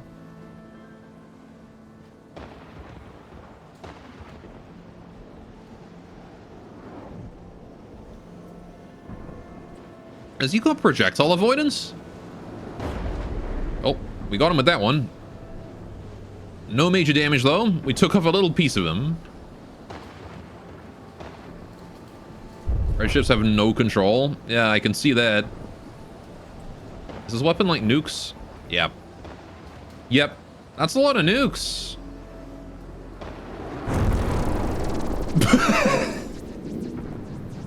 All right. That was, in fact, a lot of nukes. Moving out. All right. Yes. One solid missile to the face, and he was out. Right, Zeus is incoming, which is not super great. And he's trying to intercept, so I'm actually going to change the direction of my rift to go over this way, because I think I want to have him help out The Spire, which I'm assuming he's going for. Right, Renouncer and the Dart are having a fight, having a bit of a scuffle there. Soul Sand and whatnot, you guys need to come home for repairs because, boy, are you messed up. Moving out. Listening. How's the oil rig? Please tell me it's being built. It is not being built. Right. Okay, well, that's kind of a problem, actually. Because if he's not being built, it means that the Donut Festivals are too high up. Moving now. Moving now. To do it. Moving now. Which means we need something underwater that can build it, I guess.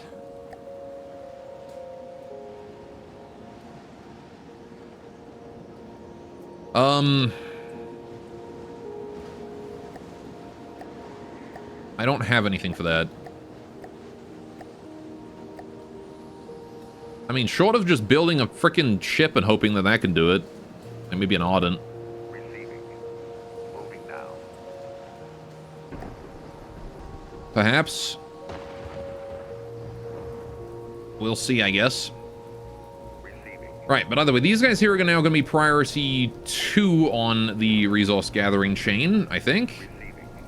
Right, and then we're going to make that all... Yeah, hang on. You guys are fine. Okay, priority 2, because this one here down here at priority 1, is going to want to deliver to that, right? We want to deliver up to that way. So, I'm actually going to go ahead and get rid of the iron ore that I was building and make that into a pack rat instead. Maybe a couple pack rats. Balloon, pack rat, pack rat. Listening. Listening. Moving Go hit, buildy. out. Go hit. Moving out. Building, right. Okay. Listening. Because I want to make sure we're transferring resources out of here frequently. So 2 pack rats on alternate journeys. Actually, you know what? No, 1 pack rat here. I'll build the other pack rat over this side, and then we can truly make them switch over halfway through their journey. Come in. They can set the journey to the same length. Receiving. Have to wait till both are done. Alright, we got... Holy shit, we got a lot coming in here. Right, we've got ourselves a Renouncer, a... Alright, fuck it, I'm just gonna fight and we'll see. 2 Renouncers and a Fracture Squadron coming in. What are the chances I can handle 2 Renouncers with a Rift? I don't actually know what it is. I'll find them one at a time just to be safe. What are you? Oh, it's just these guys. Right, yeah, I absolutely could have handled that. Goodbye.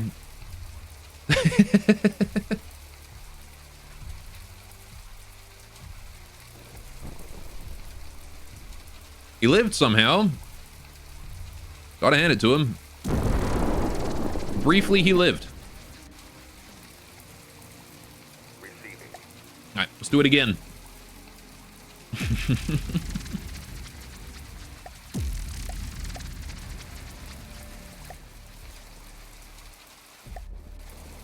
Hello, Mr. Renouncer. I whiffed. No! He has a chance. He has a chance to close in. Well, I have to regenerate my 900,000 battery power I just blew on that. There we go. That'll do it.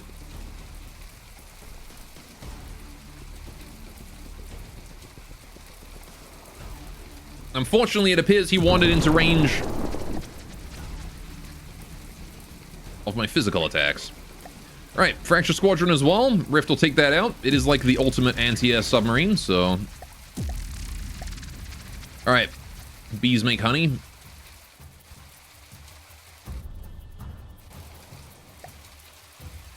Me like bees. Bees good. Not enough stored energy in. Hopefully one down. What did I break on you? Please tell me that that full power blast was enough to take out your AI at least. Let's see, I got a hologram, I got a camera, I got that, I got a surge protector, I got another surge protector, I got inter-vehicle transmitter, local weapon controller, some bits of flamethrower. Okay. Nuclear Beyblades. You don't apologize for any confusion me and Empress may be causing you with these references. It's alright. I am often confused, and so this is fine.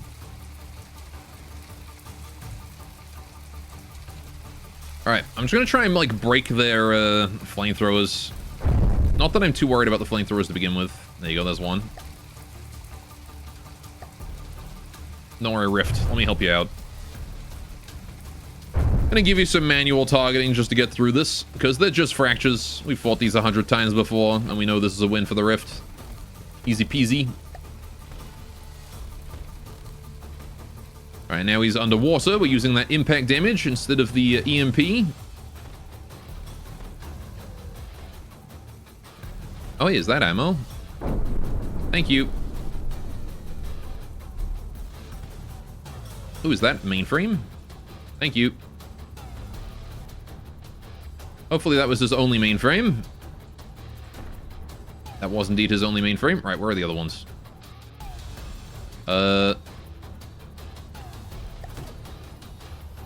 All in the water. Unfortunate for them. Your pastime to make up fake references and pretend surprise when God doesn't know them.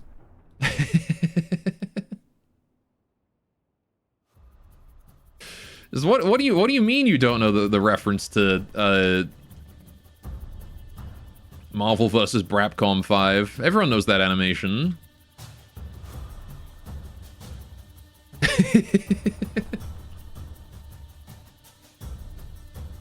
It's a classic. It's a YouTube classic.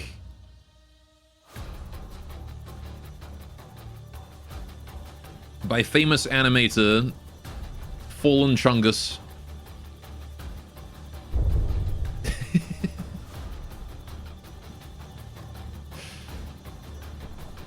Come on, Fracture. Give it up already, baby.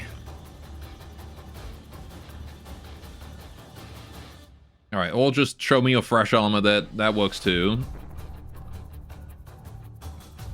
Darn you. Well, that worked. Alright, are you dead from that, or what? Nope, mainframe... The mainframe survives the ammo explosion by, like, one frickin' singular pixel. Bruh.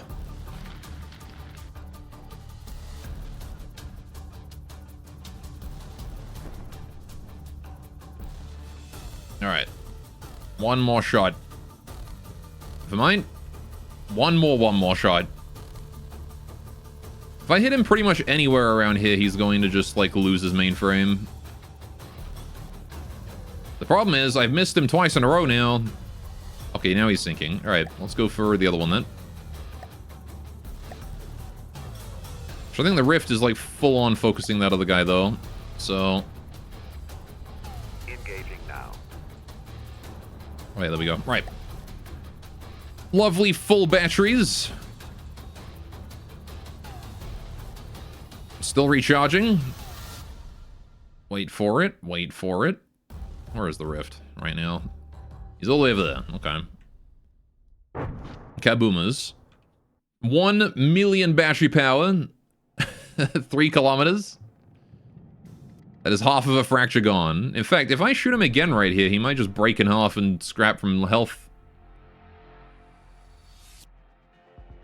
Swag Messiah. Ow. Yeah, ow indeed.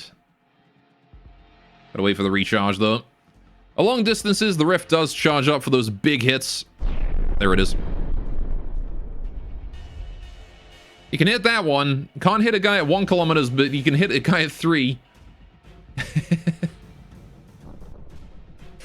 There you go. There's no way that Fracture lives that. Yep. Okay. Enemy air fleet defeated. Moving now. So, right, we've got the Dart moving in to capture that. That's fine. All right.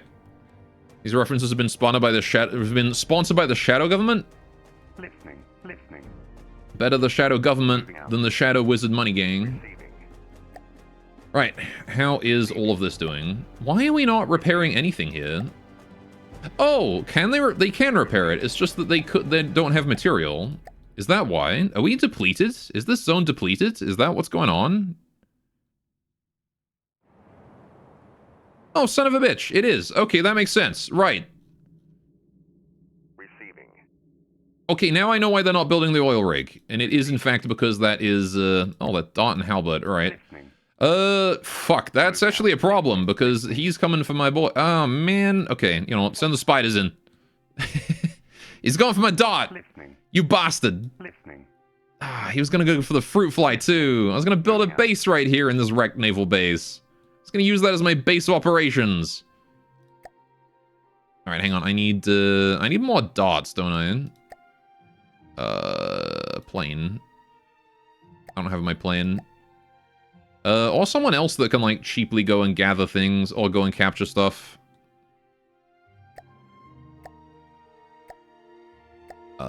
There they are. Dart, 1K. I guess I'm not gonna get cheaper than a dart, am I? Moving out. Alright, let's get those repairs going on. Now we're gonna send 3 out there, because I want to try and keep that halberd locked down until the spiders get there. Moving out. Right. Moving out. So we're gonna get dart number 1 all the way in.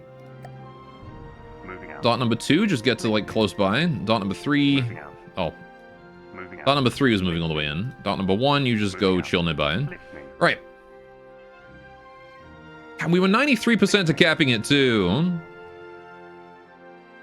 Alright, how many more spiders can I make? Lots. Do I want to make more spiders? Receiving. I feel like 13 spiders is enough, right? Instead, I should probably make something else. Let's make another hawk. Listening. Moving out. Alright. Speaking of my gatherers and stuff also, what do you think I should make for my Listening. higher tier... Receiving. Water mode at your service. What do you think I should make for, like, my higher tier gatherers? Because, like, my tier 3 is the warehouse, right? This thing. This is my tier 3 gatherer. What do you think I should build for bigger than that? Make a dog, then bait them into killing it. John Wick will take care of the rest. Mm-hmm. Can I make a tour? No, I can't make a tour. Listening. And I hate you for making that reference. For higher tier gatherers, make an anatomically accurate elephant. Okay. Oh, there goes the dart. Listening. He killed it. Listening. Moving out. Alright, let's get you down there. What's that halberd going to do? Attacking enemies in cluster. I think he's going for the fruit fly now. That's Receiving. not great, but probably not the end of the world. With flapping ears. Or is he going all the way around? Waiting on more fleet scout rates. Holy mother of stuff! Okay, Zeus, Javelin, Viper, Raven, Dart. He's got a Dart. Raptor, and Arbiter. So a bunch of shit just came out of nowhere. Okay. Right. And they are pushing my navy. They're going to be hitting my navy hard. Okay. Good to know. Right, we've got the Spire versus the Zeus here. The Rift is still on its way. I don't think it's going to make it in time. Listening. 45% on the Swift, they're not making it in time either. On my way. Alright, yeah, so they've got, like, the full everything going on here. Right. Arbiter, oh fuck. Oh yeah, 600k. A few years ago, Silver Steel engineers found the remains of a large ancient craft. Against political and legal pressure, they rebuilt it, and the Arbiter has come back to life to rule the skies again. Alright, it doesn't have the most materials on board, so... it's not going to have a long lifetime, but we'll see. Listening. Listening. Right, yeah, so you're just chilling there, actually. That guy is actually chill. Alright, Dart needs to be rebuilt. If you wouldn't mind, thank you. Right, let's get him right back out. Listening. We have another Zeus coming in here. Dude, there's so many things. Alright. Actually, that's strong for 700k, but it still hurts. Yeah, then we got, like, the Viper here. One collector's idea for the Raptor was to bulk up the front and make it more streamlined. The result was the Viper. The extended tail fins were an accidental addition that have saved the engine and lives of numerous pilots. Wartech Systems eventually picked up the design, standardizing it and mass-producing it.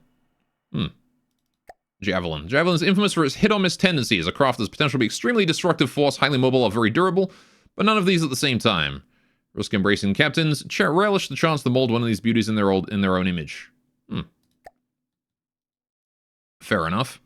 Listening. Yeah, I'm not too comfortable with the sheer number of things coming up from there. We've got 2 Valiants in the area, so hopefully they can handle it. Moving now. But we'll see. We'll see. All right, we're also making big progress here on capping all of this stuff. We're going to go ahead and harass this settlement now. Time for war crimes. All right, Forge is keeping his distance. Hawk is keeping his distance. And Spire is moving all the way in. Right, let's go.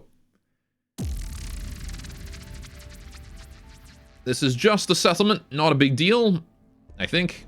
Unless they've got anything crazy. And to just spawn a blueprint with spawner blocks in friendly territory. Right, okay. So the Forge can't do its carrier thing here. Yeah, but that's okay. It does still have 2 big guns. What do we got here? We've got the Burning Spire. Oh, okay.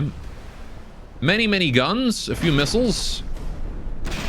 The Rotatory Cannon. Big, big crams. Seems like this guy's more intended to stunt ground assaults. Seems like he's pretty damn good at that, too. Steel Citadel, though. That seems more suited for anti-air, doesn't it? Man, I love these. Look at this. Just a big old church. There's the main frame. This thing's also moving. This fortress has an AI. Okay.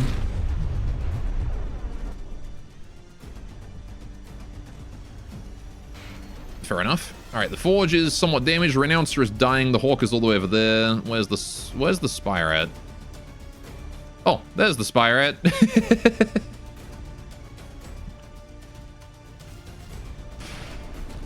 Hello. Hope we overshot a little bit there. As they finally crammed their guns together. They really crammed them together. They did.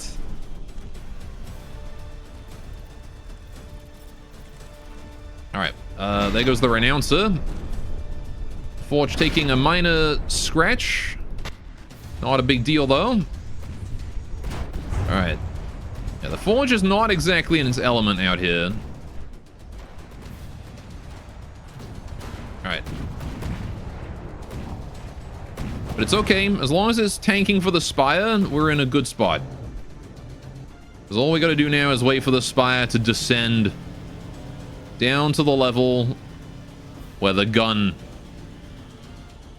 this gun right here, becomes the menace that it is.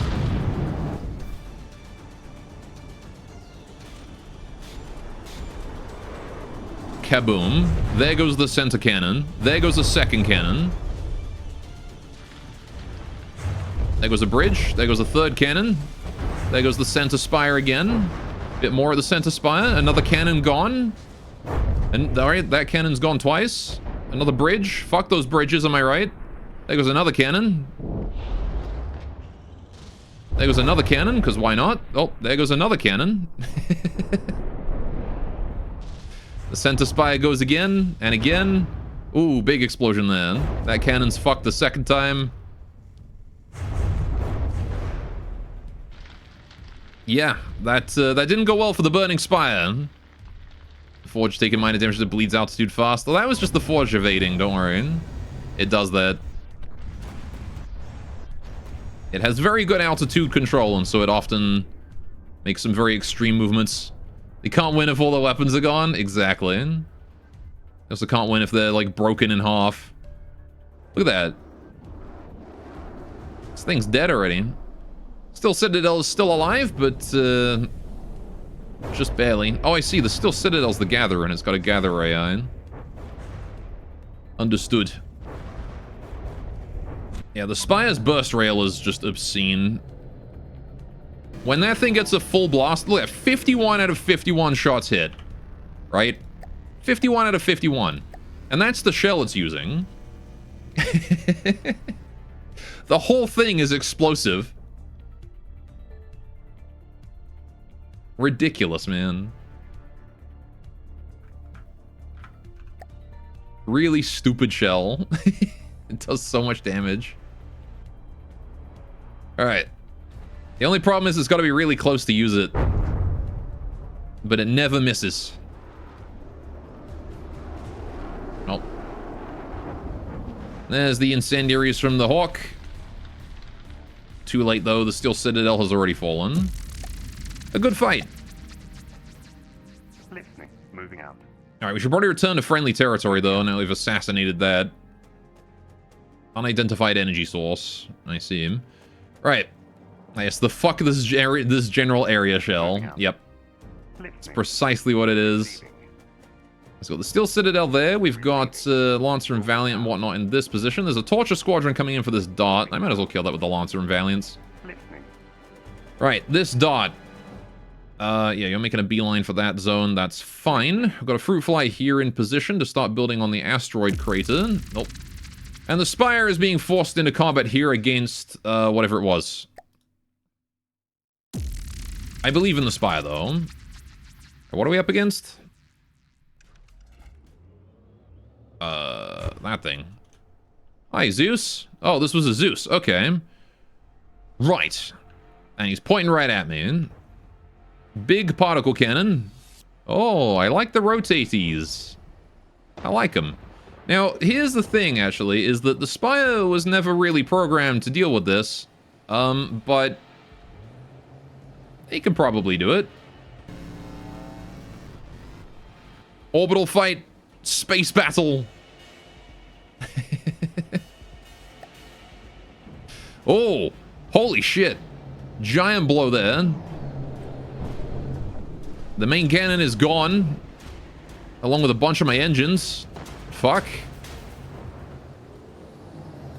Jeez, man. Chill, bro.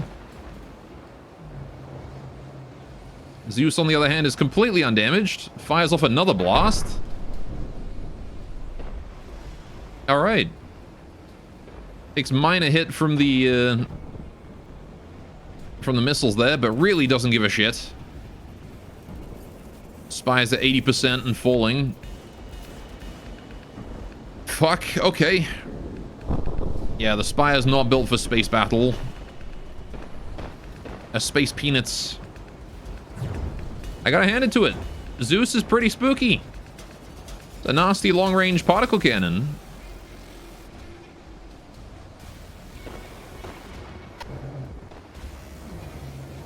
Look at that. Look at the hole he's carved in there.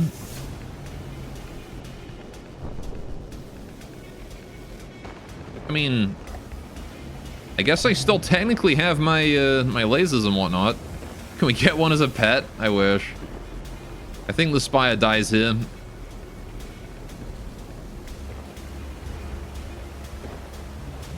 It's just putting more holes in me. Yeah, the Spire was never programmed to deal with other spacecraft, so it can't, like, turn and face them properly. It absolutely could, like, fight them. It's got ion thrusters on the top, so it, like, it could, in theory, fly upwards and then fly over at them. Yeah, the steam engines are dead, which means we have no power, aside from fuel engines, and we don't have enough fuel tanks, because the fuel got destroyed as well, apparently. So, bleeding power... Bleeding altitude now, it seems. Missiles aren't getting locks. Alright. Ow. Spire's gonna suffer then. SSG of a low spacecraft. Yeah. Well, the Spire was, again, fully intended to be a... like, anti-ground. It's a bomb. It bombards things on the ground, not things in space, you know? That is why it's built facing downwards. It was not intended for this. This is outside of its scope of design. Rest in peace, Spire. It's rare one of these falls, so I gotta hand it to him. Good job, Zeus. You did good. Gonna be honest, you really like how the Zeus looks? It looks badass, honestly. I love it. This is exactly the kind of spacecraft I like to see, is these spacecraft that aren't just like a plane but in space. Look at this. This is an actual spacecraft right here. This isn't just somebody built like an aircraft and put it in space. Oh, big hit. Spire's at 18%. Yep. Rip the Spire. She died. Okay, well, that happens. So, I'm not really sure what I've got that handles the Zeus very well, but we're about to find out if 2 Valiants can do it.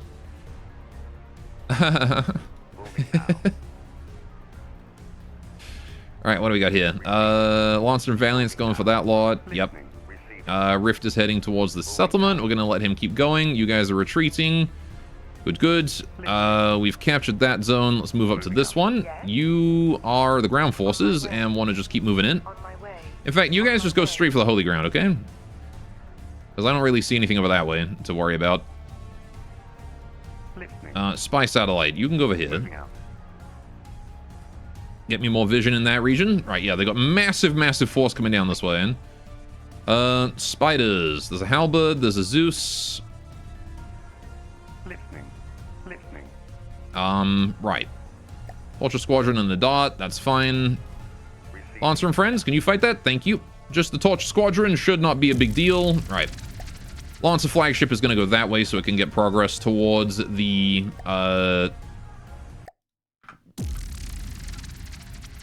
towards the settlement I want to go towards.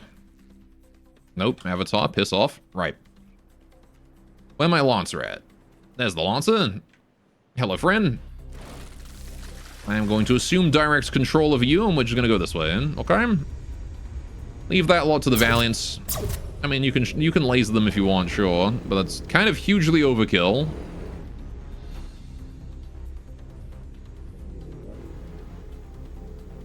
That Torture is not having a good time. He dead.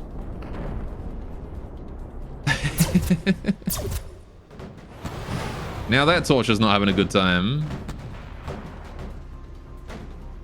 Down he goes into the water. Holy mother of lag, what happened?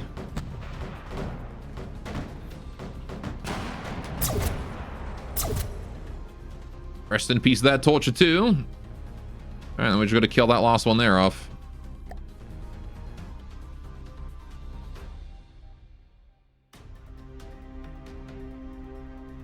I didn't even need to lift a finger. Families took care of that by themselves. And yet I still fire the lasers anyway, because why not? That whole fight was in slow-mo, because they were just taking so much damage. That Valiant got a little scratched, but otherwise it's fine. Lancer got basically completely ignored, aside from a few materials. Lovely. Okay, and then we're going to carry on going towards that settlement, gather up with the Rift, and take it out. Not really seeing any more major problems. Component is not a transport, as I thought it was. It is moving into intercept, which is a slight problem. All right, how we got here? Pack Rat. Okay, what I want you to do, Mr. Pack Rat, is I want you to be priority 1. All right. And I want you to go deliver to this one. Come here, and then go back. Moving out. And that is all you do, okay? That is your entire purpose in life, is to repeat that route ad infinitum for all eternity. I'm gonna get rid of that Pack Rat too. Right. Soul stones are all empty. That's fine. All right, I'm gonna build another Pack Rat here though, because I feel like I could use another one. Listening. All right, let's build that. Moving out. And as soon as you are done, actually, rather, as soon as that guy makes it to the other side, I'm gonna send him off on his journey as well. Right. Oh boy, they're coming in fast. The Hawk is ready though. Dart and halberds, all right. You know what? Spiders. Go save that Dart.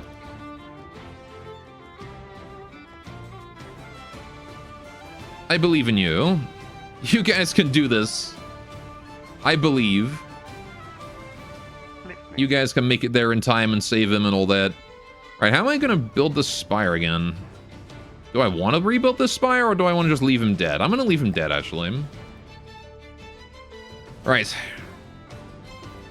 Zeus there is leaving this region. He killed my spire and now he's fucking off. Right, okay, fair enough. In that case, I'm just gonna send the rift over that way again. Yes, Alright, ground forces are still moving in, on my way. making good speeds. Alright, we need some dots over here to get captures done. We aren't capturing things fast enough. Listening. Alright, Moving out. to the Donut Festival with you lot. Get built. Alright, that was fast. Okay, and now let's start trying to navigate this god-awful pure white terrain. Receiving. I'm gonna try and capture that one. Right, Receiving. that's about all I can capture from here, but I can do this one here as well, and then maybe this one. Moving out. As long as that Zeus doesn't turn around, we're fine. Right. Now we've got another 400k materials there. Right, we're about to reach all this lot. So the Hawk is here, the Valiants are here, and the Fruit Fly is nearby too. But I'm not going to bring the Fruit Fly into this. That would be rude and mean Moving now. to the poor little guy. Alright, big fight going on there. But first of all, I guess I'm going to take out the Citadel here with the Lancer and Valiants. Alright, Lancer to the back, Valiants to the front. Open up full broadside. Send this one quickly.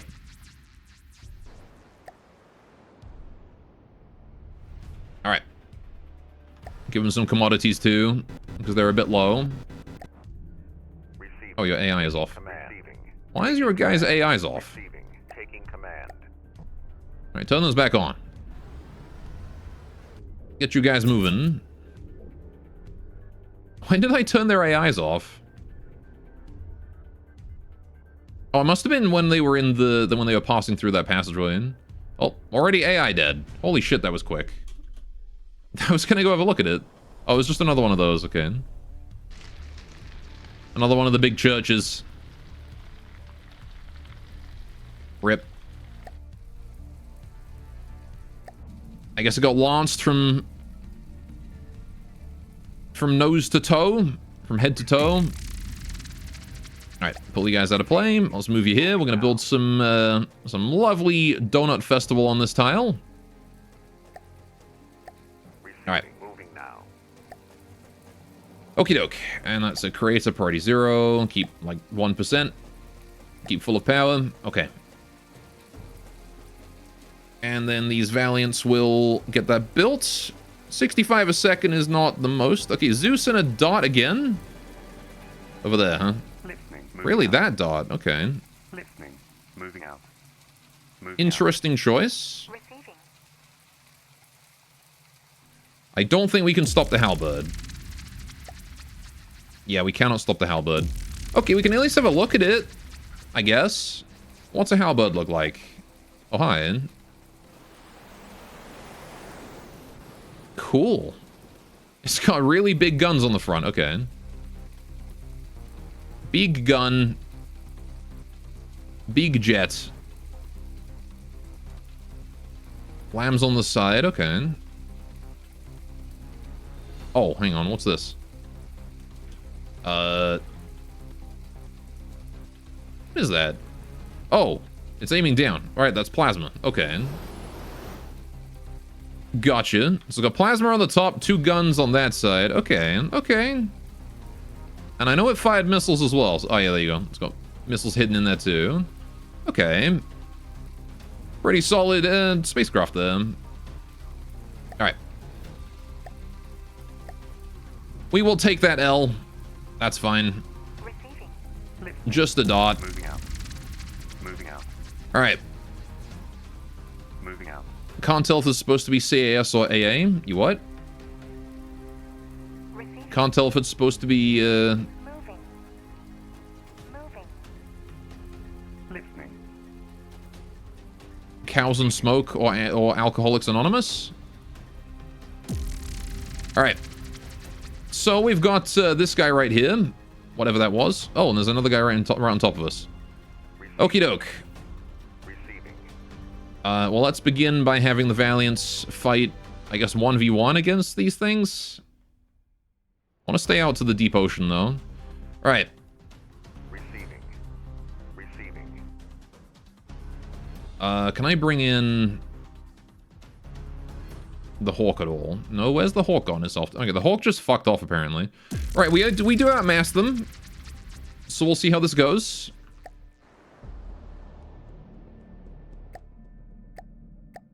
All right. So we got a Javelin over here. This is the very flexible one that can be turned into a bunch of stuff, apparently. Okay, big gun. Big laser on the front, too. All right. Plasma on the sides. Bristling with armaments, it seems. Also very shiny black on the top there. Okay. Big scary. And then there's the, that's the Zeus, yeah. So they've got orbital support up there, too. Alright, let's see what happens then. He's aiming. Ooh. Valiant takes a nasty blow to the top there. Hits right here. Takes out a missile array. Doesn't do any serious damage, though. Probably due to long-distance attenuation. Alright, but they are in fact aiming at that Zeus. They want that thing dead.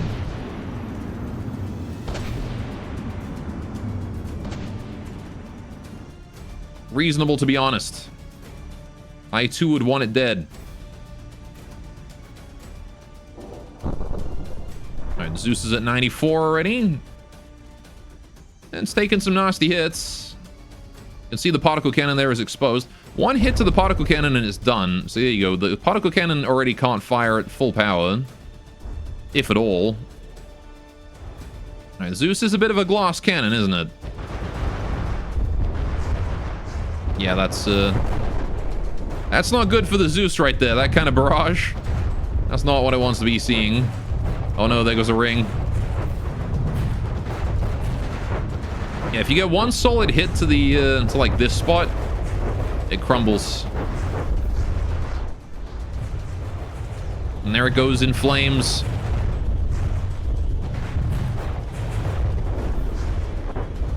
Alright, so what exactly is the Javelin up to right now? The Javelin has flown in for an attack run on a Valiant and is now leaving. And that Valiant is showing very minimal signs of damage, actually. This is the same one that got hit by the orbital laser there. Okay. Seems like the Zeus is done for. Okay, they're torpedoing its corpse anyway. Why not? The poor thing's already dead. Just torp it for good measure.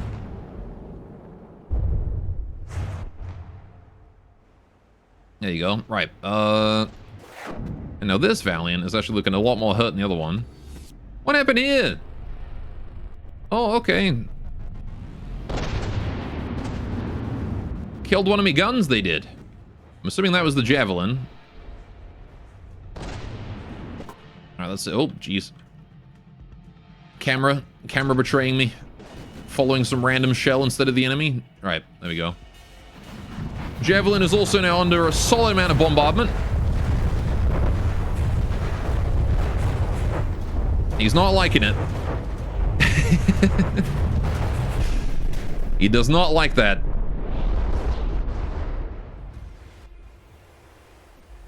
Rip the Javelin. If only he knew that the Valiants were tuned, tested in live combat against the finest that GT had to offer. You do not want to fight a Valiant with an aircraft, that's for sure. Not the way to go.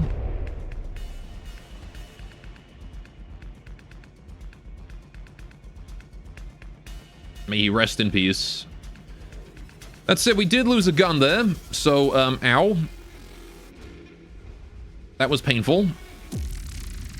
Gonna have to get that healed. Which we're currently too far away to actually heal, so we have to return to friendly territory. Alright, that is a dead dot, which we're gonna have to rebuild. Lovely. Alright, get that back out. The Hawk is here. We're gonna bring the Hawk back. just to be safe. Right, how are we doing here? We're moving towards that to build that. Rift just needs to start moving straight up. Right. This one here we want to send in the dot to go capture that. Send in you guys. All right, you guys can sort of stick around here and try and intercept things that get too close. All right. Yes. Okay. Let's move this way. You're suddenly much less sure of your victory. Moving out. Listening. Alright, there's a lot of scary guys coming in there, but I mean, there's still that Arbiter or whatever it is somewhere around here. I don't know where it's gone. Oh, it's all the way up there. They're keeping him back in reserve for emergency situations, I suppose. Listening. Alright, the two Swifts have done their capture. Very good. We're going to move them up this way now and try and capture the next spot. Receiving. Alright. Listening. Receiving. And that dot there can... Yeah, you can just chill there. It's fine. I don't need this terrain on the edge. Okay. Oh boy, that is a lot of guys coming at me. Right. Receiving. And they're all very fast. Dart, Viper, Raven, all moving to intercept. All I need to do is, like, just be just barely close enough to the edge of the terrain here that we can Moving heal. That's all. Listening. Just barely close enough, please. Listening. Fruit Fly, how are we doing here? Moving You can go capture that one, I suppose. Alright, the oil rig is building up material still. We're doing okay over here. Oh, one of my dots just got intercepted. No, I didn't want to bring in a dot there. Oh, Fruit Fly. Didn't want to bring in a Fruit Fly. What is this?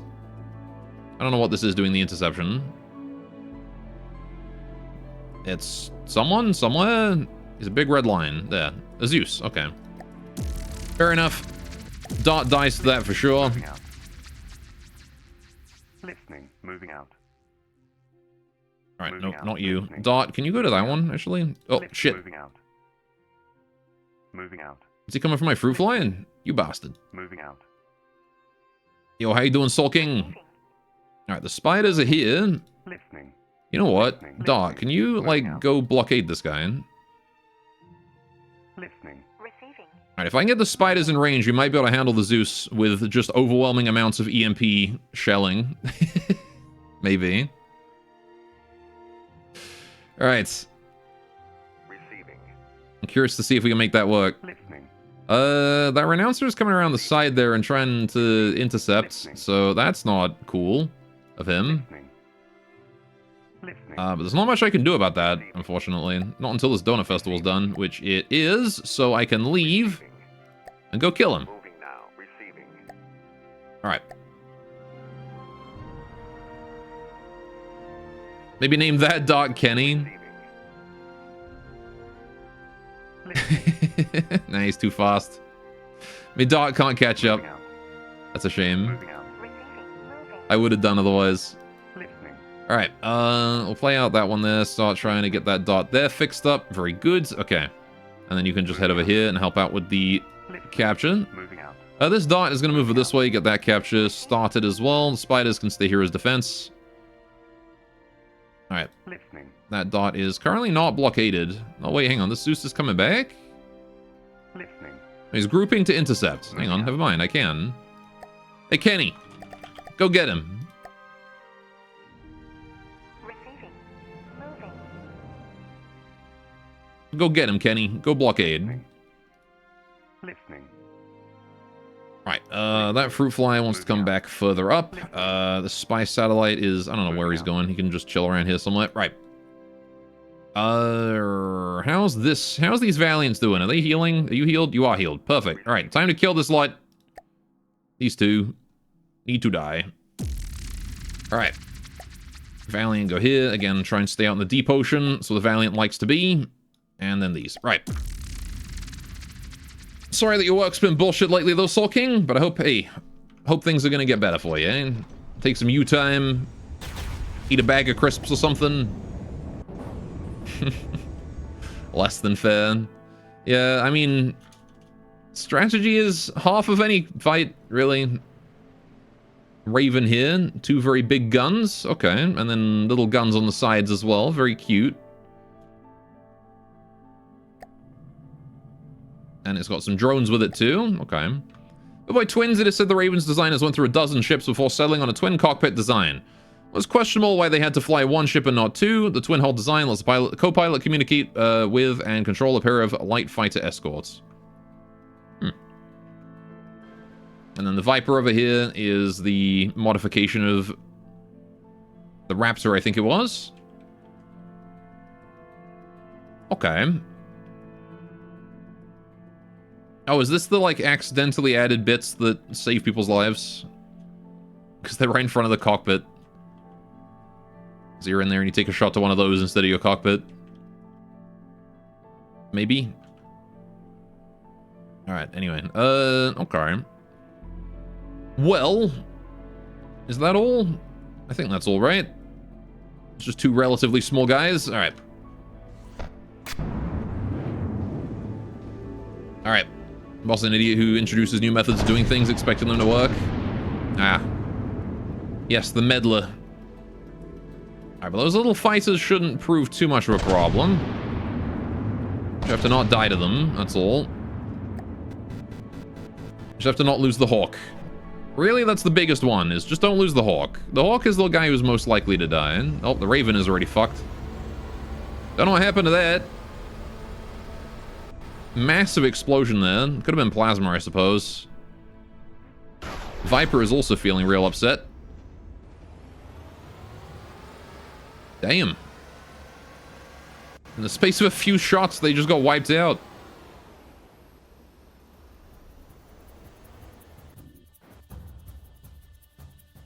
The Viper got hit by Hawk missiles. That's incendiary right there. Rip. Okay, and the fighter's dead too. That was quick. Yeah, it turns out when I have a whole bunch of crazy powerful aircraft on ships, don't matter. Oh, there's one more fighter left. Okay. Where is he? Where is he? Oh, all the way up there. Okay. Trying his best.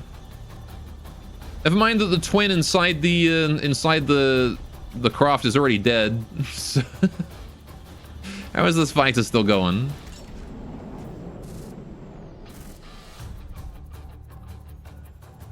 The problem is that he's too far away for us to hit easily. Oh. Or he can just do that for no reason. Thanks, fighter. I appreciate it. Ghost twin. Alright. Well, I think these three have proven themselves well enough. We can probably make them a fleet. Oh, Kenny's managed to distract the big guy. Very good. Now we just gotta wait for the spiders. Listening. Moving out. Moving out. Hopefully the spiders make it in time. Listening.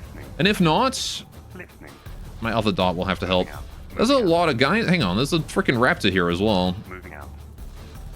Maybe the fighter hit the ground because the twin died and no longer controlled it? Maybe. Maybe. Right, you guys are a fleet now. Let's move you up. Okay, Lancer and whatnot, you guys want to come down that way and fight that? Oh gosh, there is so much combat happening right now. My goodness. Alright, Fruit Fly. You want to start moving over to here and get capping that, please. We'll build a donut festival on it too. Moving now. I'm actually going to want 2 Fruit Flies for this, because I don't have enough materials in just one. Moving out. Alright. Listening.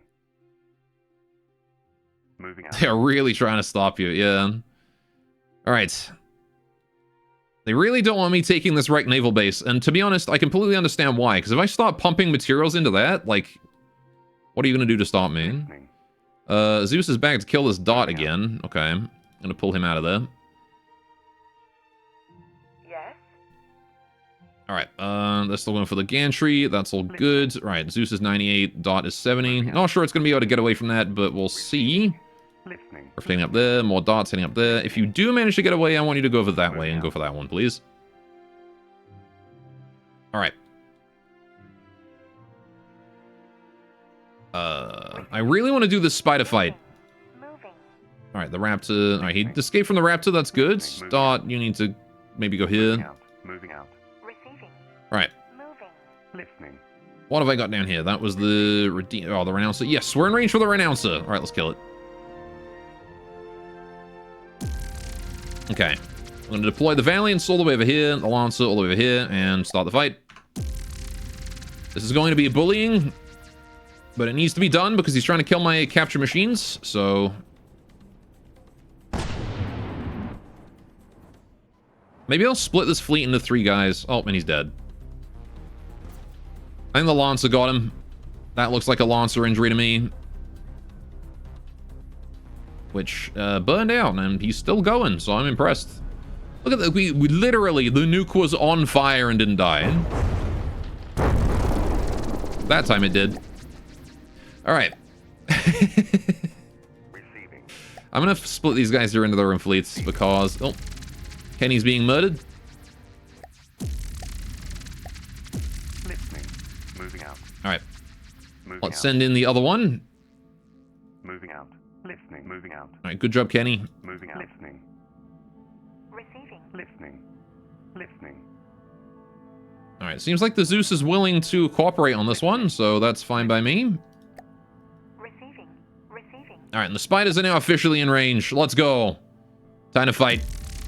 Can 13 spiders defeat 1 Zeus? Let's find out. No need even for a break. We're just gonna go right here. We're not gonna find out after the break. We're gonna find out right now.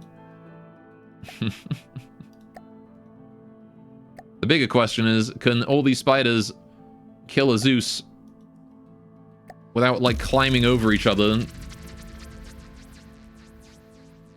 Alright, they have no one doing spotting for them, so I imagine the detection might be a bit of a problem. But we'll see.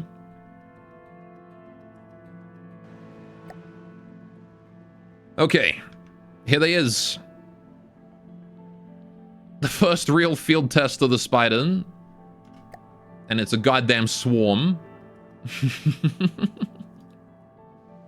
This guy immediately taking a nasty hit from that orbital cannon. Alright, are any of them even going to be able to see him is the question. No, yeah, we got detection. Apparently he's got smoke. Sure. Alright, their guns are only set to fire at targets with less than... or within 3 kilometers, so that's the first thing. But also then, within a certain amount of detection error as well. There you go. Degraded mode, my beloved. Alright. Look at him crawling all over the place. Diggy diggy diggy diggy.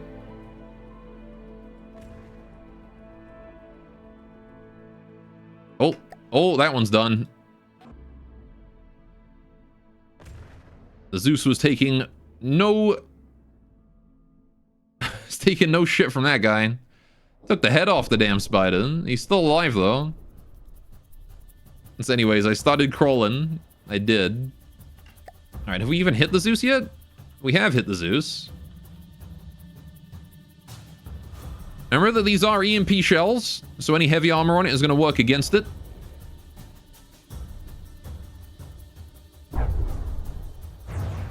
As is anything that is just EMP vulnerable in general. Like that chaff.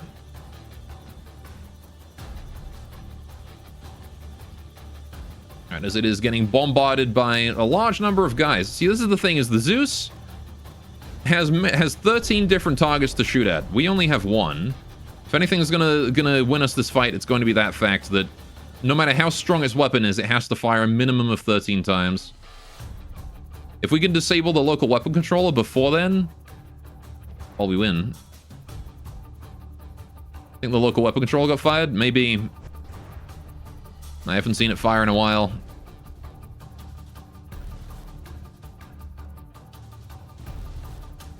It definitely got a couple good shots off, though. The EMP shells. They work. The spider works. The EMP check. It's gonna be so... Once I get the spider working more consistently, it's gonna be so worth it to just have 1 spider in, like, every ground fleet. Just to be, like... Just to check if the enemy has EMP protection. It's like 20k, it's a super cheap little guy. Really easy to build a bunch of them. Real easy to just throw him in there and just be like, yeah, just check to see if the enemy has the EMP or not. Yeah, the Zeus falls now. He's coming down. I think I've killed enough of his engine or something. Or thrust, maybe? I think I've killed his up thrust, maybe. I may want to check spaced armor with heat hash too. Well, that's what most of my main craft are, though. Right? Like the Churchill is that, or the Hawthorne, I guess now. The side cannons on the side cannons on the Obelisk are all hash. So I usually have a good amount of that. But I don't really have consistent EMP check. Yeah, something's happened to him, and he's just sort of flying horizontally now. Above the spider swarm.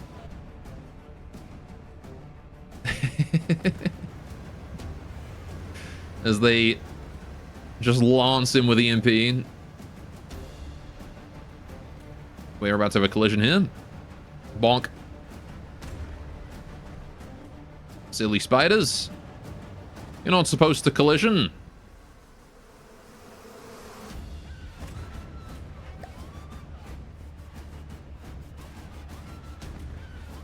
Good thing you have really aggressive roll control. He's about to go over. Where is this thing? Oh, hang on. It's recovering. It's recovering from his brief descent into atmosphere. It's gone right back up. So exactly where does it still have anything worthwhile? Everything. Oh, I guess it's got like 1 billion batteries, doesn't it? Oh, we're gonna have to chew through so many of those, aren't we? It's also all made out of alloy, which makes it annoyingly EMP resistant. Yeah, its engines are all still fully intact. I'm guessing it sort of just lost maneuverability when that's why it crashed. Well, that's why it almost crashed. Maybe I should get my avatar down to try and fix up the damaged spiders. Oh, for crying out loud. It's not like I have, yeah, they can't write from this. That's, Alright, well, at least you're full health again now. Right, let's head over to this guy and head over to Baby here and fix him. Okay, he just flung me away.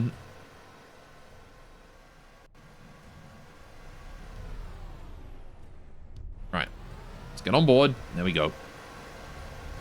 Okay, now I'm just going to sit here until he's healed. And maybe there'll be a chance that he can flip himself over. Probably not, though. It's just... these stupid things.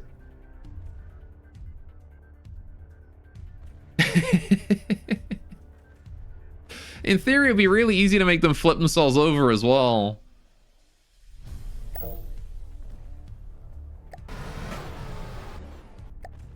And all you would need to do is, like... just make the legs have a unique mode for flipping itself over. Oh god, my camera. Alright, I'm not interacting with you, buddy. Oh, wait, hang on. I may have a chance. No? Dang it. I just want to flip him over, that's all. Press E to flip elephant. Where's my avatar? I can't get my avatar. Hang on. Oh, this is me? I'm just stuck indoors. No, all I can do is jump through him. Oh no, that's not me. Where? Dude. What is going on? What can I do to flip you over? Nothing, apparently. Alright, whatever. How many spiders are left that are still slightly damaged, but not really? You. They're all freaking upside down. the whole group of them is just upside down. Look at this. And you're about to follow. Yep, there it is. I really need to let them self-right. This is a good test. The spiders that cannot self-right really need to be able to. I'm preventing them from flipping in the first place would be even better, but if they just had like something on them, spiders went very slight hill. I mean, they do have code to make it so that they, you know, they try not to. I'm gonna just do like one block at a time to push him out. Oh, no, too fast. Alright. There we go. You good? Not quite. He's getting there.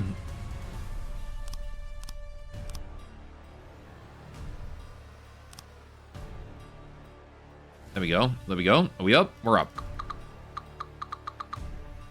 Perfect. Maybe I gotta find some way to like translate pitch error into roll error. That would be a good way to do it. Because they're much better at correcting roll than they are pitch. Because they're so like rear heavy. If they start going like head over heels, the momentum just carries them over. Okay, I thought you were about to go over for a second. But yeah, they've got several things that try to help them when they've got high pitch. Number one is that they attempt to slow down their legs. They're so fat of ass, yeah. They slow down their legs when they're pitched up to up until they stop at 60 degrees pitch. But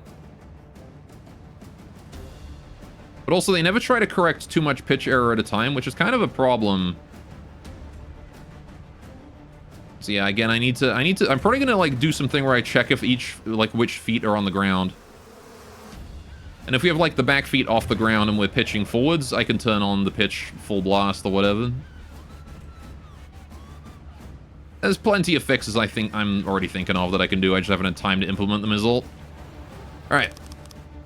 Let's get you over as well. Back up, sir. Oh, are we good? Kind of. Turn that pitch into roll, so any second now we should be getting back up again.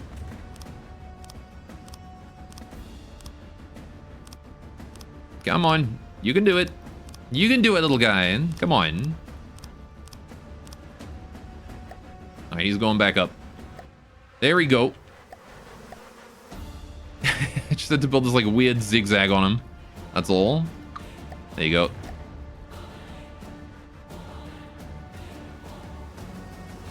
Got 3 more spiders upside down over there. Of course we do. How's the Zeus doing right now? Is he still up there? He's 90% from EMP damage alone. How is he still flying? How are you still in the air at 90%? From just like billions of EMP shells. I don't even know like where you've got valuables in you, but there's no way that you should still be flying. God damn. I mean, it does do a small amount of regular damage too, but as you said, your stuff is stubborn. Yeah. Alright, well, I guess I'll just try and get more spiders back up on their feet then. If I see any spiders that are on their backs... There we go, this one. Alright.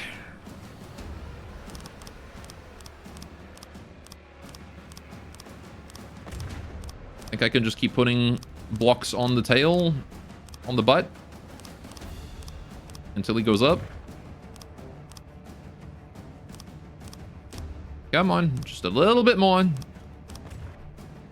little bit more. A little bit more. A little bit more. A little bit more. There we go. Over we go. Remove that. Right. Forwards you go. Alright, same with you. You know what if I put a block, like, right here? How does this do?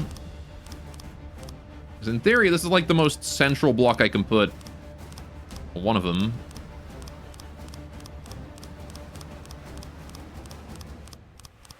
Maybe that? Hey, there we go. Alright. He's back on his feet. Turret disabled because there's a block in it. There we go.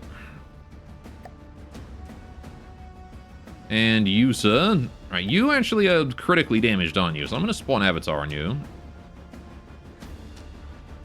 Alright. An Avatar can sort of just sit here until repairs are done. Why are you discharging? There we go. Right. I was going to say, he's standing on the main body. He shouldn't be discharging. Right. So gotta wait until that guy's fixed. Let's go and survey the battlefield. Any more spiders on their backs? Yep. There's one right there. God damn it. Stop flipping. Oh, we've gone under the water, under the ground again.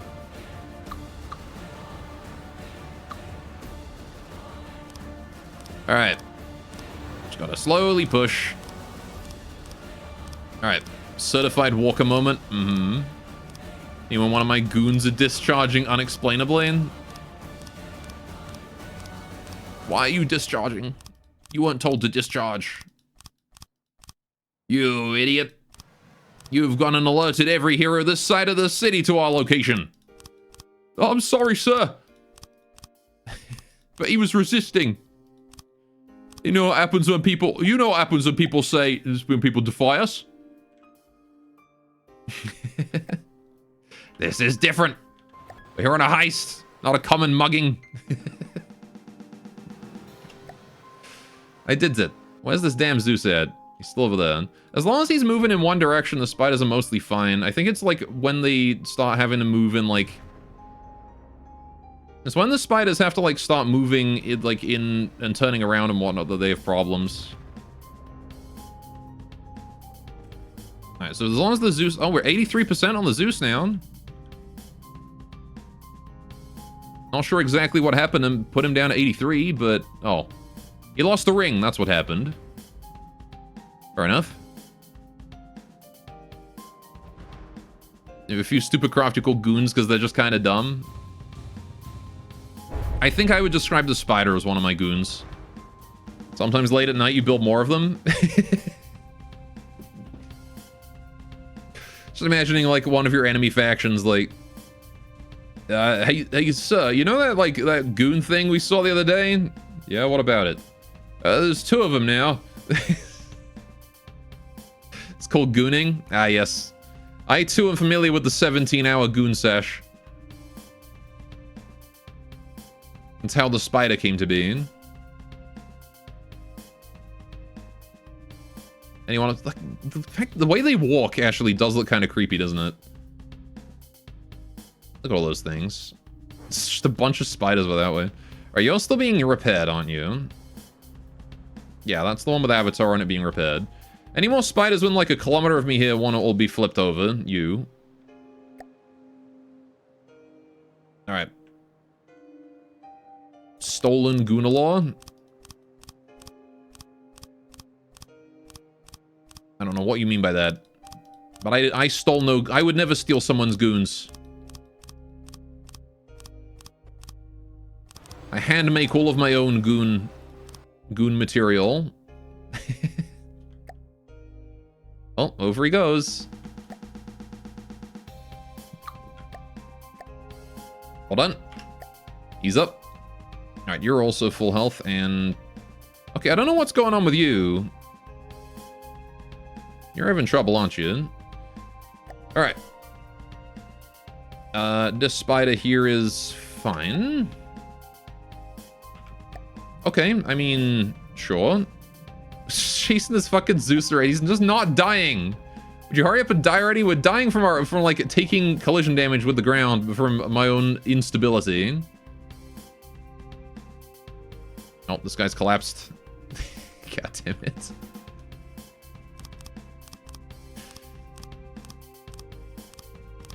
Over he go.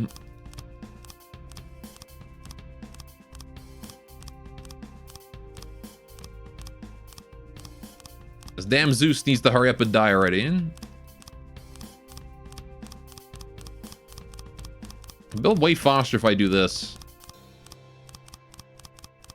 Oh, never mind. I'm gonna clip that through the ground, why not? How we doing here? You're just on your face. What if I, and hear me out here. Beep. Nope, back over he goes. Okay, lead? Oh, for crying out loud. Alright, whatever. Just... you know, push him onto his butt. Maybe that's gonna be better.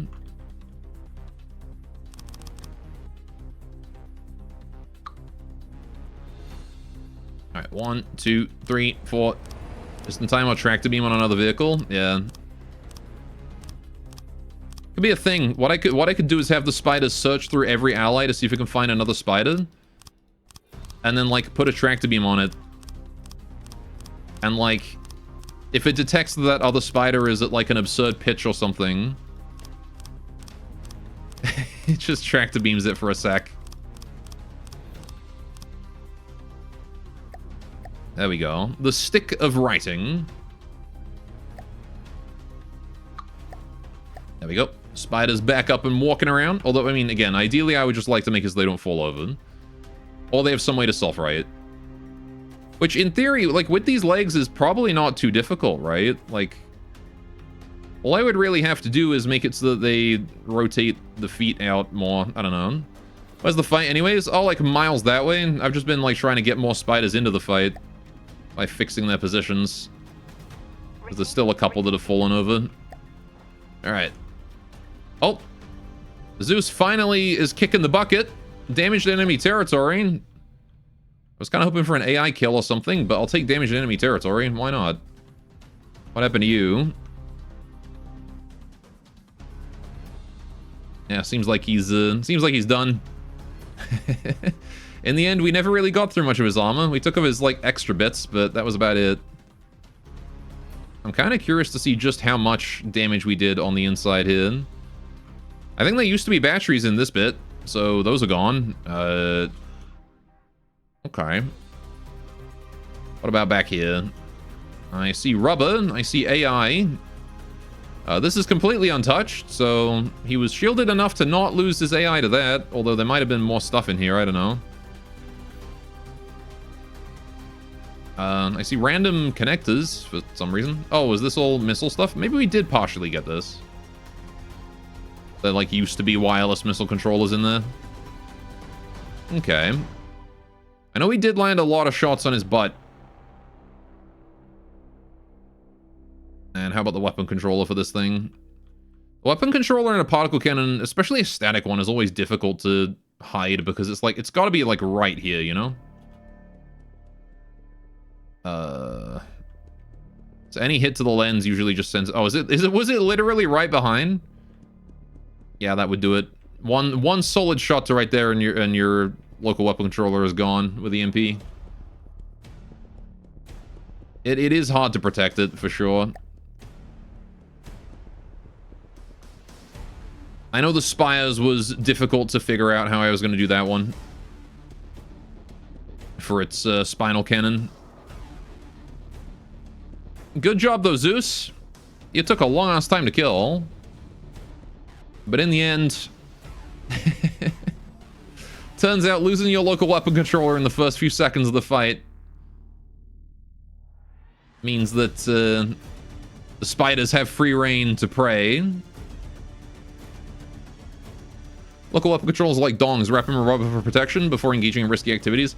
Yeah, that's the hard part, though, is that you can't really wrap it in rubber for a weapon like this, right? There's not enough space. The slot is too tight to fit the weapon controller and also the rubber. I mean, you can, but it's difficult. All right, anyway, let's pull these guys out of play. Use sub-objects. I mean, I suppose you put the whole thing on a sub-object. But, you know, the point of spinal weapons is usually not to do that. Moving out.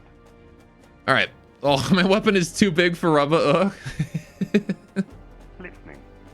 Anyway, I don't think we're going to be relying on the spider-only fleet for the rest of that. These guys need to go back for repairs anyway. Moving.